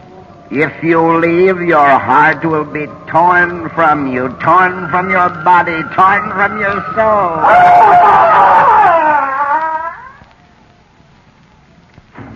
Monsieur Bouvet, is anything the matter? I heard him scream, too. Doctor, look at him. Oh. His face is dead white. Yes, Renee, you're quite right. I'll have to risk moving him now. I don't think we ought to leave him in this house any longer. But how can you travel alone with him? Well, I'll manage somehow. I'll carry him to the buggy. He can sleep as we drive along. I can manage somehow. That is, if you don't mind staying here alone. I don't mind, Doctor. I've no patience with superstitious nonsense. Here, my dear, help me wrap him in this blanket. Of course, Doctor. There, that's fine. Now, hand me that other blanket over there. Here you are. That'll keep him warm on the journey. I'll send the coach back from Paris tomorrow evening to pick you up. You ought to be able to leave here by then. Don't worry about me, Dr. Perron. I'll be all right. That's what she thought then. But even as the doctor carried the old man out of the house to the carriage, a premonition of fear, a foreboding, reached out from the gathering shadows in the walls and left her trembling and weak. The doctor placed the old man in the carriage, and then that journey and the return to Paris started. They had traveled for about an hour. Bouvet awakened, sobbing out. You've taken me away. Away from my house, you fool. Bouvet, you must not excite yourself. Put his hands on my heart, and he's pulling on it. Doctor, take me back before I die. Nonsense, Bouvet. You must get away from that place. Take me back, Doctor. You don't understand. Bouvet, sit down. You think I'm mad, don't you? But the Horla exists.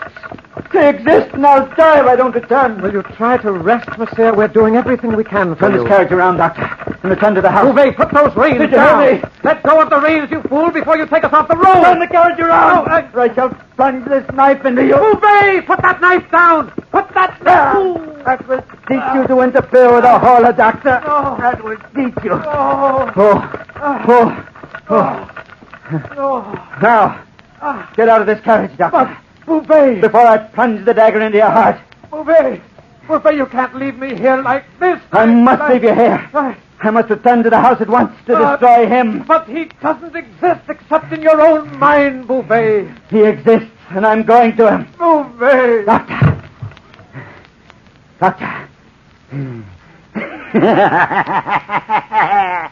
Dead. I'm coming, Master. Yeah. I'm coming, Master. I'm coming to destroy you, just as I destroyed him.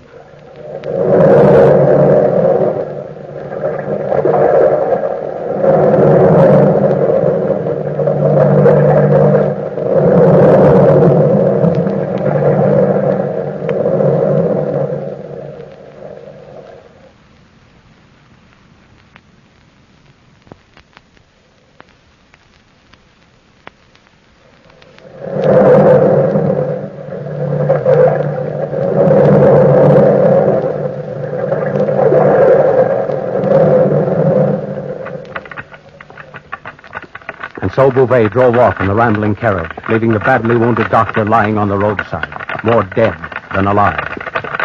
Bouvet drove furiously through the night to a little shack about a half-mile from his home. There was a sign on the shack, a sign reading, Litau's expert lockmakers and ironworkers. Bouvet pulled the carriage up in front of the door. He walked to the entrance of the shack. Monsieur Litau! Monsieur Litau! Who's calling at this? Oh, Monsieur Bouvet. What are you doing at this hour of the night? Doing? Oh, yes, doing, of course. I need your help, that's what. My help? What can a poor man like me do for a wealthy man like you? You can make a lock for me. I've got to lock the doors of my house securely. The front and back doors and the windows. All the windows in my house. They must be locked and bolted, Litau. Tonight? Yes, tonight, you fool, of course, tonight. But in heaven's name, why? To lock him out of my home, out of my life. You're Into not... an eternity. You're not feeling well? Come, Litau. Don't bicker with me. Hurry, man.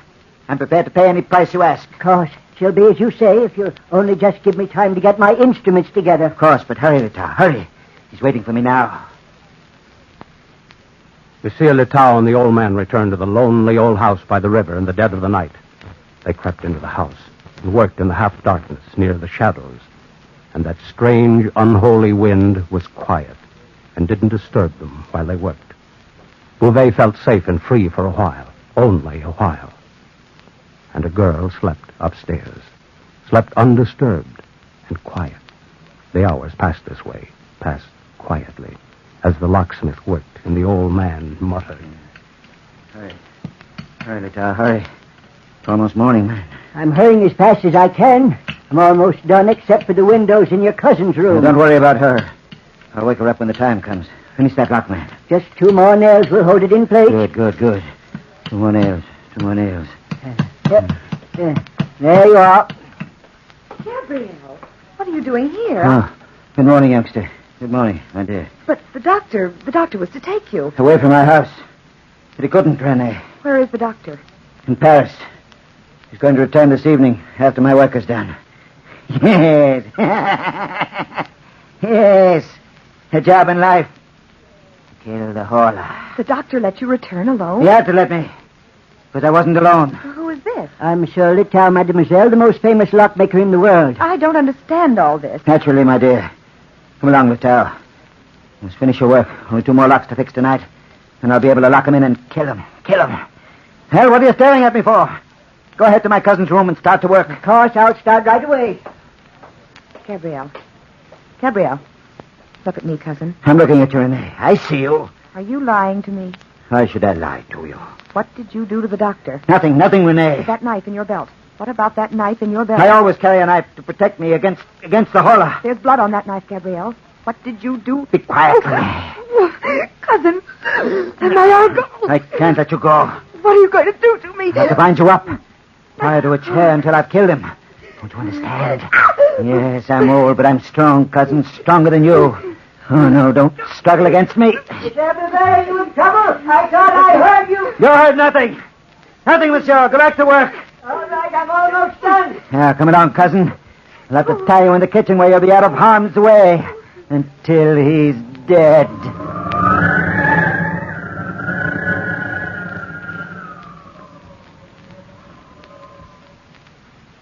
Bouvet dragged his cousin to the kitchen, and then taking a stout rope, tied her to the kitchen table by the sheer strength of a maniac, tied her securely, and then threw a tablecloth over her. Smiling to himself, he left the kitchen and went to the upstairs room to watch Litau finish the work of the night. Are you finished, Monsieur Litau? Yes, of course. Yes, I'm finished. Here you are, Litau. 200 francs for one night's work. Good pay, isn't it? Very good pay, Monsieur Bouvet. Very good pay. Anything more I can do, sir? Have you locked the locks? All locked securely, monsieur. I'm glad. Hey, Litau, what are you waiting for? Why don't you go home? I thought I ought to say good night to the There's young no lady. need to. I'll say good night for you. Listen. Do you hear that? I hear nothing. Naturally. You hear nothing. Good night, Monsieur Bouvet. Litau, may I caution you against one thing? Of course. Don't tell anybody of this work tonight. Do you understand? Don't tell anybody. Of course I understand. Good night. See you in the morning.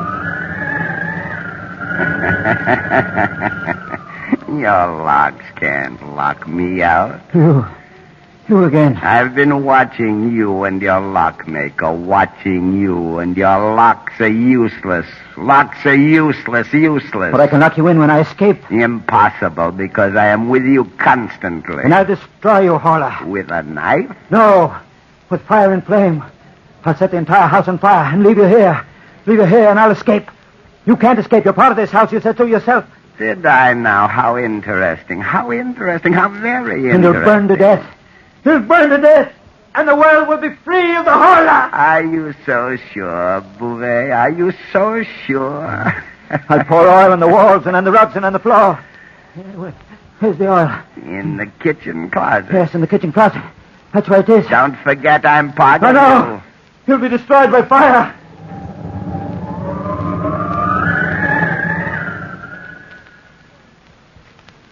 And while the frantic, distraught old man poured oil on the rugs and on the walls, Letao walked slowly home, worrying about his old friend Bouvet, worrying about the strangest actions he'd ever seen, worrying and trying to fit together the odd pieces of the puzzle in his mind. Halfway home, he heard a voice cry out, Somebody help. Help before it's too late. Who is it? Oh, but it's the doctor. In heaven's name, what has happened to you? Help me. Oh, you're badly wounded. Here, allow me to help you stand on your feet. There now. Oh, I'm so weak. What's happened? The madman Bouvet, I was trying to take him to a hospital and he stabbed me. Madman? I thought so. I just finished making 24 sets of locks for him in his house. Letao, is Madame Saab still there? Yes. I thought I heard her cry out, but I wasn't sure. Well, we must get help to her immediately. That madman will do anything. Anything. Letao. Here, let me carry you, monsieur. There, put your arm over my shoulder if you can. We'll get help as soon as possible. Hurry. Hurry, Letao. Hurry, man.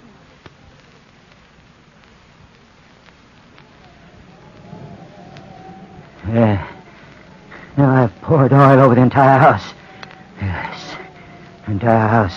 The curtains, the ceiling, even the beds and walls and the chairs. Now for a match. Yes, one match. One match and the house will go up in flames. Flames. And you will be dead. Will I be dead? Will I? I need a match. I need a match. Must be a match in the kitchen. And the house will all be flames. Flames. And you will burn. Burn and die. Yes, the kitchen. Yeah. Don't be nervous, cousin. Don't be nervous. Work is almost done, almost done. They'll be dead. The hall will be dead. Dead, yes. Yes, here's the match. I'm going to start my flames on the top floor. The top floor? Don't follow me. I don't want you following me. I like to watch you. Up those stairs. Yes. Up the steps to the landing. Will you enjoy watching your own funeral pyre? Fire and flames. Fire and flames. I'm almost to the top now. And then I'll strike my match. And the flames will start. How do you intend to escape? Don't forget your own escape. Yes. My escape. I must escape. I'll unlock the front door and run out. Just in time. And you'll be trapped. Trapped. Here we are. Now the match. Light the match. No, Bouvet. Hey, Horla.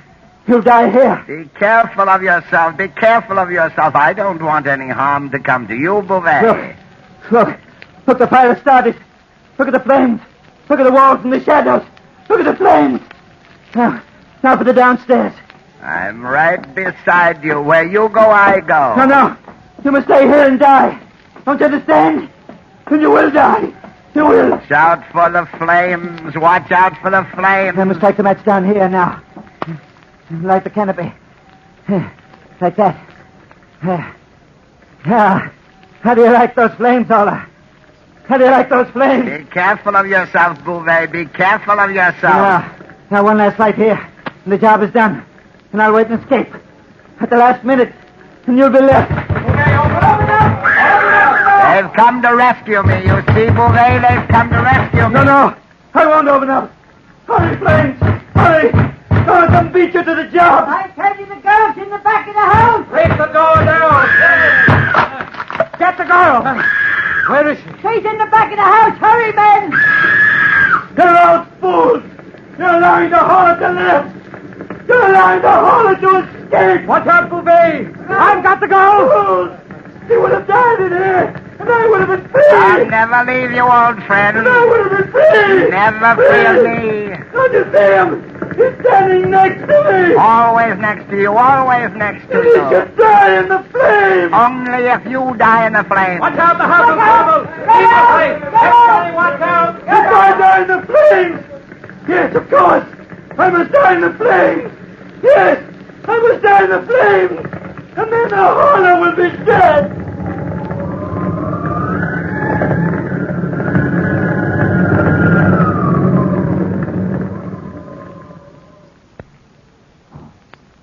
And the old wild-eyed man rushed into the pile of burning timber among his old belongings and perished there. He and the Horla perished there. All that remained of the man and the Horla was scorched bones and two odd, misshapen skulls. Two odd, misshapen skulls. Remember that. For there were two skulls, not one.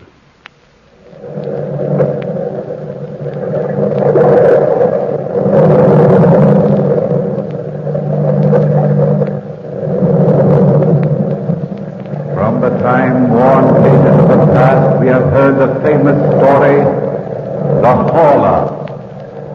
Bellkeeper, hold the bell.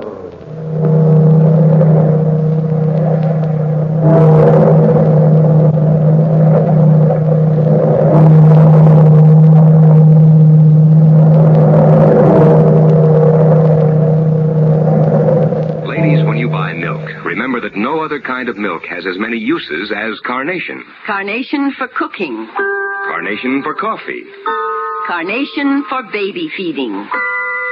Good, good, good. For milk that's extra good, you should get the brand that's called Carnation. Rich, rich, rich. For milk that's creamy rich, you should get the brand that's called Carnation. Carnation evaporated milk. No other milk has as many uses as carnation. You can use it for most cream purposes. You can use it for all milk purposes. And either way, you'll find carnation a blessing in your kitchen. For carnation is milk that's more than double rich, concentrated by having water removed.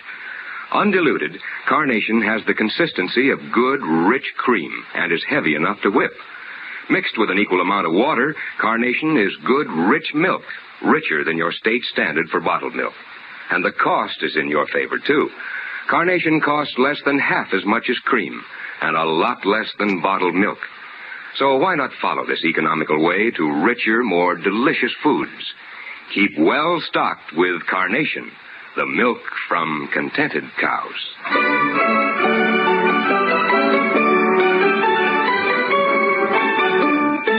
Hojo Radio. We're your old-time radio headquarters. Stay tuned.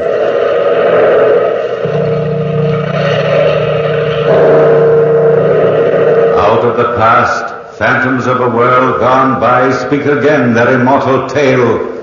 William Wilson.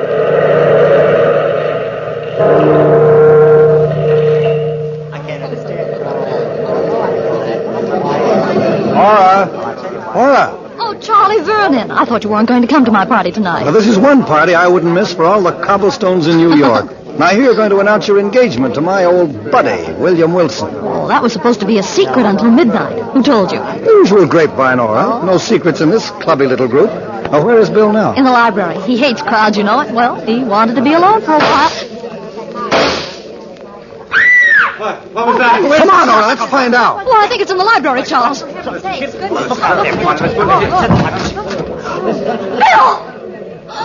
Bill, darling. He's wounded. Get a doctor, somebody. I'll call the doctor right away. What happened, darling? If I were a detective, I'd say he tried to bump himself off and Oh, be miss. quiet, Charles. Oh, Bill. It does look like attempted suicide, doesn't it? It's all so strange. So strange. Well, nothing strange about this setup, old boy. Gun in your left hand, a bullet hole in your left side. Pretty neat.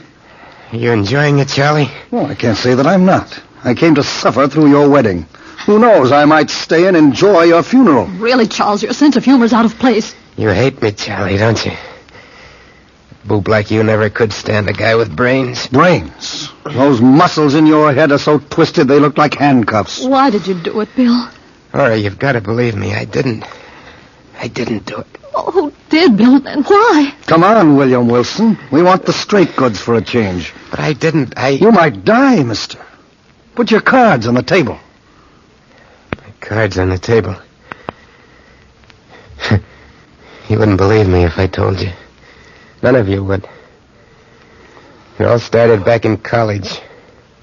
When you and I were rooming together at the fraternity house, Charlie. It was one night you were sitting at the desk studying, and I was trying to shave. I was peering in the mirror at myself. Why are you getting so slicked up, Bill, old boy? Got a date. With Dolly Maysfield? Cute little something, isn't she? Oh, Bill, she's not your type. Well, she's good for laughs. You don't need laughs every night. Well, what would you suggest? Oh, gee, Bill, if I had your dough, I'd work hard at college and meet a nice girl and think about getting married. Ouch. I almost cut myself. Oh, I mean it. About getting married, Bill. So you mean it. What do you want me to do? Bury myself? Well, no, but... Oh, gee, take me, for instance. I know I'm a dope, but I got just enough money to see me through college. Yeah, I know. The $3,000 your old man left you. You're a boob to spend it in this place. You'll wind up with a blank bank account and a dirty piece of parchment to show for your trouble. You've got the wrong slant on life, Bill. I have. Listen, stupid.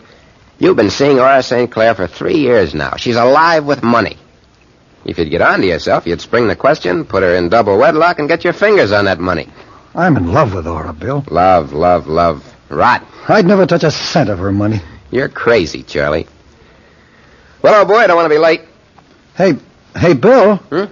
Have you met the new boy in the house? What new boy? A freshman just came in today. Sounds fascinating.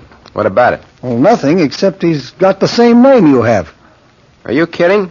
No, I just thought you'd be interested. There can't be two William Wilsons.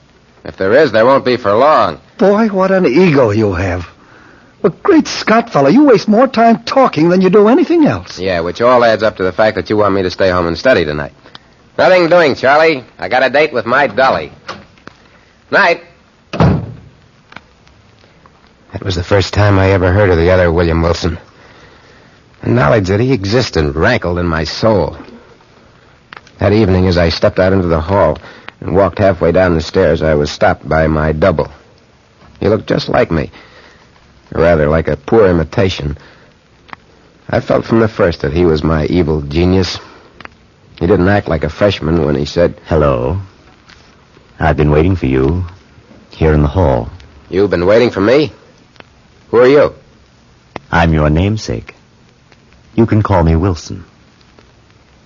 There's nobody home at the fraternity house except you and me and Charlie. I thought it would be a good chance to get acquainted with you." "I'm sorry, I'm busy today." "Bill." "Where do you get that Bill stuff?" "It might be worthwhile getting acquainted with me." "What do you want, anyway?" "I'll walk you down the stairs." "Don't trouble yourself, Wilson. You might be better off never knowing me." "I might be, but... Save it, I said. See you some other time, Wilson." Charles! Oh, Charlie! There's something I can do for you, lady? Oh, yes, I'm Aura St. Clair. I promised to call for Charlie Vernon tonight. Would you call him for me? Well, you're Aura St. Clair. Oh, yes. Well, all right. Would you tell Charlie I'm here? Well, I would if I could, but he's not in. Oh, but he promised Imagine him forgetting a date with a nice girl like you. Well, that's strange. Do you know where he is? Yeah. I mean, well, gee, Miss St. Clair, I don't think I ought to tell you. Is he out with another girl?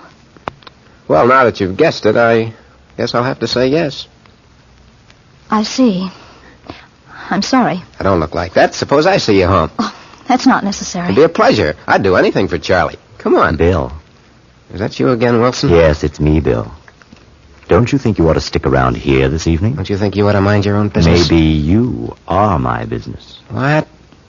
Stop ribbing me, fella. I don't like it. Come on, Miss St. Clair. Think you and I'll have a lot to talk about. This is awfully nice of you. What? I don't even know your name. William Wilson. Don't forget that, my sweet. The one and only William Wilson. That's how I met Aura. We spent the entire evening together, Charlie. We had a lot of laughs. It was well past midnight when we said goodnight to each other. And I was about to go home when I remembered that I hadn't even called Dolly Macefield to tell her I couldn't make it. Knowing Dolly's temperament, I decided to drop up to her apartment, even though it was late. I knocked on the apartment door. Well, well, well. Look what the breeze brought in. Mr. Heartbreaker. Aren't you going to even ask me in? I'll never talk to you again, that's what. Who do you think you are? Mr. King of Siam? Oh, if that's the way you feel. Oh, wait a minute. Come on in, Bill. I've been worried stiff about you. That's more like my doll, baby. Got a kiss for me? Sure. I got a kiss for you. Oh, Bill, I love you so much. Come here. There, Dolly. There. Where were you, Bill? Where was I? Don't you trust me, Dolly? Sure, I trust you. I had something important to attend to. Come on, give us a smile. There. I like to see you smile, Dolly. I like it a lot. Oh, I do most anything for you, Bill. I'm glad to hear that, because I've got to ask you a favor. Anything you want. I want you to stay away from me from now on, baby. You and I are through. Through? Oh, Bill, what are you talking about? Don't joke with me. This is no joke. I'm serious. I'm giving it to you right from the shoulder, kid. But you're joking, aren't you? Nope, I'm not. I found the girl I want to marry. She's class, Dolly. Real class, with plenty of money. You get me? You'll never marry her, Bill. She'll find out what a cheap four-flusher you are, and then I'll tell her. I'll tell her a lot of things about you. You pretending to have so much money and borrowing from me all the time. Pretending to be such a big shot when you got holes in your shoes. Shooting off your mouth. Shut up. Shut up, Dolly, before I make you shut up. Nobody's going to tell anybody anything. That is, if you're smart. And I think you are. Okay. I know what everybody thinks of me. But I made up my mind to marry Aura, and nobody was going to stop me. I saw Aura every day and every night after that for the next 3 weeks. Things went according to plan. I thought I was rid of Dolly Macefield for good until... Well, you remember that night, Charlie? You and I and Wilson were sitting around the living room of the fraternity house chewing the fat. It was all Wilson's fault. I knew from the first time I saw him he was my evil genius. And you were saying... I just can't understand it, Bill. I've been calling Aura every night, but she won't talk to me. Yeah, that's how women are, Charlie. Why don't you tell him why, Bill? Keep out of this, Wilson. It won't make any difference now. I said mind your own business. You are my business, Bill. What are you talking about, Wilson? Ask Bill why you never saw Aura the night she was to call for you. Ask him. Go on, Charlie. Bill? Well, what did Bill have to do with it? What difference does that make now? It's all over and done with. Aura's not interested in you anymore, Charlie. She told me so herself. You dirty double-crosser. Sit down, Charlie, and cool off. Why don't you write Aura a letter and tell her the truth, Charlie? Oh, what's the use? But I'll get even with you someday, Bill Wilson. Don't think I won't. I'll answer it. You make a good doorman, Wilson. I told you, Charlie, to grab the girl while you had the chance. You didn't tell me you were going to stick a knife in my back. The smart guy gets what he wants in this world. Is William Wilson in? You have to be smart, yes, like me. He's in the living room. Thanks. Bill? Oh, Bill? Well, look who's here. If it isn't the doll baby herself. Hello, Bill. Hello, Dolly. Meet the boys. This is Charlie Vernon. The doorman is my double, William Wilson. Hello. How do you do? How do you do? Tell you what I'll do for you, Charlie. I'll give you the doll baby here in exchange for Aura. How's that? That's fair. You make a man sick, Bill. Bill. Bill, I gotta see you. Well, you see me. How do I look? How alone, I mean. I told you not to bother me anymore. Oh, please, Bill, if you've any pity. Pity? Sure, I got pity. Where'll we go? Anywhere you say, Bill. How about the river? How about a nice walk down to the river? Sure, Bill. That's a good place for what I want. That's just about perfect.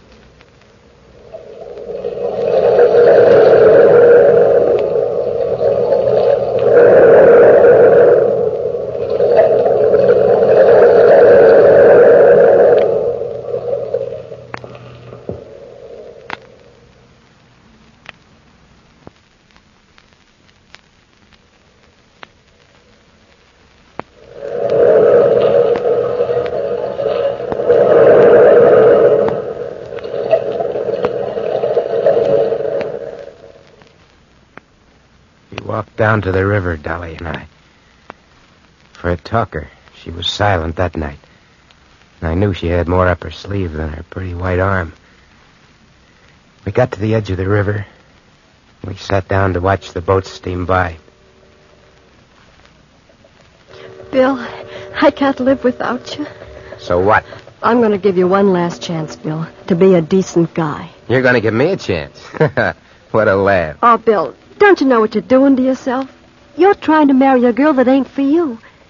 You once told me that you and me was cut from the same piece of cloth. Yeah, I once said a lot of things. We are cut from the same piece of cloth.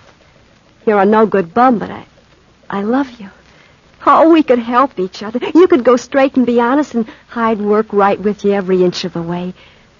Nobody else would do that for you, Bill. What do you expect me to do? Chuck $20 million into the lake for you? Listen, Dolly, don't try any tricks. Bill, please, please, You don't darling. fit into the picture anymore, don't you get it? Oh, what'll I do? Who cares? Why don't you kill yourself? Make it easier all the way around. You wouldn't care? I'd send you a dozen posies. If I jumped in the river, you wouldn't care? Why should I? Oh, watch me, Bill. I don't think any man's as hard as you pretend to be. So I'm watching. You've held me in your arms. You've kissed me. You've said you loved me. Doesn't that mean anything? It did when I said it, I guess. You can never tell what a guy's going to say. Can you really watch me, Bill? Even though I love you. I can watch anything, baby, when I'm sitting on $20 million. Watch me, Bill. What? Ah, you fool. Jump and get it over with. You can't bluff me. I love you, Bill. Don't forget that. Dolly! Help! Help! I can't swim, Bill. Help me! Well, it was your choice, kid. You picked your grave. Now die in it. Nice work, William Wilson. Nice work. What are you doing here? I tried to follow you. I have a feeling I'm a little late. She wanted to kill herself. I wasn't thinking about Dolly, Bill. I was thinking about you. Don't give me that stuff, Wilson. I don't go for it. I'm always thinking about you, Bill. But you're too smart to allow anybody to help you. And I'm afraid it's too late for you to help yourself. Cut it out, will you? Cut it out. Let me worry about my own soul. If it's damned, then I'll be the one to suffer, not you. Not you. Dolly was dead. Nobody knew about it except Wilson. I knew he wouldn't tell. At least I thought he wouldn't. I don't know why, but I just knew. And there was only one other person in the way of my plans. That was you, Charlie. You were in the way, and I had to get rid of you. It took me some time to plan the right attack. It was right after mid-years, remember? How could I forget? I was alone in the room with you, Charlie. I was toying with a deck of cards. Stop that shuffling, will you, Bill? I gotta shuffle him. Gonna play some two-handed stud with Wilson. I'm nervous enough waiting for the mid-year report. You'll pass. Don't worry. Well, if I don't pass, what happens to me then? I got $1,000 left. Not enough to pay for any full year's course anywhere in the country. What makes you so sure you flunked? You know why. Still thinking of Aura? Sure, I'm still thinking of her. Day and night. Bill, isn't there a decent chord in you somewhere? Why don't you go to Aura and tell her the truth? Why don't you? Hello, Charlie. How are you, Bill? It's about time you got here, Wilson. Sorry, Bill. I hate to keep you waiting. Have a seat. What do you want to play for? Name your own figure. Well, how about a $5 limit? Good enough. Want to sit in on a hand, Charlie? No, thanks. I couldn't. Game of stud would be good for you. Take your mind off your troubles. The stakes are sort of high. Or maybe you'll win some money. Heaven knows you need it. Okay. Well, I might sit in for a while. Cut for deal, Vernon. It might bring you some luck.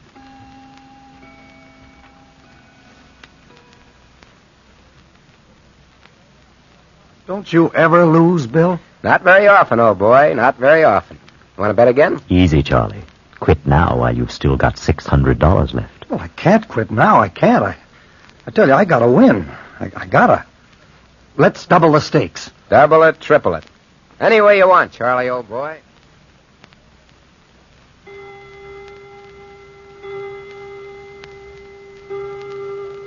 $3:00, Bill. It's not up to me to quit. I'm the winner.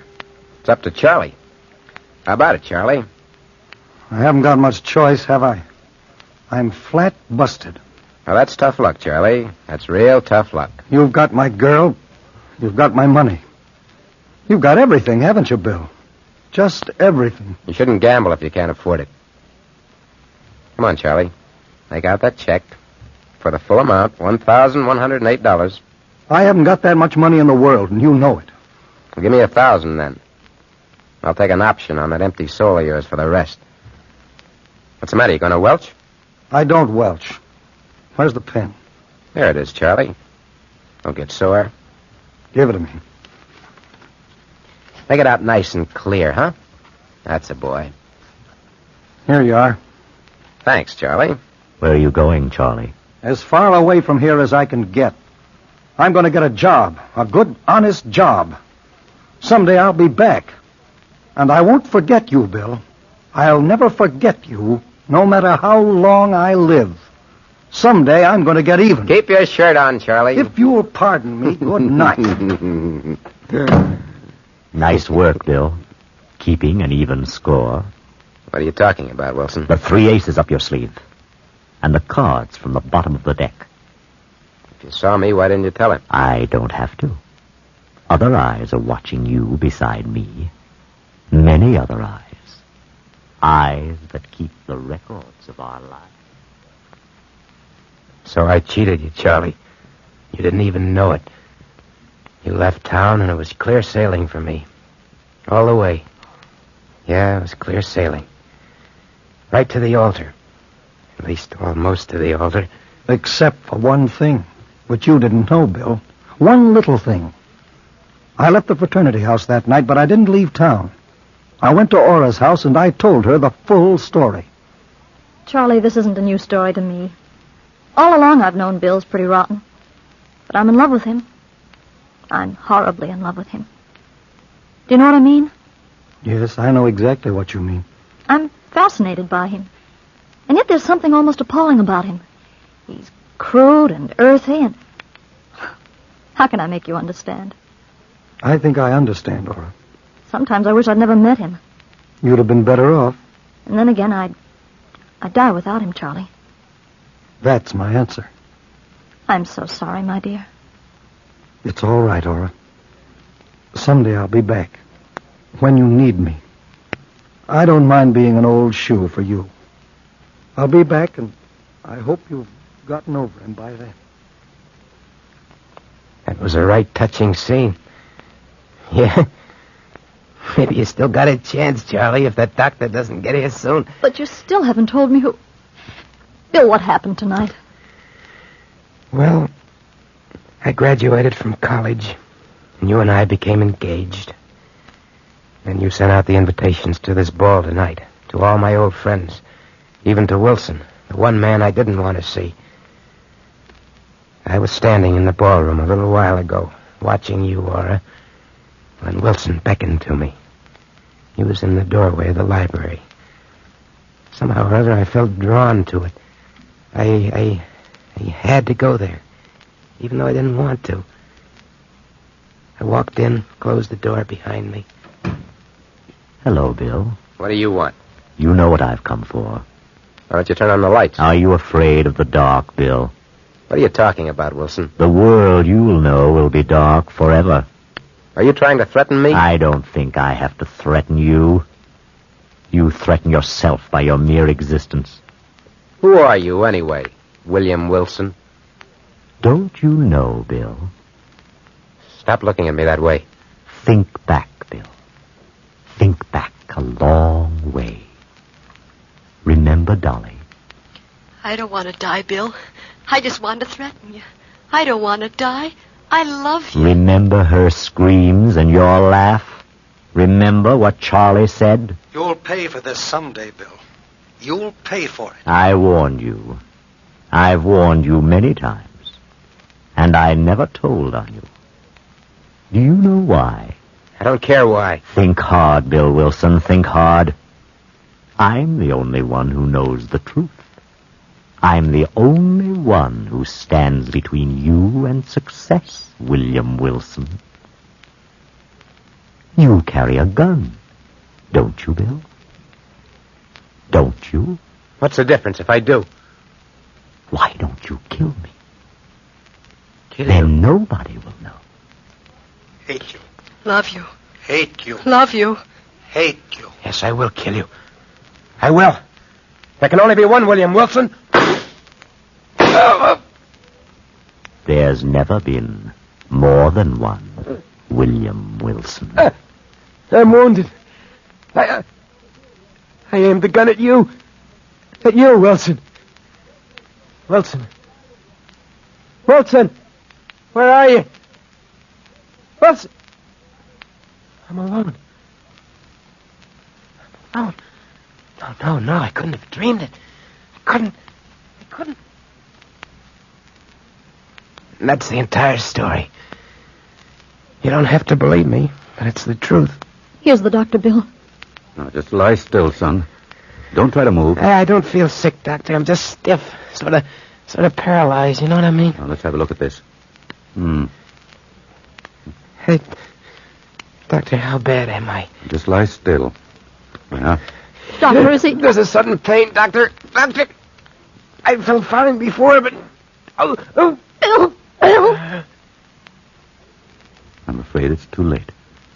The bullet lodged near his heart, and the exertion of talking was too much for him. If he hadn't talked, Doctor, would he... No, my dear.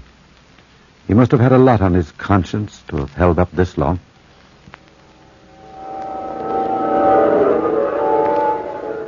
William Wilson, I'm waiting for you.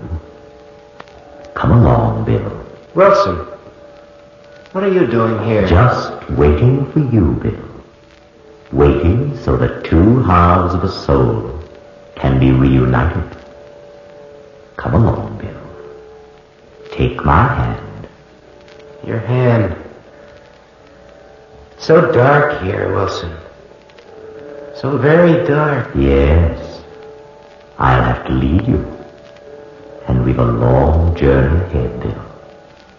An awfully long journey on the road back.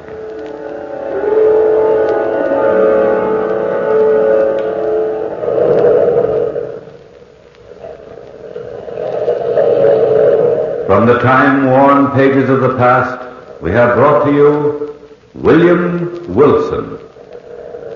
Bellkeeper, toll the bell.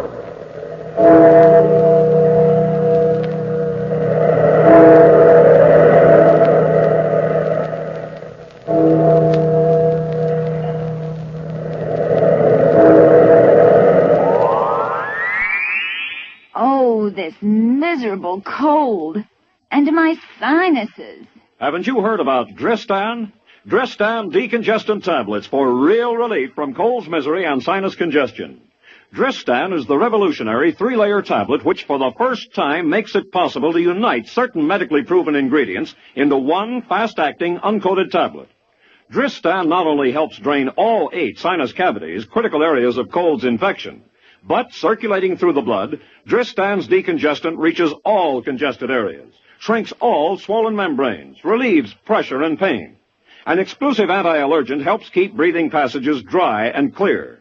Pain relievers reduce body aches, fever. Vitamin C helps build body resistance. This is Dristan. Today, Dristan is widely imitated. But the exclusive Dristan formula cannot be duplicated. There's nothing like Dristan decongestant tablet. More classic old-time radio coming your way next. Out of the past, phantoms of a world gone by speak again their immortal tale, a passion in the desert.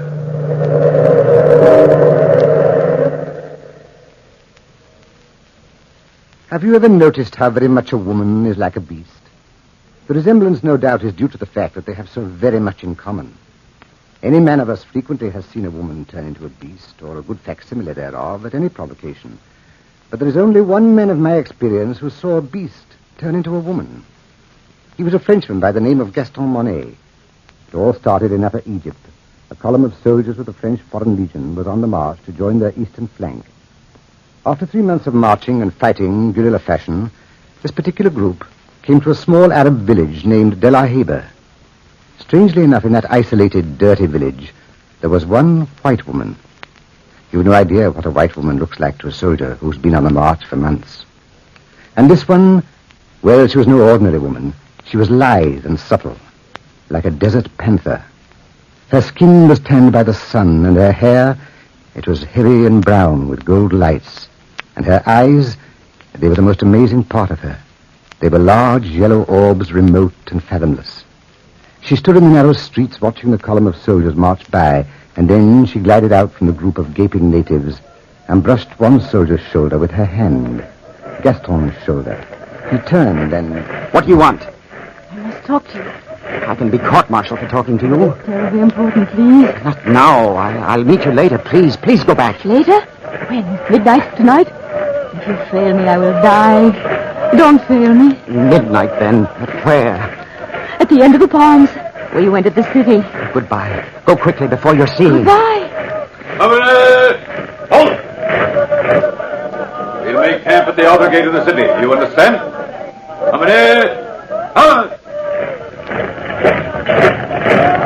Michelle, wasn't she a beauty?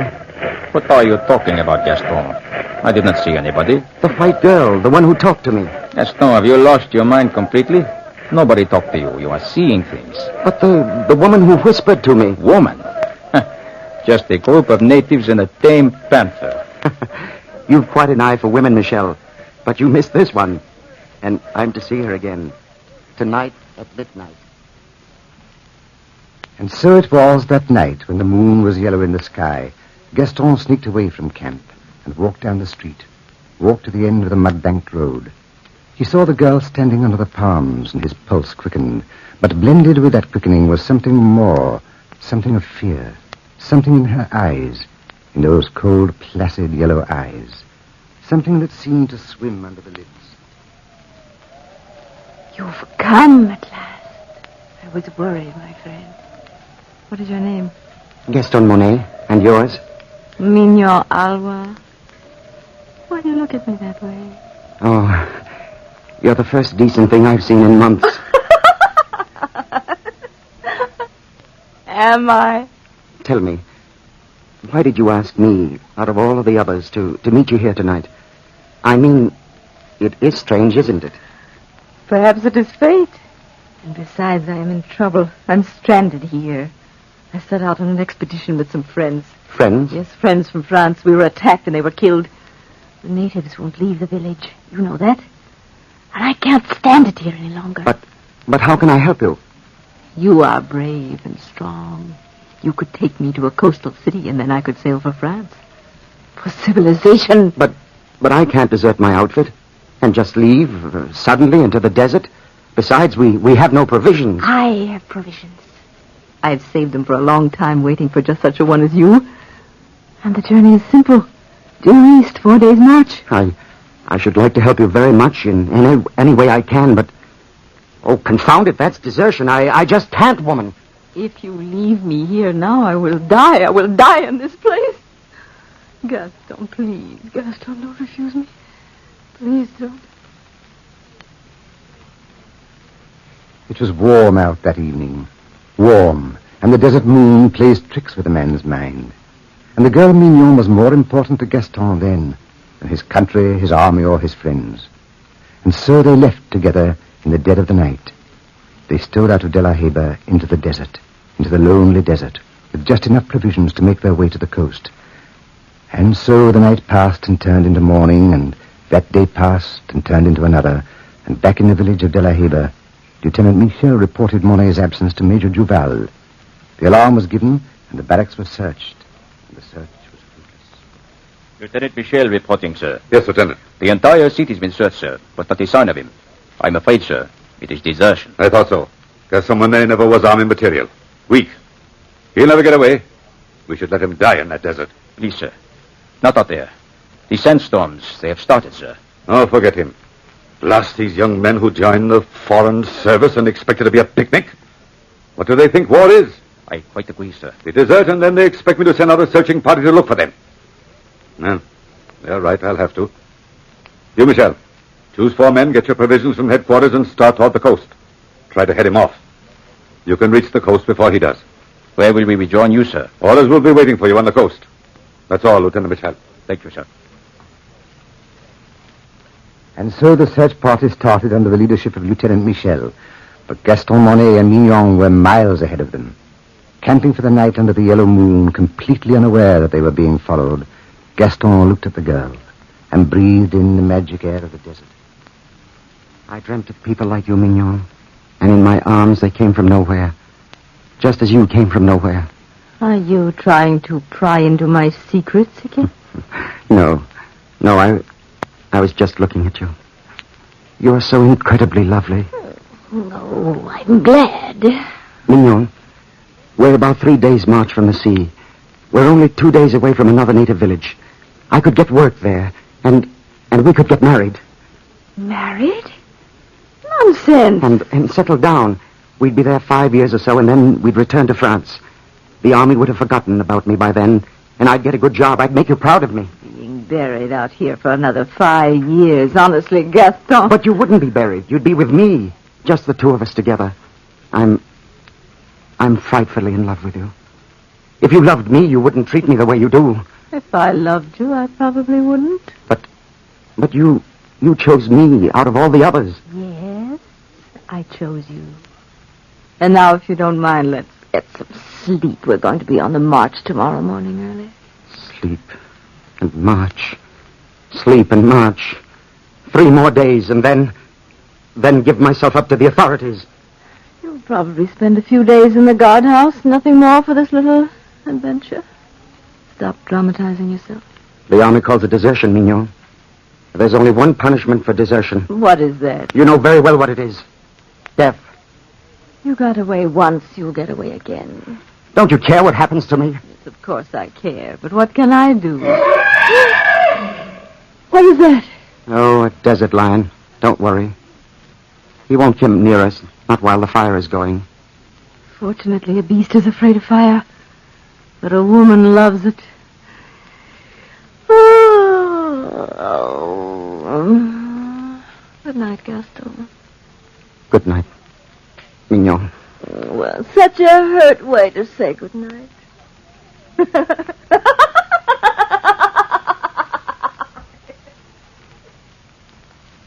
And so they slept by the fire, and the fire played tricks with the shadows on the sand as they slept. But crouched not far from them was the panther, eyeing the boy and the girl, and it crept toward the fire unafraid, sidling up to the boy until its large yellow head was a foot from Gaston's arm. And it too fell asleep, and the fire died down. The morning sun rose over the sands, and they awoke, all three at once. Gaston, look, next to you. Where's my rifle? I've got it.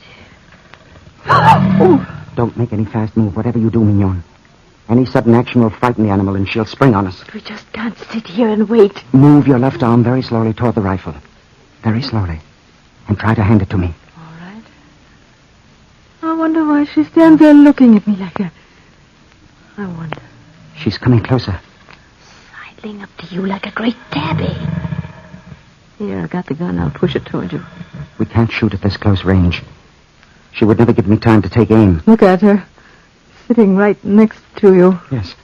Why, she licked my arm. I believe she wants to make friends. What are you going to do? Pat her. I believe she'd allow me to. Oh. There you are. Oh, watch out. You're a beautiful creature, aren't you? Beautiful lady. She's purring. Just like a great house cat. Yes, she likes it. I believe we've got a pet, Mignon. A pet, indeed. She'll purr at you now and turn on you at the first opportunity. Yes. Women and beasts are very much alike.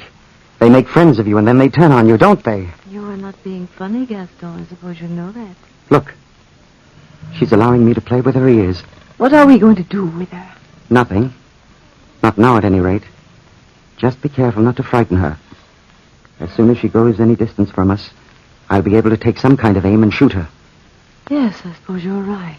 Look at her, Mignon. Do you notice anything? Nothing except she's a lovely specimen. Lovely, yes. Lovely. And she looks like you. Like me? That's sheer nonsense. Why... It's true. Look at her eyes. Yellow like yours. Deep like yours. Cruel and cold, predatory like yours. Gaston, I tell you, it's nonsense. Come over here, Mignon. Try to make a friend of her. What do you mean? I want you to pet her. Just as I'm doing.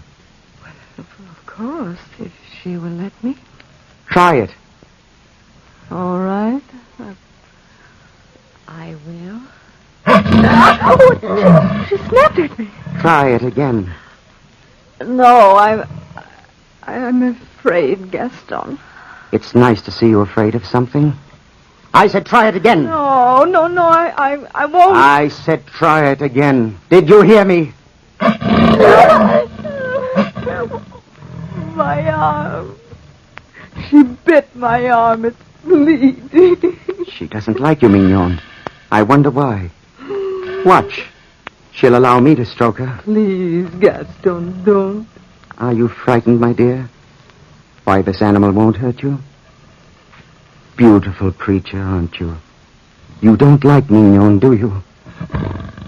Or perhaps you do like her, to test the sharpness of your claws. Don't joke about it, Gaston. You don't know what you're doing. You have no idea. You have no idea. Am I frightening you? Frightening me? I have only one chance to be a woman, a real woman, a chance to go to a civilized country, a chance to break away from them. From the Panthers, from my brothers and sisters. Kill that animal or I must return to them. I lied to you before, Gaston. I lied to you when I said I came to De La Haye with an expedition. I was born here just as she was born here. And there is a kinship between us. Yes, a kinship you will never understand. Please, Gaston, kill that beast!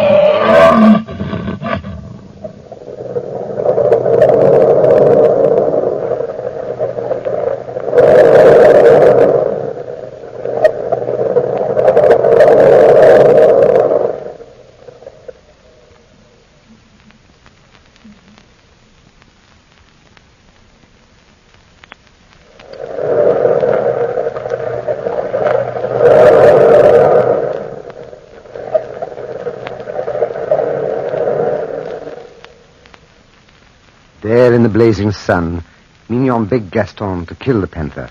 But Gaston insisted that all three travel toward the coast together. Why, he never knew. It was as if some power stronger than himself forced him on. The beautifully sleek creature followed behind Gaston and the girl, at times coming up to rub her fine, sleek body against his leg and growled, baring her fangs at the girl. When night began to creep over the sands like some monstrous dark hand, they stopped, not far from an oasis. We'll make camp here, Mignon. Yes, here in the desert. I'm so tired, Gaston. Are you? Poor little girl. How about you, beautiful lady? You'd better spread out the blankets and the food. I'll get some water. Oh, don't leave me alone with her, please, Gaston. She won't hurt you if you leave her alone. Oh, you don't know what you're saying. I'll be back directly. The water's only some half-mile away. Call for help if you need any. Gaston, please, Gaston. What are you afraid of? I said I'd be right back, and the animal might follow me. But she's not following you. She's staying here. Still, she won't hurt you. You've got the gun just in case. Gaston, please. Don't tease me. You don't know what you're doing. I like to see you frightened, Mignon. You who are so sure of yourself. I'll be back directly. Nice little lady. Lie still. Let me point the gun. This won't hurt you. Why do you look at me like that? Yes, Gaston is right. We are alike. Our eyes, our souls, and our emotions. No, little lady, stay where you are until I get an aim. A perfect aim. No!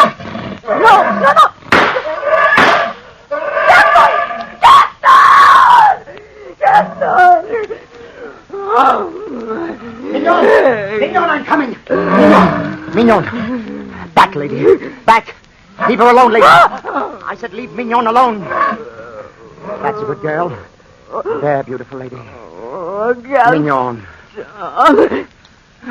Don't let me die here. You were a fool, Mignon, a fool. She wouldn't have hurt you if you hadn't tried to shoot her. I was frightened of her. I was so frightened. Yes, She's so like me, and she knows it.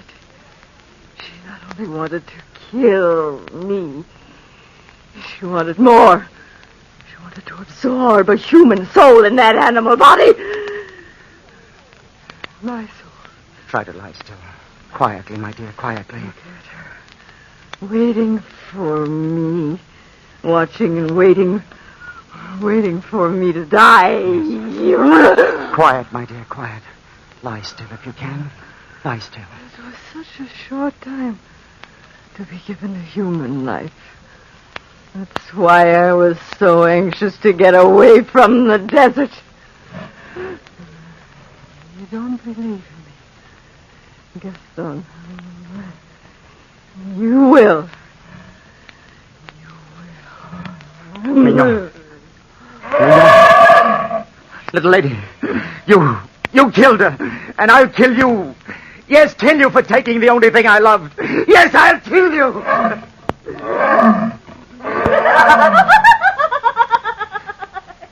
Mignon. Mignon, where are you? But you're dead. You're dead, aren't you? But I heard you laugh. Or was it the panther? Mignon, your laugh came from the throat of the panther. Can it be the blending of two souls? The soul of a woman and a beast? If I kill the panther, then I kill you. For you live in her, little lady. And you are Mignon. Mignon, come over here. Come over here, my darling. Yes, Mignon. Now I never have to return to the coast. I'll return to the little native village, and you'll be my pet. You'll never leave me now, will you? Will you, Mignon? My beautiful creature. You're wounded, aren't you? A bullet through your shoulder. Will you let me fix it? There. Lie still, Mignon. It won't hurt you much. It's just a flesh wound in your shoulder. There. Take out my pocket knife and a little water. No, beautiful lady, it won't hurt. It won't hurt at all. Just another minute and there you are. It's a nice, clean wound. How does that feel, beautiful lady? How does that feel? And now, this shell of a woman which was once the soul of Mignon must be buried. A decent burial. Here in the burning sands. And so it was. The panther lay lazily in the sun, while Gaston dug a sandy grave for the body that had been Mignon, and placed her in it. The sun slowly set in the orange desert, and the panther waited sleepily for him. And not many miles back, the search party plodded on in the cool winds over the great rises of sand mountains. Lieutenant Michel and Trooper Jacques walked ahead. Come along, men. I know you are tired, but we will soon catch up with him. How do you know, Lieutenant Michel? He might be gone 10 different directions. If we miss him out here, we will catch him on the coast. Jacques, there is only one route to the coast, and that is due east. And that is the way he will go. Don't you think he knows we're searching for him, sir? He left in too much of a hurry. He probably did not think about anything. Yeah. I always thought Gaston liked the army. Jacques, you can never tell what a man is thinking. I always say, cherchez la femme, Lieutenant. You cannot very well chercher la femme when there is not a woman within 30 to 40 miles of De La Heba. You don't know Gaston Manet, sir. Stop talking nonsense. You sound like you know more than you're saying, Lieutenant. Maybe I do, and maybe I don't. Tell me, Jacques, you made a complete search of De La Heba. Was there any record of a white woman living there? No, sir. Nobody ever seen a white woman in De La Heba. Well, was anybody else reported missing from the village? No, nobody. Just a pet panther that one of the natives owned. A pet panther? I wonder. I really wonder. And well he could wonder. For miles ahead of him, tracking off to another native village, Gaston Monet and the sleek panther trekked through the sand, retracing their steps to a halfway mark, heading away from the coast, away from a world of civilization. And the fourth day of the journey was almost at an end, and provisions were scarce. Mignon. Mignon. We must make camp again. The sun is setting, and night comes fast over the desert. We've only a little fruit left. You're hungry, aren't you? Well, beautiful lady, here you are. How's that? It's all so strange. You and Mignon. Mignon, what were you really? Where did you come from? What happened to that peculiar, distorted mind of yours? So much the beast. So very much a woman. Are you laughing at me now? Yes, I don't blame you. It is funny loving you so much. Loving you and you're being so very far away and yet so close. Are you content now, darling? Content to stay with me forever? Please be content. Try hard to find happiness. You would never have been happy in France or in any other part of the world. And I'll take care of you the rest of your days. What is that? Another panther? Is that one of your kinsmen?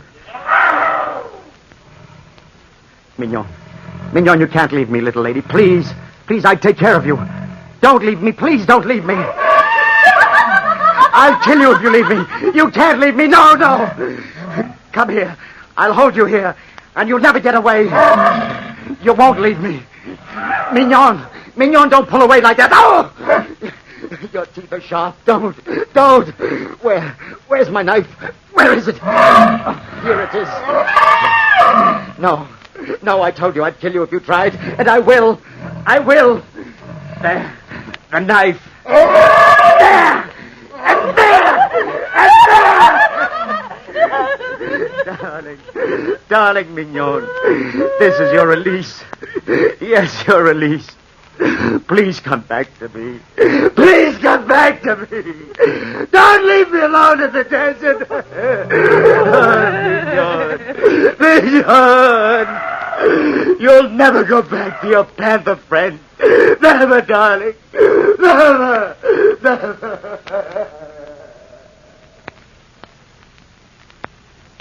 And the blood flowed freely from the wounded beast's heart, staining the yellow sands crimson.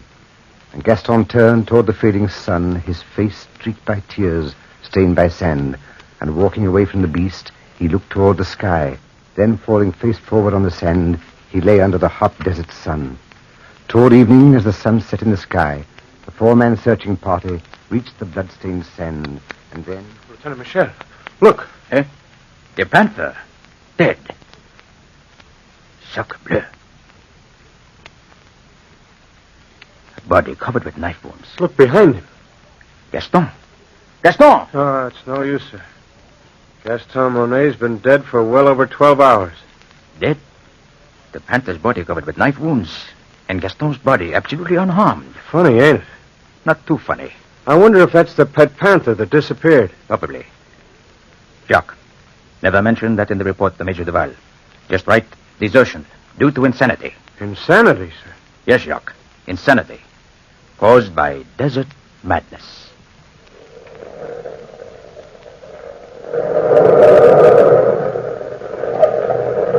From the time-worn pages of the past, we have brought again the immortal tale, A Passion in the Desert. Bellkeeper, hold the bell.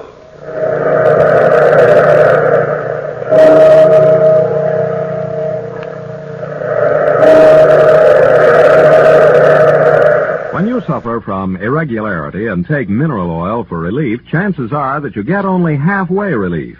You see, irregularity is frequently accompanied by acid indigestion, and when this is the case, you need a preparation that combines laxative action with antacid action to bring you thorough relief. Now, plain mineral oil can't do this, but a remarkable preparation called Haley's M.O. combines the correct proportions of pure mineral oil with the finest milk of magnesia. As a result, Haley's M.O. gives you thorough relief. Not only relieves irregularity, but acid upset as well. And Haley's M.O. is so gentle that it's frequently recommended for patients following delicate abdominal operations. When you see how much more Haley's M.O. does for you, you'll be amazed that it costs only about the same as high-grade mineral oil.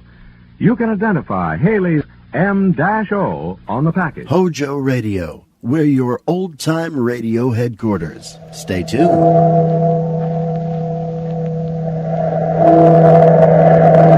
Out of the past, phantoms of a world gone by speak again their immortal tale.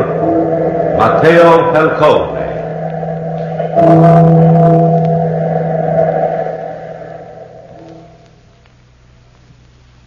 My name is Mateo Falcone. My wife, my son, and myself live on a small farm in the hill country of Corsica. At least we did live there until we were betrayed by our own blood relatives. You see, the Falcones are a large clan in this part of the country. Over there to the west is my brother Gianetto's farm, and adjoining his farm is the Rostano's place. Lorna Rostano and her husband are the only outsiders in this part of the country. And the trouble which has haunted my days and nights started at her home. The countryside was still with the deathly stillness that creeps over the valleys in the early part of the morning. Lorna opened her kitchen door and called to her husband. Rostano! Rostano! Ah, where is that man? Rostano! Ah! Rostano! Murdered! Oh, my darling! Mama mia! Yes, Rostano was dead. Lorna found him sprawled across the matting on the floor, with a peculiarly carved Corsican knife thrust into his heart. And the blood that poured from that wound caused more blood to spill in the hills of Corsica. Lorna's cries soon aroused the curiosity of the neighbors, and it was Teodore Gamba, my fifth cousin on my wife's side, who was sheriff in this part of the country, who was called in to investigate Rostano's untimely end. We at home knew nothing of the tragedy that had occurred that morning. My wife, Marie, my son, Fortunato, and myself were seated at the breakfast table, quietly eating. Fortunato was chattering, as usual. Is the world round, Father? Of course the world is round, Fortunato. Pass the bread, Mateo. Here you are, Maria. If the world is round, why don't we slide off of it? Mateo, do not encourage him with that nonsense. That is not nonsense, Maria. It is a good question, son. You have not given me a good answer, Father. You see, Mateo, you see. He's insolent. He takes after your brother, Gianetto. Oh, who could that be at this hour of the morning? Can't folks eat their breakfast tea?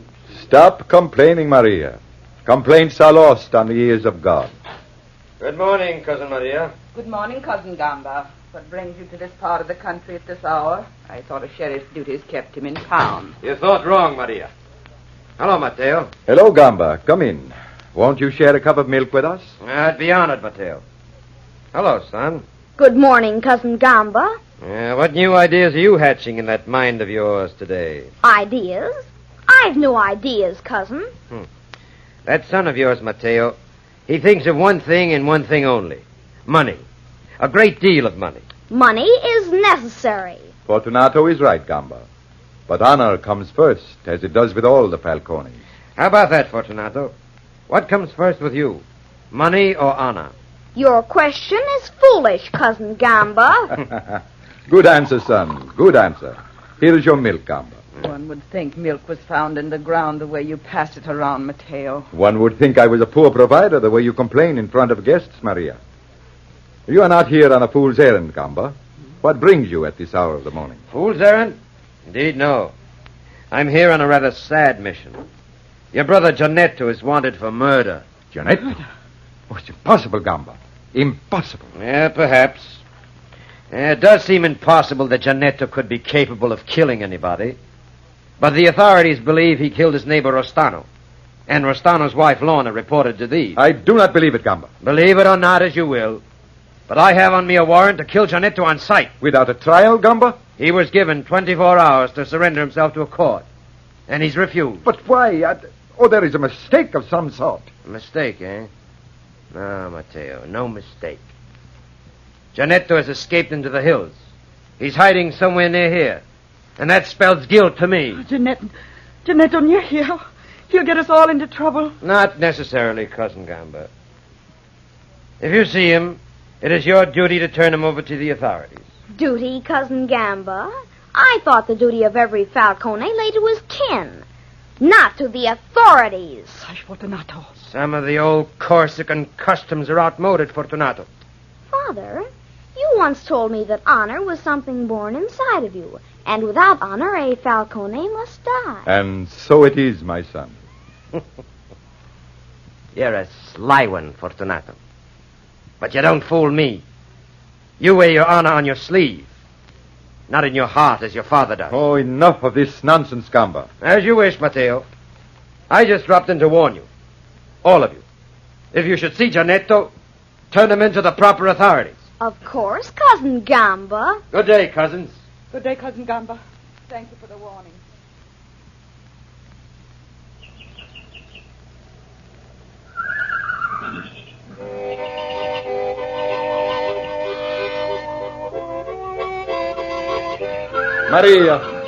Maria, I have the horses hitched. Hurry, woman. I'll be right down, Mateo. Oh, stop that foolishness, son.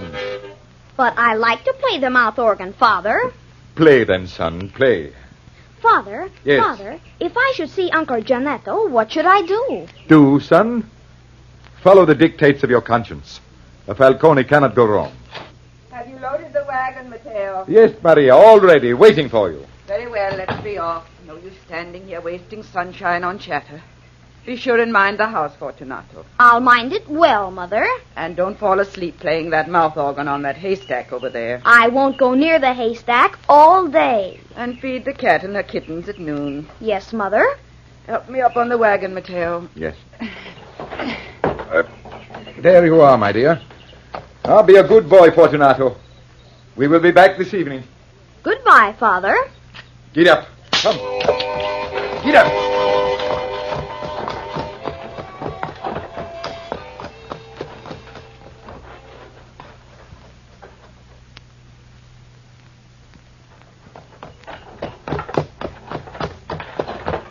Oh, whoop, oh.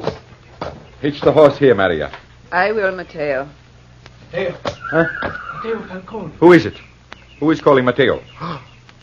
Gianetto. Don't go near him, Mateo. Are you crazy, woman? It's my own brother. But you endanger your own life, Mateo. Mateo. Maria. Stay here, Maria. I will take care of this alone. And always think they're no more than a woman, worse luck. I've been waiting here for you ever since dawn, Mateo. Have you, brother? Yes, God help me. Mateo, you've heard the news by now, huh? The whole countryside has heard. I'm innocent, so help me. There's a plot against me. A plot? But why? By whom? Oh, you ask me who. Gamba, of course. He wants my farm. He wants to be in direct descent to the Falcone lands. And so he planned the scheme so cleverly. Rastano's wife, Lorna, actually believes I killed Rastano. Gamba. Yes, that could very well be. That Gamba's clever, Mateo. Clever as a fox. But why did you not surrender to the authorities? Gamba has a warrant for you now. To shoot you at sight. Surrender. With Gamba politically influential in town, fine chance I'd have. Isn't there any way to prove your innocence? No, I don't know. I haven't had time to think. You do believe me, Mateo, don't you? Of course, Gianetto, of course. What will I do? Where will I go? The whole countryside is awake, looking for you. You will have to risk going back to my farm. Yes, but your son. Fortunato is a Falcone. Fortunato is sly, Mateo. You do not understand the boy. Go back to the farm, but go slowly and carefully. The boy will hide you until we return. I don't trust him, Mateo. It is the only way, Gianetto. It is the only way. If I return with you now, somebody is sure to see us. And Gamba and his crew will be on you like a swarm of bees. Yes, of course, brother. You're quite right. Until evening, then, Mateo. Until evening, Gianetto.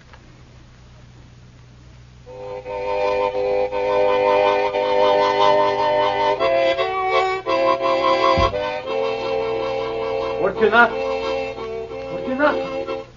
Oh, hello, Uncle Gianetto. I've been expecting you. I've been betting with myself about how long it would be before you appeared. Fortunato, hide me quickly before somebody sees me. Hide you? Now, isn't that against the law, Uncle Gianetto? You wouldn't want a bambino like me to break the law. Look, Fortunato, your father, he trusts you. He sent me here to see you. Your father trusted you, Uncle, and you became a murderer. You are a disgrace to the name of Falcone. The pot calling the kettle black. Will you hide me, Fortunato? Fortunato, did you hear me? I heard you. I'm thinking it over. Hiding you means I'll run an awful risk, Uncle. I wonder if it's worth it. Worth it? Your own kinsfolk. The neighbors are searching for me. They have been all morning. If your father hears of this, Fortunato... Maybe he'll never hear of it. That is, if you were to make me an offer, a good business deal. A good business deal. I'll offer you 5 francs. 5 francs?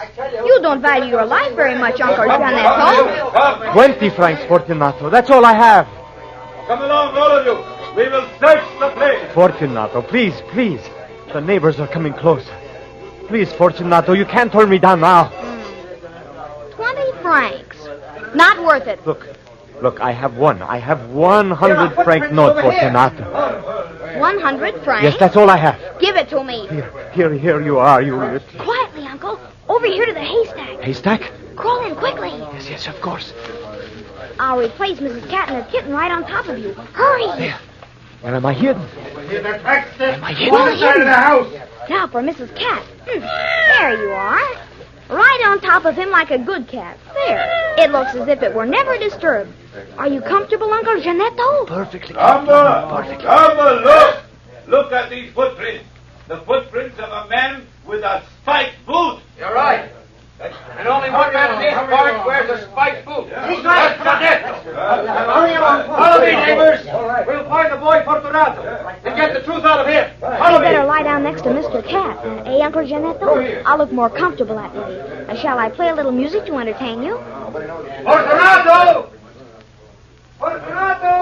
You deserve a little music for your 100 francs, eh, Uncle? Shh, fool. They'll hear you. Hear you? Of course they'll hear me. I want them to. Don't you want them to hear me, Uncle Gianetto? Don't you?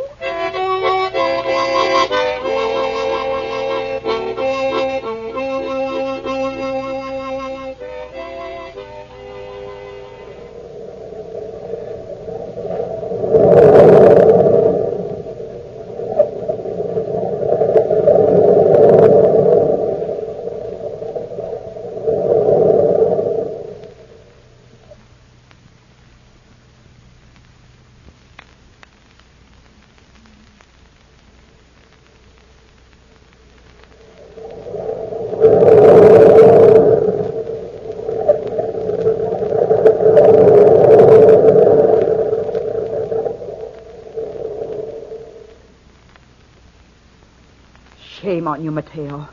Sending Gianetto back to your home. You do not realize what you're doing. Tend to your work, Maria. Let us not have any more discussion about Gianetto. Discussion? Oh, you fool, you fool! You do not realize what the consequences of this might be. If Gianetto is caught, we'll be condemned with him. Not if we can prove his innocence. Innocence, indeed. I wouldn't put murder past Gianetto. I wouldn't put anything past him. He's a lazy, good-for-nothing dreamer, that's what he is, Mateo. Never done an honest day's work. You don't understand him, Maria. He's an idealist. We need more people like him in the world. Idealist, is he? Idealist. Rather than turn in that lazy good-for-nothing, you endanger your own poor child. What will happen to Fortunato if Gianetto is found? What will happen then, my husband? Fortunato is a smart boy. Gianetto will not be found. I tell you, Mateo, I will not stand for it. What do you intend to do, Maria? Turn Gianetto in myself. I wouldn't try that, Maria, my dear. You might force me to do something I would be sorry for. Mateo, A woman without honor cannot be my wife. Honor. Honor. You believe in honor before your own safety. I believe in honor above all things, Maria. Do you understand? Yes, Mateo. Then back to work. Work until the sun is down, and pretend that today is just another day.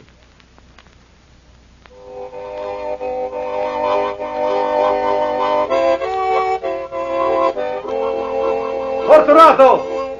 Come down from that haystack. You'll get nothing from the boy, Gamba. He's right, Gamba. Well, I'll not have this child make a fool of me, neighbors. I do not have to do what God has done already, Cousin Gamba. He has you there, Gamba. Cousin, come, don't frown. I swear to you upon my honor, I know nothing of my Uncle Gianetto. Your honor, Fortunato. What honor? The same honor as yours, the Falcone honor. Or do you pride your own honor so little that you sneer at mine? You three, over in the corner, search the farmhouse. Is this legal, Gamba? Answer, Gamba. Completely legal. Go ahead. Well, if Gamba says it must be all right. Oh, don't look in the closets. Our skeletons won't like it. So much trouble for one man, Gamba. If you'd talk, little cousin, there wouldn't be so much trouble. Oh, perhaps there are too many people around, eh? I care nothing about people, since I don't know where Janetto is. All of you, surround the house and leave me. I want a few words alone with this child. Will you be all right alone here, Gamba? Quite all right. Well, come along, everybody. Come on. Gamba's wasting his time. Shall I play a tune to amuse you, Cousin Gamba? No, thanks. I'll play anyway. Listen to me, Fortunato. Come down off that haystack. I want to talk a little business with you. You're a businessman, aren't you, Fortunato? You and I have made deals before, son. I like you, Fortunato.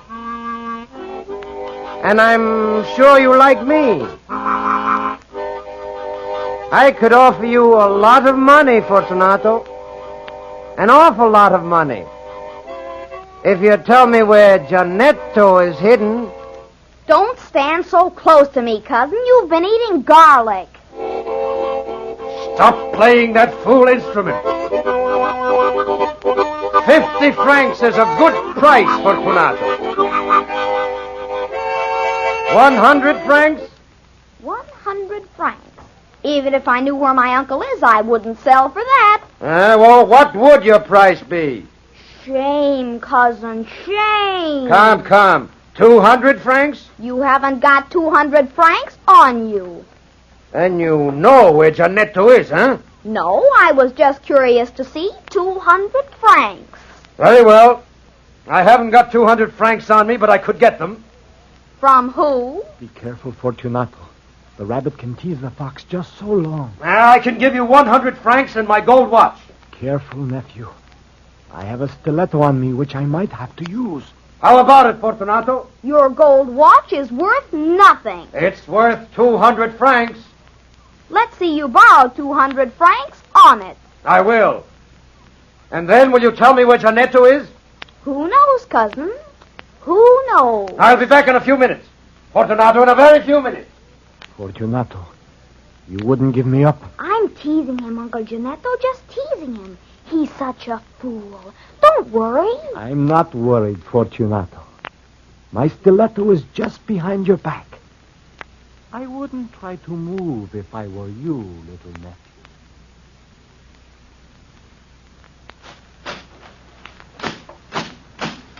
I am worried, Mateo. So worried. Tend to your work, Maria. The sun is almost down. Soon we can go home. Maria! Mateo! It's Lorna Restano. Maria! Mateo! Have you seen Janetto? We would not tell you, Lorna. You who bring dishonor to our name. Oh, Maria, tell me now. You've seen Janetto. What interest is it of yours, Lorna? Gamba claims Janetto killed my husband, but it is a lie. An awful lie. You've got to stop Gamba. What is this? What are you saying, Lorna? Listen, Mateo. Early this morning. Yes? I found my husband, my poor darling, dead. A knife buried in his side. So I called Gamba, and he said the knife was Janetto's. Gamba said it. Gamba. Yes, I was half crazy with grief, and I believed him. Until this afternoon, I took the knife to town, to the store where it was bought. The storekeeper swears it belongs to Gamba. Are you sure? I'm positive. Mateo, I've been such a fool. We've got to work quickly now, quickly. Come along, Maria. Lorna, If anything has happened to Janetto, I'll never forgive myself. climb into the wagon. Quick, both of you. Leave the wheat alone, Maria. We will come back for it later. Here, I will help you up, Lorna. There. Now, hurry, Mateo, hurry. Gamba will kill Janetto before he gets a chance to defend himself. Now, there we are. Come on, Maria. Get up. Come on. Get up. I only pray God that Fortunato is safe.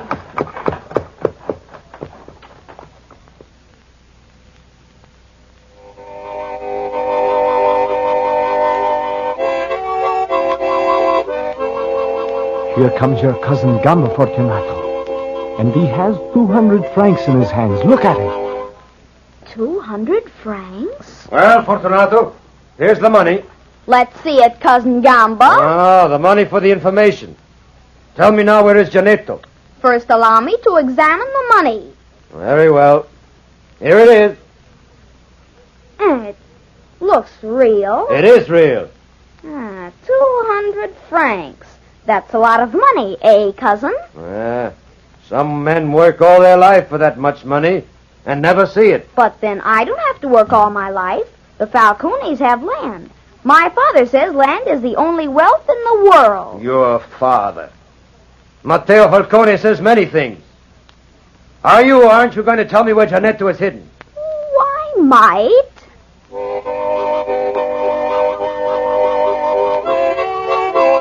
Give me back the money, boy.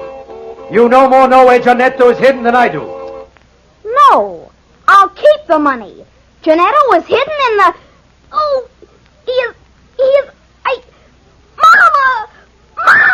Fortunato! Fortunato! The matter, Fortunato! What happened? It's Fortunato! He's dead! Look at him! Fortunato dead? You're right! What happened to him? Happened? I don't know. He was about to tell me where Giannetto was when he was struck dead. Heaven watches us. Gamba, this is heaven's answer to a child without honor. Death. Stop it! Stop, all of you! This is a trick. A trick, I tell you. The boy died of natural causes. It was God. Natural causes. God struck him. Now listen to me, neighbors. Listen to me. God is responsible. You didn't see the boy die, but I did. I saw him, and there was nothing strange about it. Nothing. I got my sword, and it was natural and normal. Oh! What is this girl doing in my yard, Gamba? Mateo! Mateo, come here quickly! Mateo Falcone. Watch out for trouble now! He's got a pistol! You will not call for me so loudly, Cousin Gamba, when you hear what Lorna Rostano has to say to you. Lorna Rostano? Yes, Lorna Rostano. What has Lorna got to say to Talk, talk. All right, listen to me, neighbors. You listen to me. What's come over you, Lorna? You see, Gamba. Neighbors, Giannetto did not kill my husband. Gamba did it. Gamba did it. I have proof of his guilt. You lie, Lorna. No, I don't lie, Gamba. I'll give you your lie and your teeth. I traced the knife which killed my husband from the storekeeper, and that knife belongs to you. Out of my way, Maria! Neighbor, stop it. You're trying to get away. Shoot him, Mateo. Kill him. Don't let that man escape.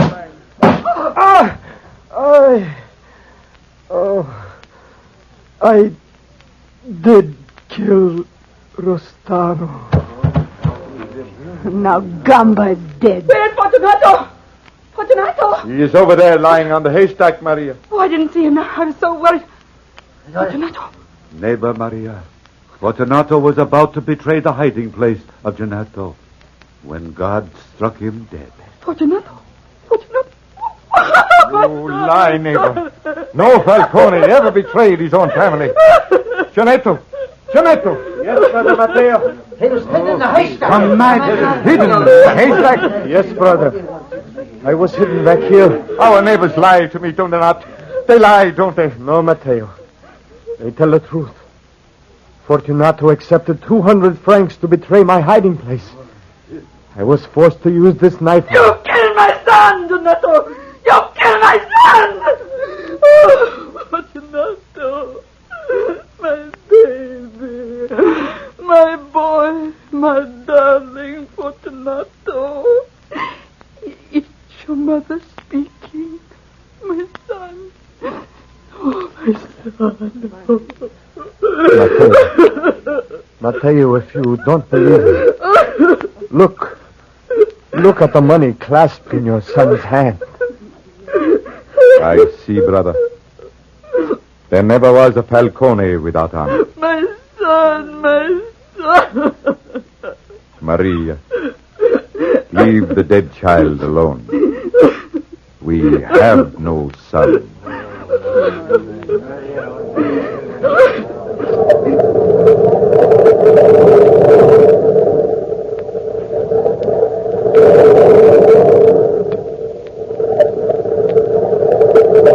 From the time-worn pages of the past, we have brought to you a story of Mateo Falcone. Bellkeeper, hold the bell.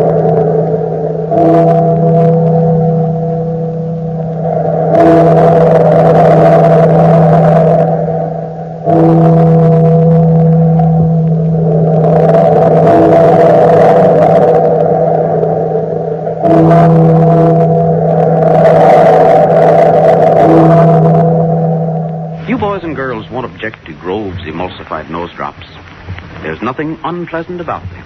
They don't run out of your nose and make you messy. They don't run down the back of your throat and make you sickish. What's more, they don't burn or sting the inside of your nose. They quickly check a head cold and yet do it in a nice way. These nose drops are something brand new and a big improvement on old-fashioned oil drops. Mother is interested in getting results when you have a cold in the head, and she'll get results much faster with Grove's emulsified nose drops. In every section of the country, Grove's emulsified nose drops are selling at an amazing rate. That's because they are better in every way. Tell Mother to procure a bottle at the corner drugstore. Grove's emulsified nose drops will surprise you with the way they look and act. These nose drops are white and creamy. They don't look, taste, or smell like medicine, yet they are highly effective. That's because they are medically superior, because they stay up in the nose. Any child can understand that nose drops that stay up in the nose will do more good than nose drops that run right out. Impress this fact upon Mother, and she will undoubtedly let you try these new type nose drops when you have a head cold or stuffed head. All drugstores sell Grove's emulsified nose drops, and they're really more economical than the old-fashioned kind because you get more for your money and because you can use less. Ask Mother to get a bottle today. Hojo Radio, where the classics come alive. Out of the past, phantoms of a world gone by speak again their immortal tale, The Man Without a Country.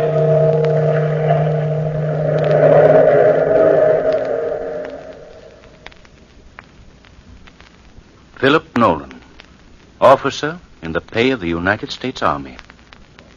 I've so many memories of Philip Nolan. I think I was the only friend he ever had. I think I was the only man who really knew him during his whole incredible lifetime.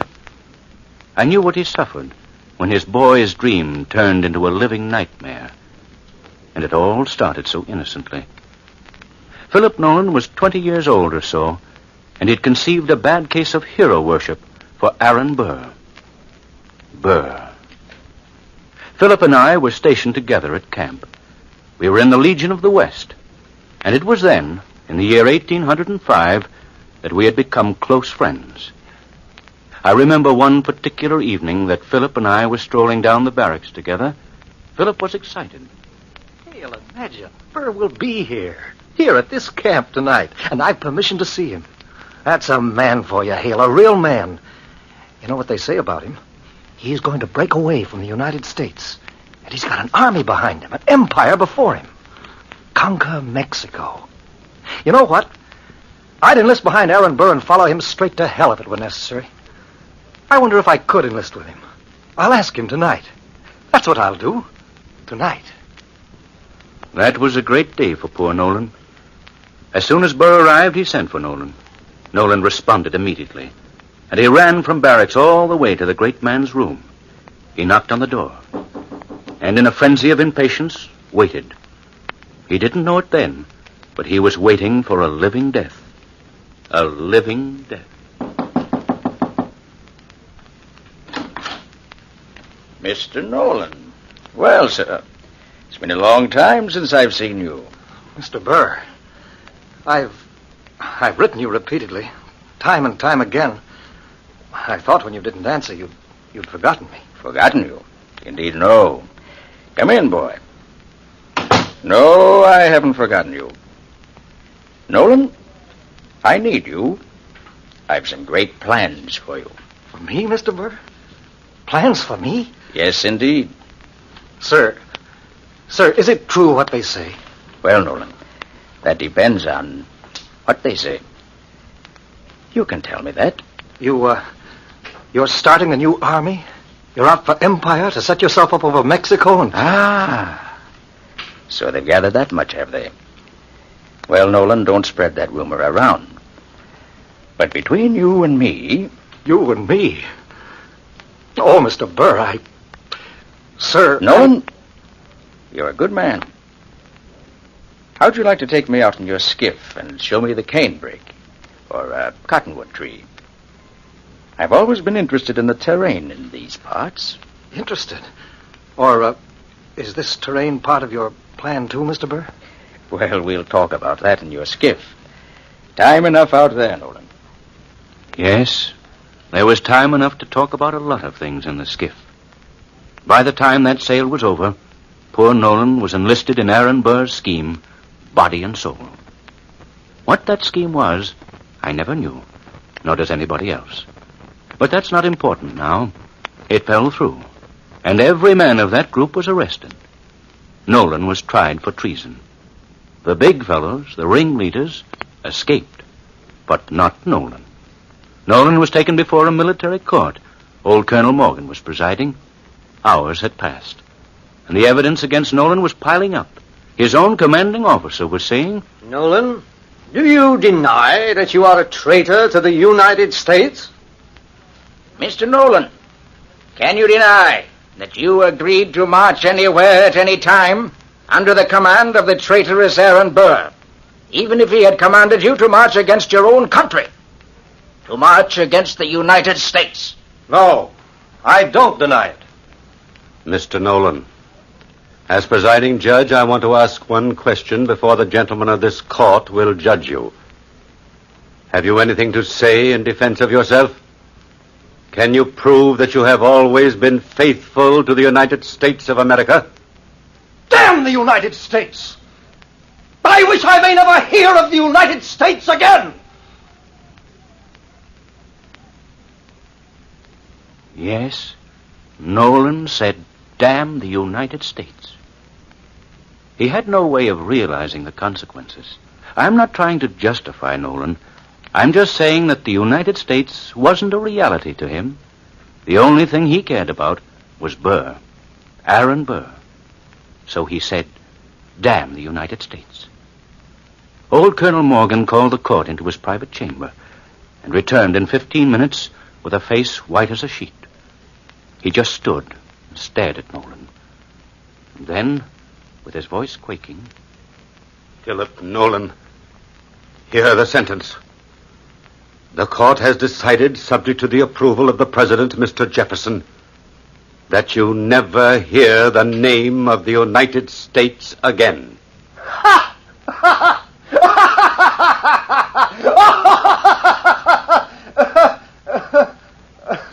Mr. Marshal, take the prisoner to New Orleans in an armed boat and deliver him to Captain Shaw of the Nautilus.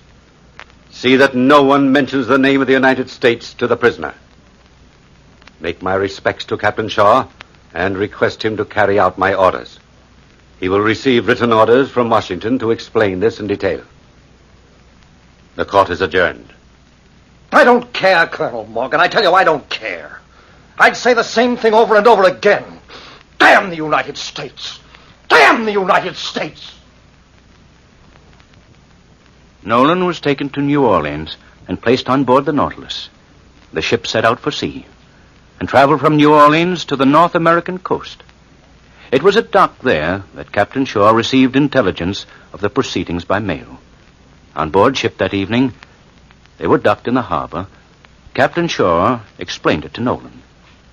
Nolan was still the swaggering youngster then, as the old captain related. Well, Mr. Nolan, the word has come through from your former country's capital. From Washington? Yes, Mr. Nolan. Well, what is the happy word? You're a man without a country, Mr. Nolan. Without a country? The court has sentenced you to have your wish fulfilled. You will never hear of your country again. You will live on board ship for the rest of your life. You may wear whatever uniform you wish. Naturally, my own uniform. The buttons will have to be changed for plain buttons. Well, why is that, sir? There is the insignia of your ex-country on the buttons. What?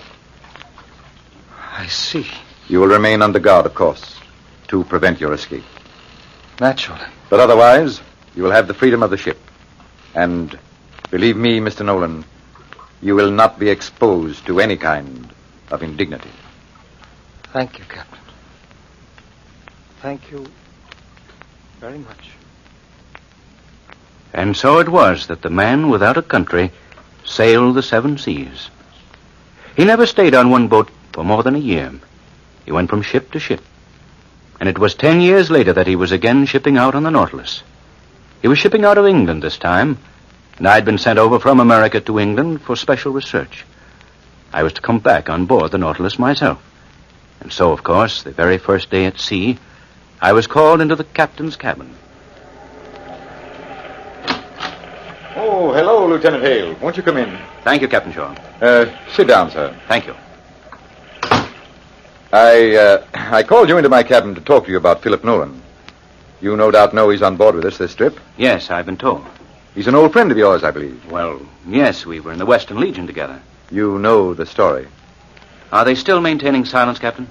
I'm afraid so. And as long as you're on board my boat, I must ask you to please never mention the United States to Nolan. No news of home, no talk about old times, no word of his family, and especially no word of the United States. Well, of course, sir. Whatever you say. And, Mr. Hale, be prepared for a shock when you see Nolan. He's changed. He's changed a lot more than you realize. Changed. Yes, the captain warned me, but I wasn't prepared for what I saw. Nolan was an old man. An old man at 32. He was standing with a guard at the railing of the Nautilus when I approached him. He wheeled around and stared at me for a moment. Hale! Hale, old boy. It's good to see you. I didn't know. I'd no idea. Philip, hello. It's been a long time. Oh, it's all right, guard. You can leave me alone with Hale. I won't escape. But, sir... I'll take full responsibility for him. Of course, sir. I'll report to the captain. Hale, look at me. I'm still your old friend, am I not? Of course, Philip. Where have you been? What have you done since I last saw you? I traveled around. Been in England. England?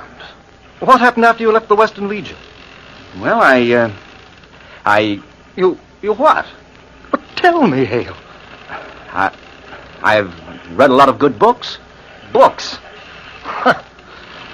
That's just great. You too, Hale. I can't help it, Philip.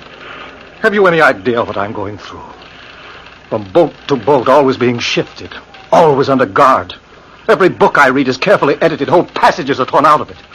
I never eat dinner at one table. I'm shifted around all the time. Nobody can stand my company night after night. I've so little to talk about. And I'm so hungry for home. So hungry for news of home, my family, my country. I want to touch the ground, the land. I want to know what happened to Texas. What did they do to Aaron Burr? Hale, 10 years of this. 10 years. I was just a boy. I didn't know what I was saying. I didn't know. Please, Philip, please. I'm sorry. Seeing you again. And you're the only person who knows I feel this way. I won't mention it again. I know you won't, Philip. Don't tell anybody. You won't tell anybody. Well, of course I won't. 4 o'clock. I have a little duty to perform at 4. Well, what's that, Philip? I read to them, the sailors. They like it. The only thing I'm allowed to do for them. They pick the book, and I read a chapter or so. Well, that sounds interesting. You mind if I come along? Not at all. Well, we'll go down this hatch over here. Follow me. This way. This way to the crew's quarters.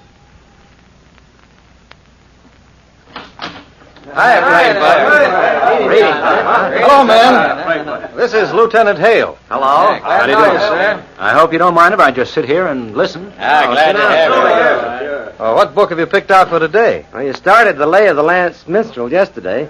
Let's finish that. Good idea. Where is it? Here it is, sir. I've never heard of it. Oh, it's a good poem. I was on the 3rd canto yesterday. Yeah, let's see. Oh, yes. I'll start here. The aged harper, how so ear, his only friend his harp was dear. Like not to hear it ranked so high above his flowing poesy.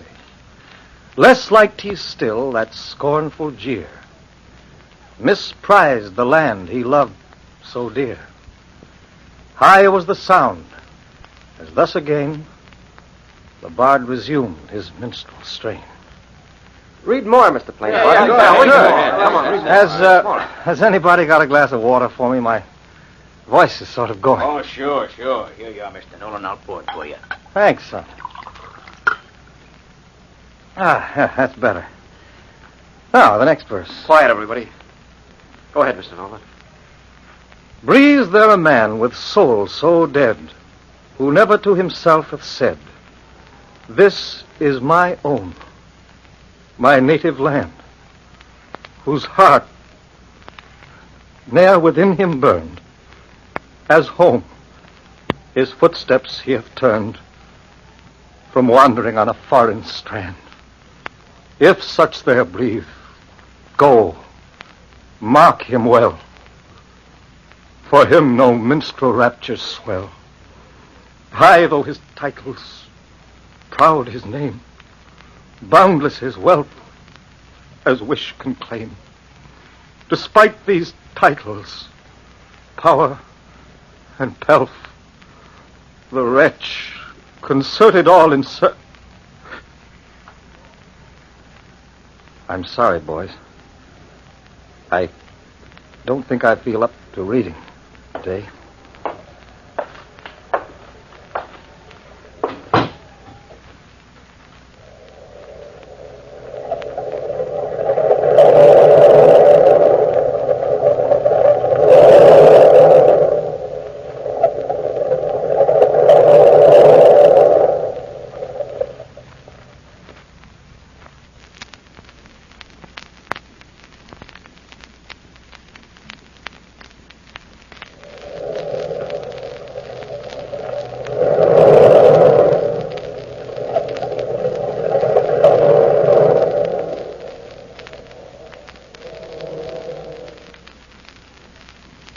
Yes, that's the way it was on board ship.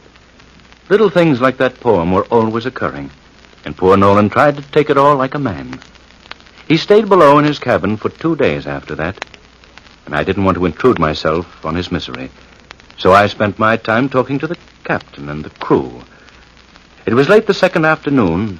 Captain Shaw, myself, and Lieutenant Vaughan were standing at the rail, and of course the conversation turned to Nolan. Vaughan was saying, Funny thing about Nolan. He never allows anybody to come into his cabin. I wonder why. That's his business. I don't think we should intrude, Lieutenant. Well, sir, it was just curiosity. Hear what the men say about that cabin. And what do they say? Oh, some think it's full of voodoo tricks or some such nonsense. You know, Captain, if I were you, I'd order him to leave his cabin door open.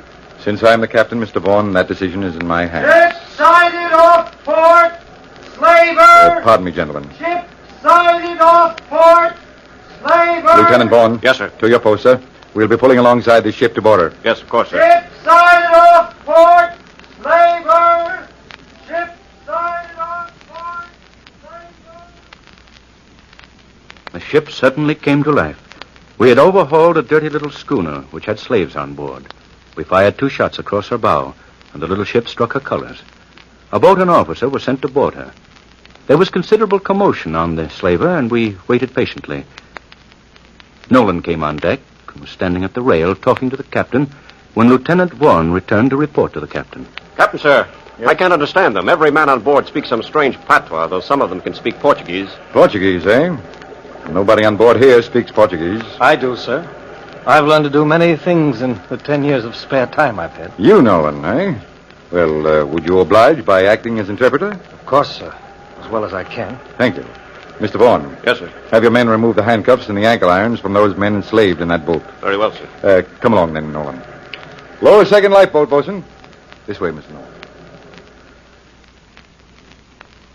The boat was lowered, and we rowed over to the slaver. We stalled in the waters for half an hour, giving Vaughan plenty of time to quell any manner of resistance. By the time we boarded the boat, the 3-man crew was in chains, and the slaves, freed from their handcuffs and ankle irons, were swarming over the deck, wildly jubilant, shouting.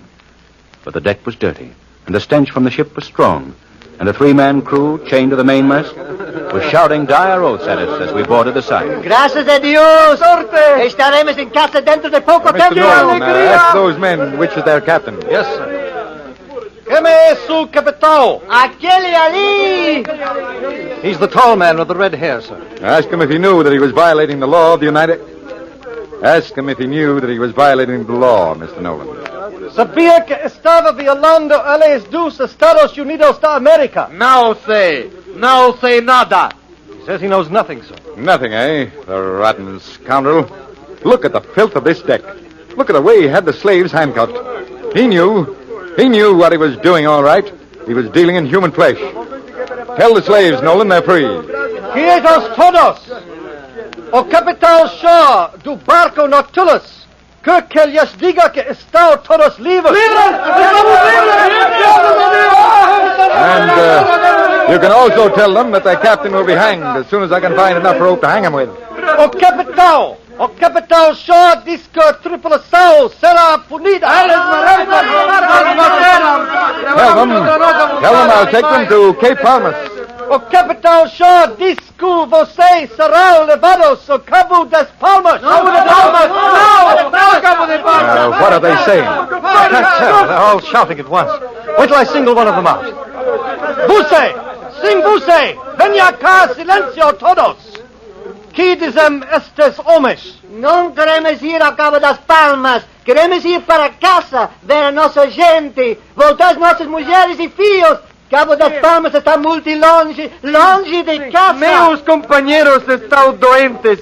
Ia no meu barco à procura de doutor. Estes diabos me capturaram. Nolan. Meu povo morrerá se não what's this all about? Me levaram contra minha vontade.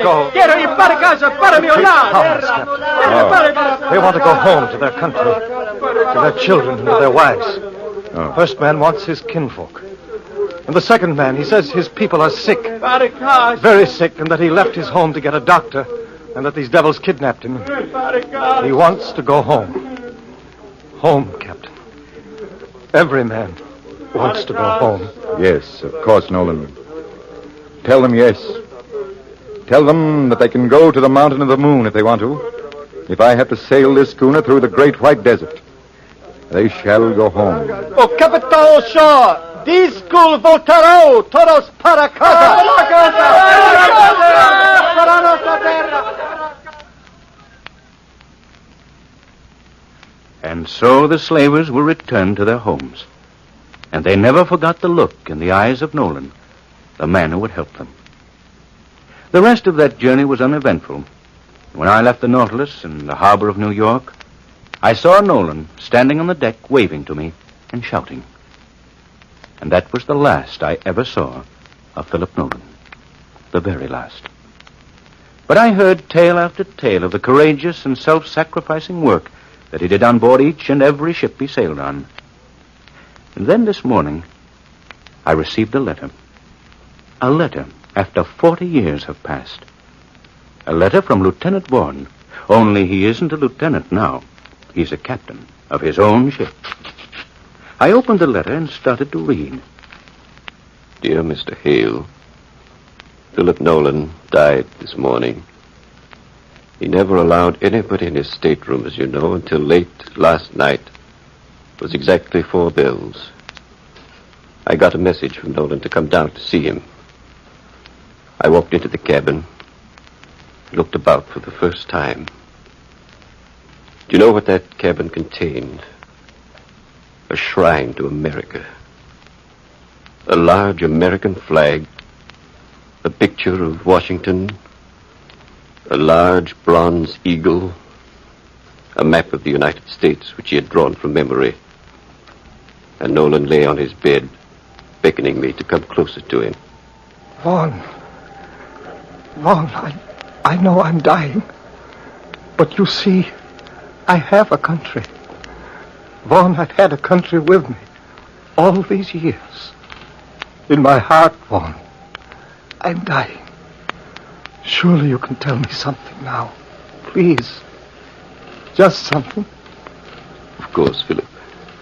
Anything you want. The map. Tell me what belongs on my map.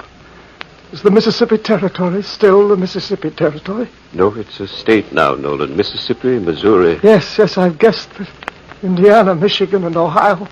Ohio was the last I knew. That makes 20 states in all. There are 34 now. Where are the other 14? You haven't cut up any of the old ones, I hope. They're not cut up. You're all pretty in the new 14 on your map for you. Florida. Imagine Florida state. Iowa. Illinois. Louisiana. What about Texas? What happened to Texas, Vaughn? Texas is part of the Union. Wonderful. Wonderful. And Arkansas. There's a good American name for you. Did you hear me say it, Vaughn? American. American. American. American. I said it, Vaughn. On this whole ship, in the whole of America, there's not a better American than myself. Not one better in the world. Is there, Vaughn? Not a better one anywhere, Philip. You're a real American. Thank you. Thank you, Vaughn. Thank you. And his last wish was to have a gravestone somewhere in the United States. Do you think you can arrange for that gravestone, Hale? The letter was signed, Sincerely yours, Richard Vaughan, Captain, United States Navy. And in a churchyard in his own United States, there is a gravestone in memory of Philip Nolan, Lieutenant in the Army of the United States. He loved his country as no other man loved her, but no man deserved less at her hands.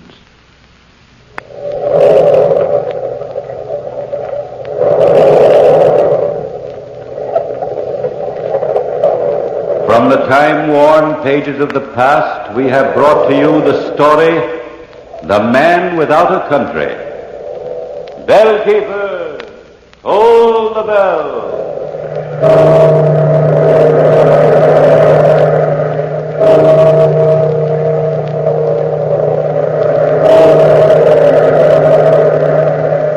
Make your bath a real pleasure and a beauty bath at the same time with white floating Swan soap. You can, because Swan's exclusive super creamed blend gives you a wonderful new kind of beauty lather for your bath. Rich, creamy lather that cleanses gently, then rinses away so completely your skin is left fresh, smooth, lovely as ever. Yes, it's the perfect bath soap. Super creamed Swan soap. Keep it tuned right here to Hojo Radio for more classic old-time radio.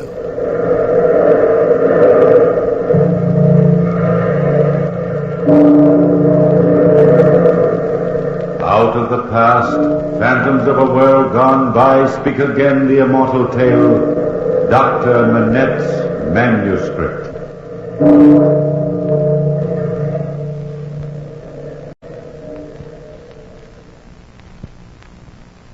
Gentlemen of the jury, I have in my hand a manuscript that Dr. Alex Manette unearthed on the night of February 12th, 1751. A manuscript that will provide conclusive proof of the guilt of Charles St. Evremond, accusing him of fraud, murder, and conspiracy. A chain of fantastic events lead to Dr. Manette's finding of the manuscript, and I should like to describe these events to you now. I, Philippe Gentil, was with Alex Manette earlier in the evening. I had dropped by his home in hopes of persuading him to join me at a large soirée which was being given that night by one of the most distinguished barons in all Paris. The baron's name is unimportant. Dr. Manette and I were standing at the doorway of his home. It was exactly 6:45. That I remember because the grandfather's clock in the living room was just beginning to chime. I'm sorry, Philippe. I simply can't come to the ball this evening. I'd promised several of my patients that I'd drop by and see them. She's going to be there. She? Who? Who? The woman I was telling you about. Countess Clarissa St. Evremond. Ah, you're a countess with the mysterious husband. Well, she's half what you say she is, Philippe Gentil. It'd be just as well if I don't meet her. Nothing can persuade you? Nothing. Now, come along. I'll walk you outside at any rate. And if you change your mind, come to 12 Rue Saint-Honoré. If I change my mind. Give your countess my greetings. That is, if her husband isn't around. Now, don't worry about him. Charles St. Evremond is never around. He's too busy on his estates in Normandy. Goodbye, Philippe. Goodbye, Alec. And don't forget, 12 Rue Saint-Honoré. You will make it? I won't forget, but I can't make it. Well, it must be close to 7 o'clock. Better hurry. I'll never finish my calls tonight. A party, indeed. I have no time for parties. Dr. Manette. Yes? Who is it? Over here, please, in the carriage. Oh, well, what do you want? I'd like to see you for a moment. You are Dr. Manette, aren't you? Yes, I am, but I don't believe I have the privilege of knowing you. I have a patient that needs your aid very badly. Won't you please accompany us? But who are you? That is unimportant as far as you're concerned, monsieur. Robert. Yes, brother. Perhaps your pistol can persuade the doctor to join us? Well, I don't need to be persuaded by force to help save human life. This is not force, Dr. Manette. Now, if you don't mind, we've a great deal to do this evening. We insist that you enter the carriage. Right in here, sir. The middle seat will do. Very well. We can handle this all very agreeably, Doctor, if you will be reasonable. You'll be well paid for your work. I'm sure of it. Are you ready, brother? Quite ready, Robert. All right, driver.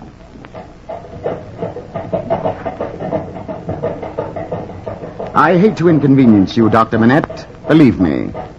But I'm forced to tie this handkerchief around your eyes. I prefer that you do not know where we're taking you, for reasons which are purely personal. I hope you don't mind? No, go right ahead. Nothing I can do about it, is there? No, not very much, Dr. Manette. Just sit quietly and the work will soon be over.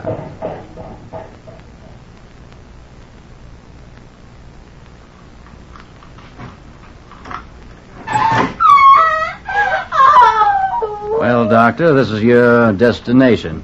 I'll remove the blindfold from your eyes now. What was that scream I just heard? It's your patient, Dr. Manette. We'll take you right upstairs to her now. If you will follow me, Doctor, up this staircase. Musty old place, isn't it? Yes, quite old. You lived here long? Does it matter? Sorry, my mistake. The girl, has she been that way for long? 2 days now, Doctor. Her screams are as regular as the swing of a pendulum, and we can't quiet her. That is why you're here. These screams are nerve-wracking to myself and to my brother Robert. Oh, it's this door here. Go right in, Doctor. My husband, my father, my brother. 1, 2, 3, 4, 5, 6, 7, 8, 9, 10, 11, 12. Pay no attention to her chatter, Doctor. Why have you bound her to the bed? To keep her from going mad. You think that's protection from insanity? This girl is already in the last stages of brain fever. You don't mind if I untie her, do you? Mind? Why should I? Here's all the medicine you might need. Thank you. My husband, my father, my brother. 1, 2, 3, 4, 5, 6, 7, 8, 9, 10, 11, 12. Hush. Quiet, my dear. I'll just undo these ties. Most we can hope for is to administer a sedative and keep her quiet. Is this fresh water in the container? Quite fresh, Doctor. There's quite a medical collection here. Yes, we have, quite. My husband, my father, my brother. 1, 2, 3, 4, 5, 6, 7, 8, 9, 10, 11, 12. Hush. What does this cry of hers mean? How should I know? Nothing at all. Well, Doctor, what do you think? I think the girl has been purposely driven mad, gentlemen. That she is dying. If that is your opinion, Dr. Manette, it is best you keep it to yourself. Here you are, my dear. Drink this. No. There now. Open your mouth. What would you suggest we do with her, Dr. Manette? I can't suggest anything. It's too late. My husband, my father, my brother. 1, 2, 3, 4. Quiet, my dear, quiet. Nobody must find him. Nobody. He's safe. Safe from you, you beast. Now, you're quite safe, my dear. Quite safe. I'm the doctor.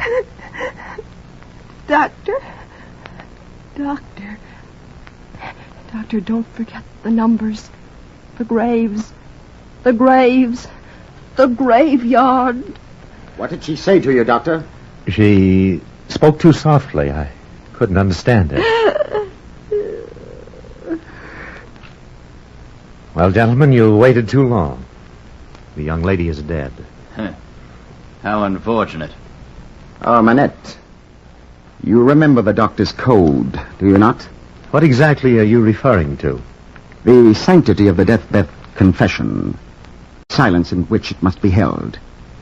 if you repeat anything you've seen here this evening, we will take legal recourse to prove that you were responsible for the death of this girl. You're not threatening me, are you? Yes, as a matter of fact, I am. Now, Doctor, if you're ready, my brother will blindfold you and return you to the place we originally found you. And, before you leave, Doctor... Yes? I promised you you'd be well paid. In this little bag are 100 gold pieces. Thank you. But I only did what was humanly possible. Robert, see that the Dr. Manette is returned home safely.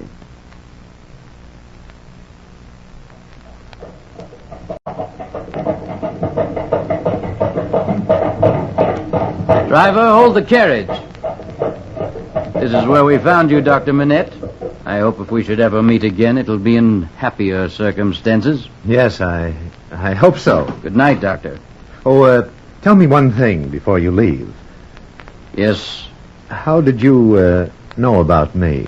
We've heard a great deal about you, Dr. Manette, indirectly through a friend of yours. His name, I believe, is Philippe Gentil. Good night, Doctor.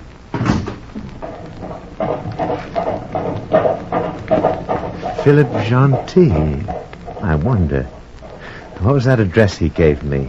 12 Rue Saint-Honoré. I'd better walk over there. I wonder... My father, my brother, my husband, the 12 numbers. Hush. Dr. Manette walked quickly to number 12 Rue Saint-Honoré. When he arrived, the Baron's house was already crowded with merrymakers. I was seated in the corner with the Countess when Alex rushed in. I introduced him to Clarissa, and he told us the exact story which I have just recounted.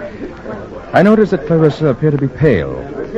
Then she said, I beg of you, Dr. Manette, please forget all about this evening. Forget that you were ever here. Forget that you ever saw this man. Do you know who he is? Philippe, please. I'm feeling very faint. I'd like to go outside for some fresh air. Certainly, Clarissa. Do you mind if I join you? Oh, not at all. We'll leave through the side doors. Philippe, is anybody watching us? Not that I notice, my dear. Follow me, gentlemen. Out this way, and shut the doors behind us. Now, let me warn you, Dr. Manette. Your life is in great danger. Then you know the gentleman that I'm talking about. Yes, I know them. My husband and his brother Robert. You see, Philippe has told me about you, Doctor. And yesterday, because I was feeling ill, I asked my husband to send for you. But he's a fiend, that one. Your husband? But what is he up to? Revenge. On whom? On me. He's always trying to trap me. Charles knows I've nothing but loathing for him. And in that twisted mind of his, he suspects my love for Philippe. So that's why his brother Robert mentioned Philippe's name to me. Yes. And when he threatened to accuse you of murder, it was no idle threat. He said you followed here. He means to trap us all. Oh, but, Countess, I can prove my innocence. You think so, Dr. Manette. But you don't know his power. If he finds out about us, Clarissa... Philippe, it's no use, my dear. He came to Paris to take me back with him tomorrow. I was going to tell you our little dream was over tonight. Only I wanted it to be gay and exciting and say goodbye as if I were leaving on an adventure. My dear Countess, what do you know about the 12 numbers? 12 numbers? Nothing. Absolutely nothing. Have you any idea who the girl was? None. Unless she's a daughter of one of the peasants on the land. It's not unusual for Charles or that pig of a brother of his to amuse themselves at the expense of such unfortunates. Oh, I warn you, Dr. Manette, if you've any respect for your life, go. Go as far from here as you possibly can. And leave you to the mercy of your husband and half of Normandy to that kind of tyranny? No, I don't think so. Alex is quite right, Clarissa. This is no time to run from anything. Our first job is to get you to safety. And the next is... to find out what the 12 numbers mean. But you don't understand. Charles planned all this to happen exactly the way it has. He knew Dr. Manette would join us at the party, and he also knows that we'll try to escape. And nothing would please him more than to catch me this way. If he does catch you, Clarissa, send for one of the maids in this house. And I think for a few francs she might lend you some clothes. But, Philippe, you're both risking your lives. Don't you understand? Well, since they are our lives, Countess, we'll worry about them. Now, do what Philippe says, and let's hurry. Yes. Go into the house by yourself, Clarissa. Upstairs to the dressing room and wait. I'll go in the back way and send one of the maids up to you. Alex, you wait here for me. Don't take any chances, any of you. I'll see you later, Philippe, darling. Later. 1, 2, 3, 4, 5, 6, 7, 8, 9, 10, 11, 12. Hush. I don't get it. My father, my brother, my husband. Are you Dr. Alex Manette? Yes, I am. I am Inspector Dervey from the Paris police. In the name of the king, I arrest you for the murder of Lily Deschamps.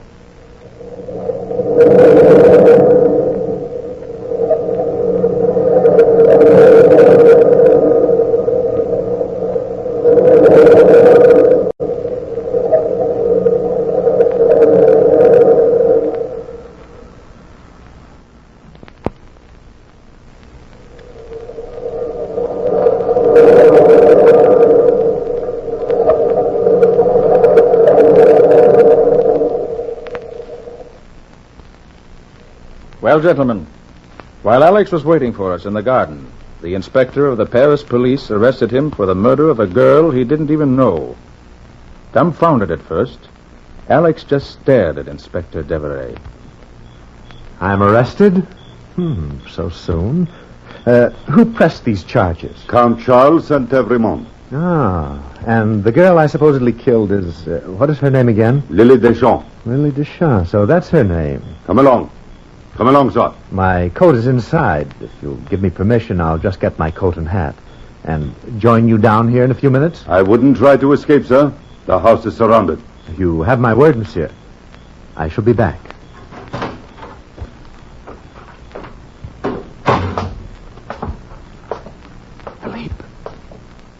Philippe! Countess Saint-Evremont. Countess! Dr. Manette? Come in here. I thought you were to wait downstairs. Oh, great heavens. I would never have recognized you, Countess. It's the maid's costume.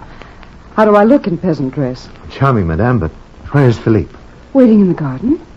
I thought he was with you. I've just been arrested. Now, I've only a short time, so listen to me carefully. I must escape, and I've only one chance. You and Philippe must have to work fast to help me. Of course, Doctor, anything. Now, I'll manage to delay the inspector for 15 minutes. In that time, you and Philippe must arrange to follow the inspector's carriage in your own cab. Now, to get to the jail from here, they must travel down the Rue Blas to a quiet part of the quay near the Seine. Now, I'll be riding with the inspector, a prisoner, in his cab. Do you understand? Yes, so far I do, Doctor. Now, listen carefully. There's a warehouse at the corner where you turn down the quay. Now, you and Philippe instruct your driver to go full speed the other way around it and meet us. Have Philippe bring money and 2 pistols. I'll be ready. You can count on us, Doctor. We shan't fail you.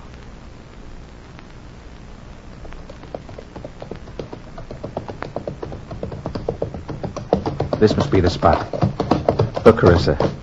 There's his carriage right ahead, turning toward the quay. Philip, are you sure this is the place? Positive, darling. There's the warehouse Alex told us about. The coachman. Yes? Turn to the left here. Oui, monsieur. Yeah, The inspector's cab will come down the left side of the street. When we start galloping, Clarissa, open the door and hop out quickly and head for the warehouse in the corner. Wait in the doorway for us if there's any trouble. Yes, Philippe. Yes, darling. Coachman. Yeah? As soon as you turn the corner to the quay, put your horses into full gallop. You'll see another carriage heading toward us. Oui, monsieur. Head for it. Run straight into it. But my cab, sir. You're a 4,000 francs driver. That'll take care of the cab and any damage that could possibly occur. Oh, oui, monsieur. Look, Philippe. There's the inspector's cab at the other end of the block. All right, driver. Full gallop. That's the other cab. Head into him. Oui, monsieur. Here we go, Philippe. Be ready to jump, Clarissa, the minute we strike. Watch out, Philippe. Hold on, darling. Look, there's Alex in the other cab. He's got his hand on the door. He's ready. Here we go for the crash. Open the door, Clarissa. Jump. Why don't you look where you're going? Get those horses of yours and dangle fools. Why, we could all have been killed. This is the prefect's special cab. Idiot. This way, Clarissa. I'm following you, darling. Where's Alex? He's out of Deveray's cab and running down the street. He meet us at the corner. Hurry, darling, hurry. Oh. This way, Clarissa. Down here. I'm so worn out. Hurry, darling, hurry. Around this corner. before they notice Alex is gone. Here. In here. Both of you, quickly. Alex, you all right? I'm a bit shaken, but I'll be all right.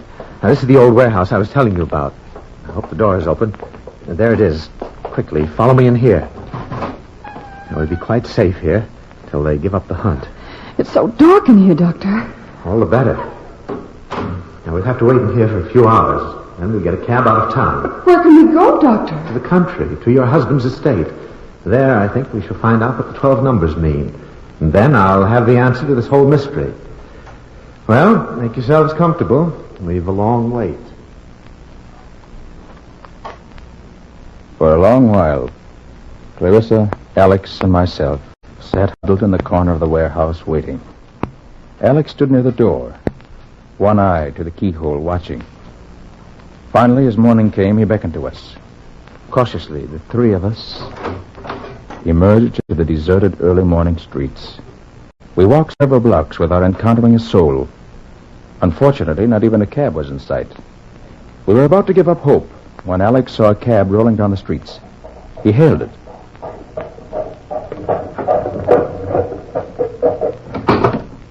And we got in.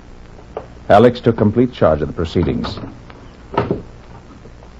Driver, take the river road out of town to the St. Evermond Estates in Normandy. I'm sorry, monsieur, but I can't leave Paris in my cab. The revolver in your back may change your mind.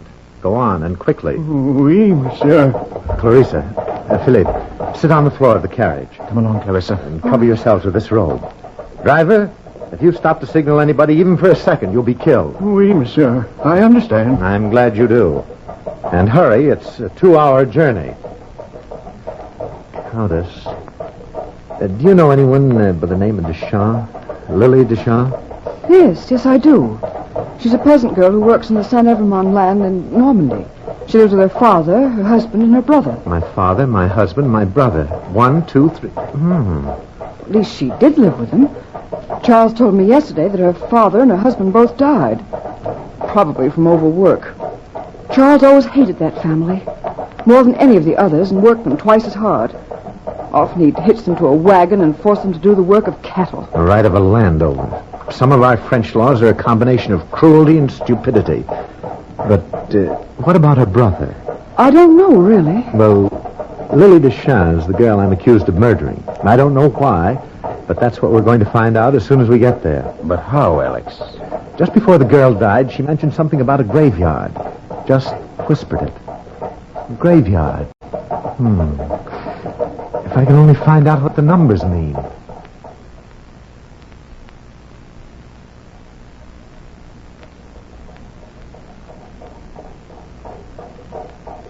Doctor, right ahead of us at the turn of the road is the graveyard. I think we'd better stop the carriage here before somebody sees us. Yes, quite right, Countess. Draw up here, driver. Oui, monsieur. Let me help you out of the carriage.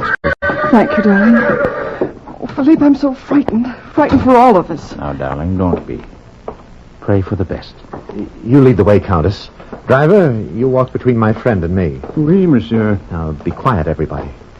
Pierre, I tell you I saw a carriage coming down the road. Kneel down, everybody. Quiet. I tell you you're wrong. Come on, let's eat breakfast before the Count gets back, or we won't eat at all. But I think we ought to look again, Pierre. You know what the Count's Charles orders are? No strangers allowed on the line. Well, what he doesn't know won't hurt him. Come on, let's eat. Those are two of the workers. They'll be returning to their homes. The graveyard's right through this hedge. So many headstones. How can we find the one we're looking for? Here's luck, Alex. Here are some marked Deschamps. Yes, Philippe. Look. Here's the grave of Lily's father. Next to it is her husband's grave. And next to that is her brother's. It's empty, Clarissa. I know, but it's a custom here for every peasant to dig his own grave before death and carve his own tombstone. You know, what a pleasant little plan. Then the brother must still be alive somewhere. Yes. Doctor, now that you've found the graves, what do we do? Find something to count on. Now, I wonder where this flagstone path leads to, the one next to the husband's grave. Well, I've never noticed it before. Why, it goes to the old well over there. A flagstone path to the well. How many flagstones? 1, 2, 3, 4, 5, 6, 7, 8, 9, 10, 11, 12. That's it. 12 flagstones to the well. 12. It must be hidden in the well somewhere. I don't follow you, Alex. Well, it's so simple. The girl and her family evidently found out something about your husband, Countess. They had no way of proving it because they couldn't go into court without the consent of your husband.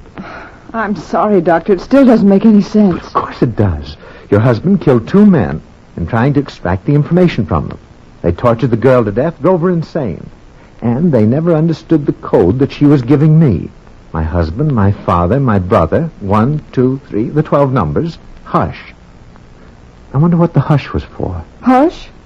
Well, that's the inscription written on this stone in the old well. Look, it's right here. Hush, ye who enter here, for they are dead. Look, this one stone of the well. Now, let me see. Now, look, Philippe, it's loose. I can move it, I think. Yes, it moves. You fools! I'll have you all flogged for allowing strangers on my property. It's my husband. He discovered us. I think he's too late. Look, there's a roll of parchment here, a manuscript. Clarissa, what are you doing here? Shoot them if you have to, Philippe. But hold them off with your gun until I've read this manuscript. Stay back, my Clarissa. Stand where you are, both of you. Insolent. Drop that gun, you fool! I can have you hanged for this. Stand back. This is the title to the St. Evermond property in Normandy. In the year 1751, all said property reverts from the St. Evermond family to their cousins, the Deschamps family.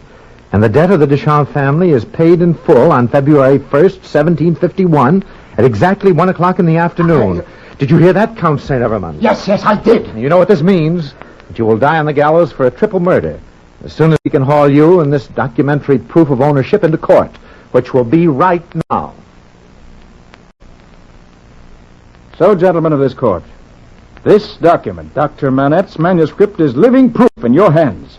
The only reason the Deschamps family could not bring that document in themselves was that it did not come due until 11 days ago, February 1st, 1751.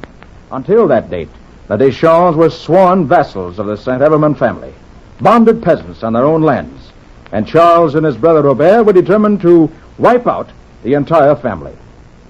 They succeeded in killing the father, the husband, and even the girl. But the brother is still alive. Thank you, Monsieur Gentil. Charles and Robert Saint-Evremond, this court finds you guilty and sentences you to death. The property will revert to young Deschamps as soon as he can be located. Your Honor, you won't have to locate the young man. I am the young Deschamps, alias Philippe Gentil.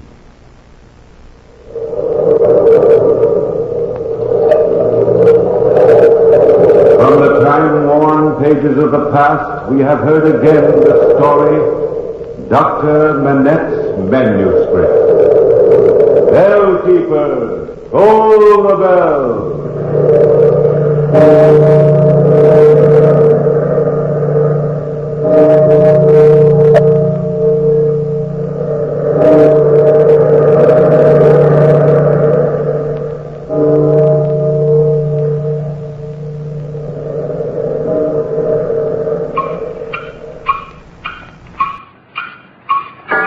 Avoid 5 o'clock shadow.